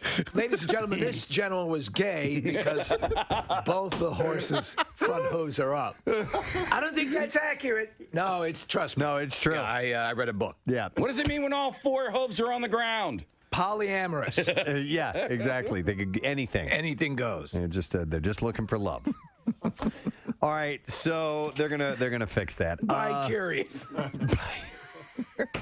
If they're standing alongside the horse. Thank you, Kathy. You know what's interesting is sometimes when just by knowing that something still exists, even though you don't really use something any longer, can be comforting. And then when you find out when that thing is going away, even though you haven't used it for a long time, it's very sad. What? Mad Magazine is going to stop publishing issues this fall. Yeah. And we were subscribing a few years ago, like 3-4 years ago. My kids, one of them picked up, saw a Mad Magazine, got it, liked it. And I'm like, oh, done deal. We're signing up for this. I love Mad Magazine. Mm-hmm. And we haven't been subscribers for a couple of years. But when I heard this, I was so bummed out. I loved Mad as a kid. It was just my favorite thing to get in the mail. Likewise, Mad Magazine was the best. I also got Cracked Magazine. I did too. Then I progressed into the National Lampoon. Mm-hmm. So that was, and that helped instruct my comedic chops along the way. So many comedians, so many people, just people in general who love humor, loved Mad Magazine because it was a subversive comic book for kids. Adults read it too, but it was obviously because it would flirt with adult material. It would all the time. Not blue material, but it would political movie parody stuff like that. But it was very cool, and it had a litany of great artists and features. Spy versus Spy. You had Don Martin, Mort Drucker, Al Jaffe.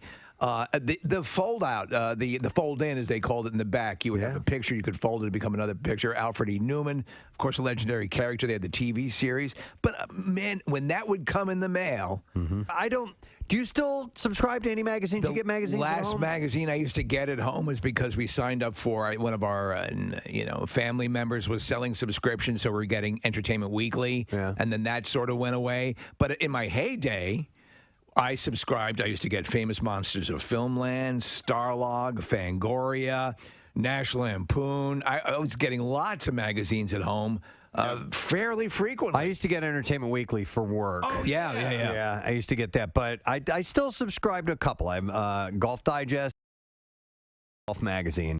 I still want the hard copy magazine in there. I have a hard time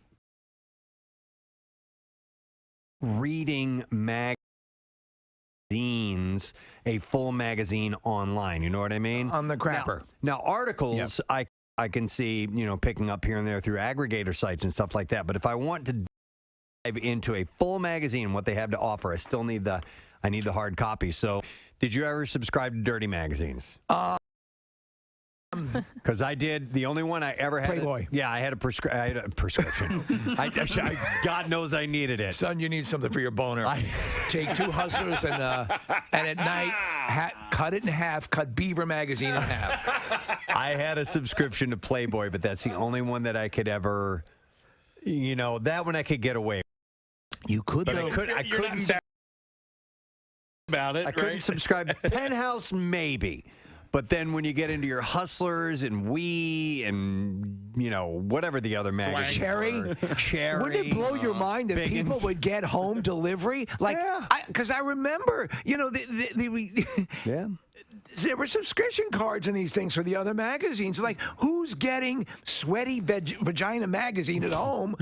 Here's your bills, and that looks like a good issue. Now, obviously, they would seal them specifically for the mailing, but still, you could tell what it was. I never had subscriptions. The only one that I had were there's other two I mentioned earlier, but I was totally into scary movies when I was younger. So Fangoria, what was the other one?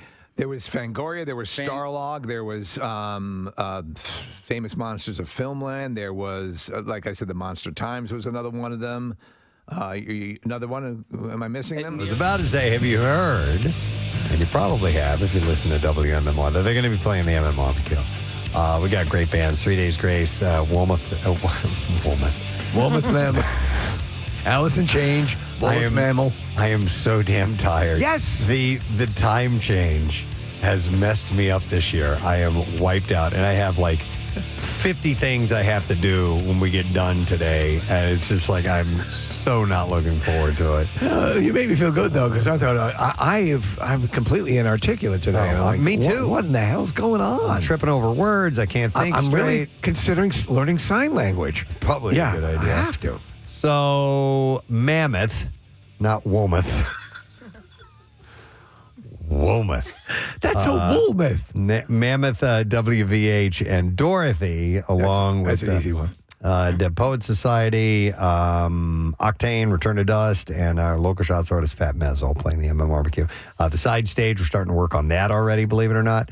But WMMR.com has all the information for you to get about MMRBQ 2025. So lesson question time. We're going to give away tickets to see Joe Coy and friends Saturday, October 18th at Ocean Casino Resort. Now, we may not be able to get our winner by the time we get done with trash, because we do this version where we're using Zoom now. And if you know the answer to this, you have to text word Zoom to 39333, and it's a couple extra steps, takes a little extra time. But we'll do what we can. So the question that we'll get to is, Nick's middle name is Lincoln, but it could have been what? This percentage. All right, let's see if we can get that right. 215, no, don't call that. Jesus. Text word Zoom to 39333. And we'll send the link to you. So Nick's middle name is Lincoln, but it could have been what? this percentage? Let's see if you heard it and know the answer. While you're texting the word Zoom to get the link, we will do this. The trash business is a gold mine. 93.3 WMMR with Preston and Steve's Hollywood Trash. And this morning is brought to you by Barlow Chevy, making insane deals on every new Chevy in stock. Barlow has the vehicle that you need at unbeatable prices. Visit Barlow Chevy today. What's going on, Steve? Well, 3 gunmen attempted to break into the home of rapper and OnlyFans model Bad Baby on Thursday while she was still at home. The trio were quickly driven away by the loud barking. We got it, Preston. It's catching. The loud barking and howling coming from Bad Baby. Wow. Let's just go home. It's like a dog. Beyonce's mother, Tina Knowles, telling TMZ she has absolutely no time for dating right now. The 71-year-old says she's far too busy leeching off of her daughter. Oh, durka. Exactly. And finally, Lauren Sanchez saying the all-woman crew going into space with her aboard Blue Origin will be able to inspire the world. Sanchez says it will prove women can do anything if they're riding a huge metallic penis. Yeah. That's your Hollywood Trash. All right. Thank you, Steve. We will, you know what? We'll get to music news, right, Marissa? Anything? No, I think we we do? How about that? Okay. I'm looking up on our monitor. Let me bring up our music here. And as soon as we see a name, I will... that's the winning music. Yeah. Now hit it again. Okay, yeah, you're right. I'll hit this one more time. All right, now we have it. All right, as soon as we get somebody up, we'll ask if they know what Nick's middle name is, or could have been, because it is actually Lincoln, but it could have been something else. And I have a good feeling about this. Do you? I do. Do you? I really do. Okay. I think the kind of feeling one would have if they were killing for time. All right. Kill. Hang on. Okay, Let me get all rid right. of this now. Kill. All right, here we go. Now, Preston and Steve's Music News on 93.3 WMMR. Los Amos. Brought to you by, let's see here, Camelback Mountain. Join Marissa, Casey, and Nick at Camelback Mountain's 20th annual Pond Skim. It's coming up on Saturday, March 22nd. Going to be the wildest end of season party on the slopes. Go to camelbackresort.com for details. Mastodon performed at Tool's Live in the Sand Festival in Punta Cana, Dominican Republic, making their first show since co-founder and guitarist Brent Hines' departure. And they introduced Ben Eller, a renowned YouTuber and guitarist, as Hines' temporary replacement. Did Mastodons walk the earth when Wolmouths were still alive? I think when Wolmouths were, yes. Eller's involvement was notable, especially given the short preparation time. So bassist Troy Sanders mentioned during the set that they asked Eller, quote, "Can you learn 17 Mastodon songs immediately?" Ben is widely recognized for his YouTube channel, which is called This Is Why You Suck at Guitar, which has over 500,000 subscribers. Mastodon confirmed that all of 2025 tour plans will proceed as scheduled. Wow. With upcoming appearances at events like the Sonic Temple Festival in May and a U.S. tour alongside Coheed and Cambria and Periphery from May 10th through June 8th. So they got this YouTuber to get up and play. That's excellent. Which is pretty cool. So you want me to, should I break in? Let's do it. Yeah. All right, let's break in because we have somebody who might know the answer to our lesson question for today. We are going to go to Lisa. Hi there, Lisa. Hi there. Thanks for joining us. My pleasure. All right, Nick's middle name is Lincoln, but it could have been what? 98%. 98%, yes. That is correct. Hang on a second, Lisa. We are going to set you up. We've got for you. Is this what repeats over and over? Yeah, it is. Okay. Third time's a charm. We are going to go with a pair of tickets to see Joe Coy and Friends Saturday, October 18th at the Ocean Casino Resort. We edited this to repeat over and over. Tickets go on sale Friday at 10 a.m. You can visit theoceanac.com for more details. So we will set Lisa up with that. So congratulations. And now back to music news. WMMR. All right. Where the hell was I? Oh, so yeah, you can rock and roll all night with Gene Simmons, but it's going to cost you. The Kiss frontman, listen to this. I know. Is giving fans the opportunity to be his personal assistant band roadie, but you have to pay him over $12,000 to do it. So you're not hired to, you're paying him to work for him. Yep. God bless. Hawking the job is the ultimate Gene Simmons experience. On his website, The Rocker promises you'll be on the GS band team crew for the entire day and be on the inside of his daily schedule while he's out on the road for his solo tour with his Gene Simmons band this spring. Not only will the lucky fan do manual labor, like helping the band set up for their show, but they will sit in on sound check, arrive at the venue with the band, and hang out backstage. I want you to do a deep tissue massage on my glutes. So Simmons also promises that the hefty price of $12,495 will be enough for the big spender to have a meal with the rock star. You're not fanning hard enough. Which will be at the hotel or backstage of the show. They'll also be brought up on the stage during the concert and be introduced to the crowd. I want you to apply this wart cream. Do it. Could you imagine? And apparently he won't let you leave the venue empty-handed either. The winner will go home, or the purchaser will go home with a set list signed by Simmons and a rehearsal-used bass with his signature on it. You must never reveal to anyone that I wear a girdle. He also claims that the lucky assistant can take photos during the day of their entire But not experience. of me. When it comes to outside items, Simmons will only allow them to bring an additional 4 things for him to sign, and it can't be any instruments or parts. However, 4 things. Yep. However, the ultimate fan will be allowed to 3 bring of them have to be chicken fingers. another person as their +1 for the day. This isn't a one-time offer, though. Simmons will allow 1 assistant experience per venue when his band heads out on tour from April 3rd to August 3rd. And with over 20 shows, that's a lot of cash. So you have to wonder how he ended up at the arbitrary amount of $12,000. Yeah, $12,495. So the job isn't the only interesting experience available. For the price tag of $6,500, fans can get a signed bass while supplies last and meet Gene backstage at one of his shows. So Nice to meet you. My God, they're brilliant. Yeah, it works. They know that people. Yeah. They know that there have been diehard, successful Kiss fans at this point in their lives. These people have grown up. They've gone, and some of them have, They want it. have had a great life, and they've saved money, and they will spend it on this. I'm glad to make your dream come true. Wow. Make it out to Gene Simmons. Wow. Crazy. All right, 2 more quick things. Rick Springfield, we just played a new song from him last week.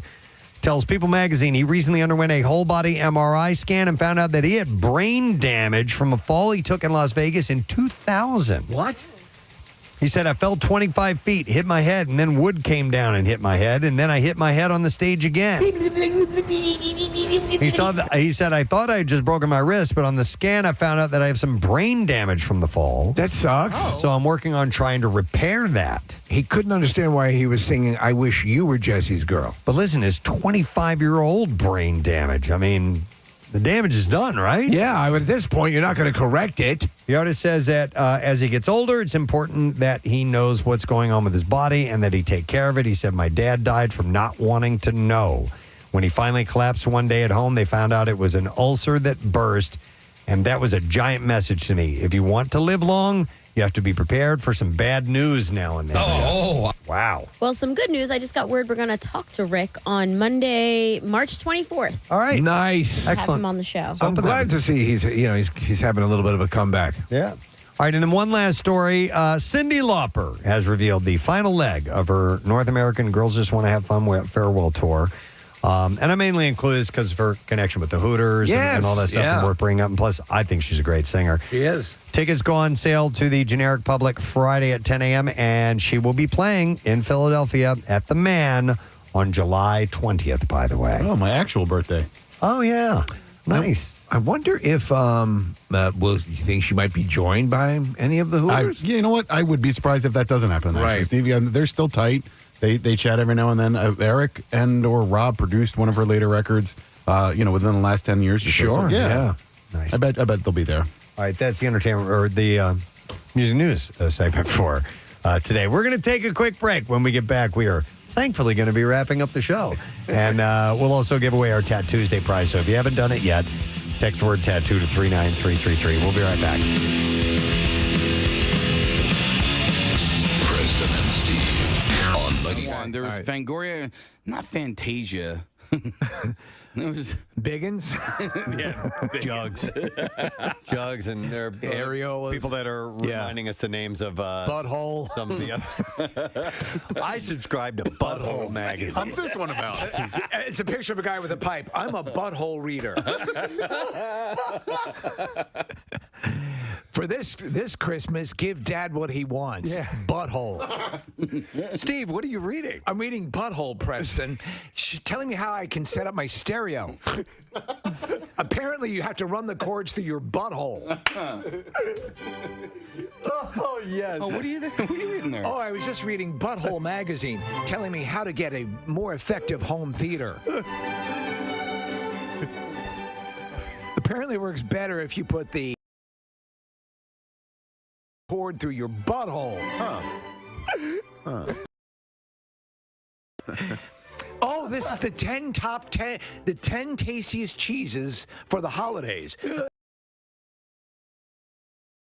Many of them are better if you put them in your butthole. Some guy with an ascot on. Everything. Lord Buddington. An ascot. An butthole. An abscot. Oh my God. Okay. You know what? I think now that I'm reminiscing, fondly about Butthole magazine. No, I'm pretty certain it had to have been Mad magazine. Had to have been my very first subscription to anything. I'm going to say likewise. Yeah. I loved it so much. And there's just, do you remember when you would see something in it? And it's not like you could do today, obviously. You would look at this, you'd lend the magazine. I never read it. Oh my God. Yeah, I don't, Yeah. unfortunately, the only thing that I know that what you're talking about is Alfred E. Neumann and that little thing in the back. But Preston, the fold. So Case, not only would you have the picture in a lot of these cases, but what you would love is in the background, there'd be like flies with little fly lines around them. Or there'd be these little things that they would do to just augment the picture that made it great. Yeah, agreed. And the artists were great. There were almost little Easter eggs throughout and outside of the frames all and over things the like place. that. Yeah. So you really had to, you could spend a lot of time reading the magazine. It wasn't just you pick it up and tear right through it. I mean, I would hang on to them and go back and see things that I would miss the first time around. I remember laughing out loud, as a kid, and one of the first times really laughing that profoundly. And that carried over to National Lampoon, which, again, great memories of that. And Nick, you saw the documentary about. Yeah, with Will Forte. Yeah, and there phenomenal. I remember they did a piece on, it was an old-style brochure for the largest ocean liner ever built. I think it was called the Tyrannic. And the artist illustrations were done in that sort of Art Deco style, where, they drew the ship on such an enormous scale that you were just howling with laughter. Yeah. You can't describe it. You have to see it. But to have that reaction from a magazine that you're sitting there, to read something and laugh that loudly is just, you don't get that. Mad Magazine had published 550 issues prior to its reboot, by the way, which was in 2018, I believe. DC purchased Mad Magazine in 2017, but they're going to hang it up. At its height, it had 2.8 million subscribers. Now they took which was in like 1973, I think. They took a big hit when editor Max Sherman went over to handle the chores at Butthole. And, yes, exactly. Do you know what you're getting into over there at Butthole? Oh my God. Butthole Magazine. Someday. I'm curating their wine list. Yeah. Apparently, it tastes better when you drink it out of someone's butthole. But it's sad. It's sad that it's going away, even though I haven't, actively been a subscriber for a couple of years. But nonetheless. Anything from Silicon Valley to Patriots Day to Crazy Rich Asians to It's Always Sunny in Philadelphia. The little list goes on, ladies and gentlemen. This is Jimmy O Yang. Yeah. How you doing, Jimmy? Morning. I'm doing well. It's Excellent. great. Thanks for being here. Yeah, thanks for having me. Patriots Day, you were fantastic in. Thank you so much. Sadly, not a lot of people watched it. Your character was the one who was kidnapped, held hostage.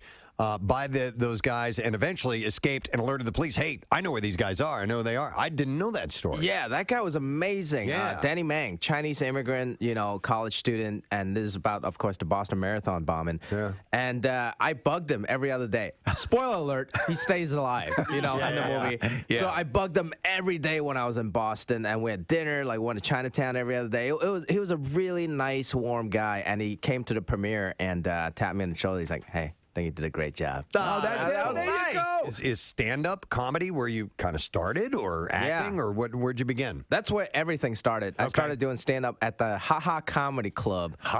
In L.A. I had to pay $5 for 5 minutes of stage time. You were born in Hong Kong, correct? I was born in Hong Kong, yeah. Came here. I know you have a book called How to American, an Immigrant's Guide to Disappointing Your Parents. Yes, that's true. So you're working at a financial firm, or where was it? Yeah, it was Smith Barney, which was under Citigroup. And I graduated 2010 from college, which is right after the financial crash of 2008. It's a perfect time. Nobody in finance was hiring, and nobody was going to trust a 22-year-old kid with their money. Right.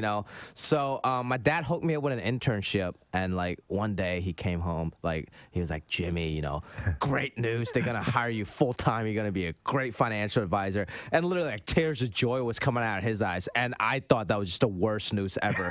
Like that to me sounded like a death sentence, And I just didn't know how to tell him. And I was like, I don't want to do this, I had to like disappoint my parents in order to not disappoint myself. Yeah. Like, that was the creed that I lived by. So after college, I did that internship for a little bit just to appease my dad, and then after that, I got 3 jobs. In when I graduated, I was a used car salesman. I worked at a comedy club as a doorman in exchange for stage time, and then I was a strip club DJ at night. So I did all those 3 things, still not knowing what I wanted to do. But there was no customers in that club, so nobody ever did. What was it? Were you doing like day stripping, or was it the night stripper? It was night stripping. It was after my comedy club show. There was no prime time in that club at any time. I started off with just a stand-up community, which I thought was so cool. That's one of the main reasons why I did stand-up. So you've seen Bobby Lee's penis then? Sadly, no. I feel a bit left out. Wow. I feel a bit That left guy out. gets naked every time he comes in this studio. Oh, really? I've been to his house, and he still has not shown me his penis. Like, we're not even Asian. We're closer friends, yeah. I know. There must be something wrong with me. Maybe he only shows penis to white people. It might be that. That might be it. And he tells you guys about, listen, here's what I do with the white. Whip it out. But yeah, like Bobby was somebody I looked up to. I watched Matt TV religiously. Steve Byrne was somebody I looked up to. Ken Jeong, and now we're all like really close and good friends. That's great. Ken, of course, was in the movie. Yeah, it's great. And we all love each other. And doing this movie, one of the greatest thing, was I felt like I found my creed. Of actors, comedians, because we all kind of went through the same phase of disappointing our parents to do this job. We all had the same experience. And like when we're hanging out in Singapore, there was no questions of like, hey, can we go to Chinese food? Like, look, it's not like weird Chinese food. It's just like, no, everybody was just down. We go to authentic Chinese food, and we did karaoke every night. Everybody was just on the same page, and it felt so good. Did you do work with the Harlem Globetrotters? Oh, man. People ask me that. It was one of my very first paid jobs ever. So the Harlem Globetrotters, they go to China for like a world tour every year. Right. And I was like one of the only Chinese American comedians they could find. This was like 10 years ago. And I was the only one they could afford, I guess. They paid me $200. To do what exactly? To be a consultant. So they sent me the script for the Chinese tour to make sure nothing's offensive. Okay. Honestly, I didn't even read the script. You're good to go. I didn't know. I was like, that was my first job as a comic. I didn't know. And I skimmed through the script. There's something about like they bring out like a Hello Kitty thing, in the middle of their show. I just told them for $200. I was like, dude, Hello Kitty's Japanese, not Chinese. Okay, just so you guys know that. And that was it. That was my $200 worth of advice. And now on my Wikipedia says that I wrote for the Harlem Globetrotters. So. Silicon Valley, they know we're not on their radar. Yes and no. My dad understands comedy a little better than my mom. Like, he loved it. My mom watched it for the first time. He's like, hey, Jimmy, can you not hunch your back? He's correcting your posture? Yeah, I was like, Ma, I'm playing a character in the show. It's like, okay, play someone who doesn't hunch his back. Another day, another Korn story. Korn has announced that the band will release its 13th studio album, The Nothing. Song, catchy little poppy kind of ditty, but what does that sound like? Rock flavor to it. I'm trying to isolate it because it does remind me of another artist. Very much so. It's the ooh part. Yeah. And I can't place it either, Steve. It's a current. Yeah. And I know what song you're talking about. I don't know. Maybe there's some text messages that can explain that, or no, not really. Right. Somebody says it sounds like Corey Taylor a little bit. Not really sure. But anyhow, as Marissa said, we're going to talk to Rick in a couple weeks. Should be kind of cool. Thank you to our guests on the program. We had the very talented Wendie Malick. Yes. She's on Night Court tonight, 8:30 NBC. You can check that out. And then we had our good friend John Clark, who checked in from spring training, NBC Sports Philadelphia, and just kind of getting the lay of land, seeing how things are going so far. And he says he's having a great time. Thrilled to find out that he'll be leaving by the time we get there. Yep, he leaves tomorrow morning. We arrive tomorrow afternoon/evening. So we're going to just miss him, unfortunately. But it was nice having him on this morning. Today is Tuesday. That means we got to get a winner for Tattoos Day. If you can't find the music, don't worry about it, Marissa. Casey's out, obviously. He's in Italy right now. Yes. But we will see him tomorrow as he flies in from Italy to Clearwater, and we'll join him tomorrow evening. So, Marissa's got the song, which is right here. So we would like to congratulate Mr. Eddie Galson of Philadelphia. And we're going to give him a $350 gift certificate for Floating World Tattoo and Piercing. And you can find them at 1729 South Street in Philadelphia. If you want to see their artwork samples, which you certainly do, you can go to floatingworldtattoos.com or check them out on Instagram at Floating World Tattoos. We will need to do the letter of the day. Marissa is going to help us out with that. Preston and Steve on 93.3 WMMR. Now, the Daily Letter. And the Preston and Steve show is brought to you today by the letter R, as in, are you going to the mall today?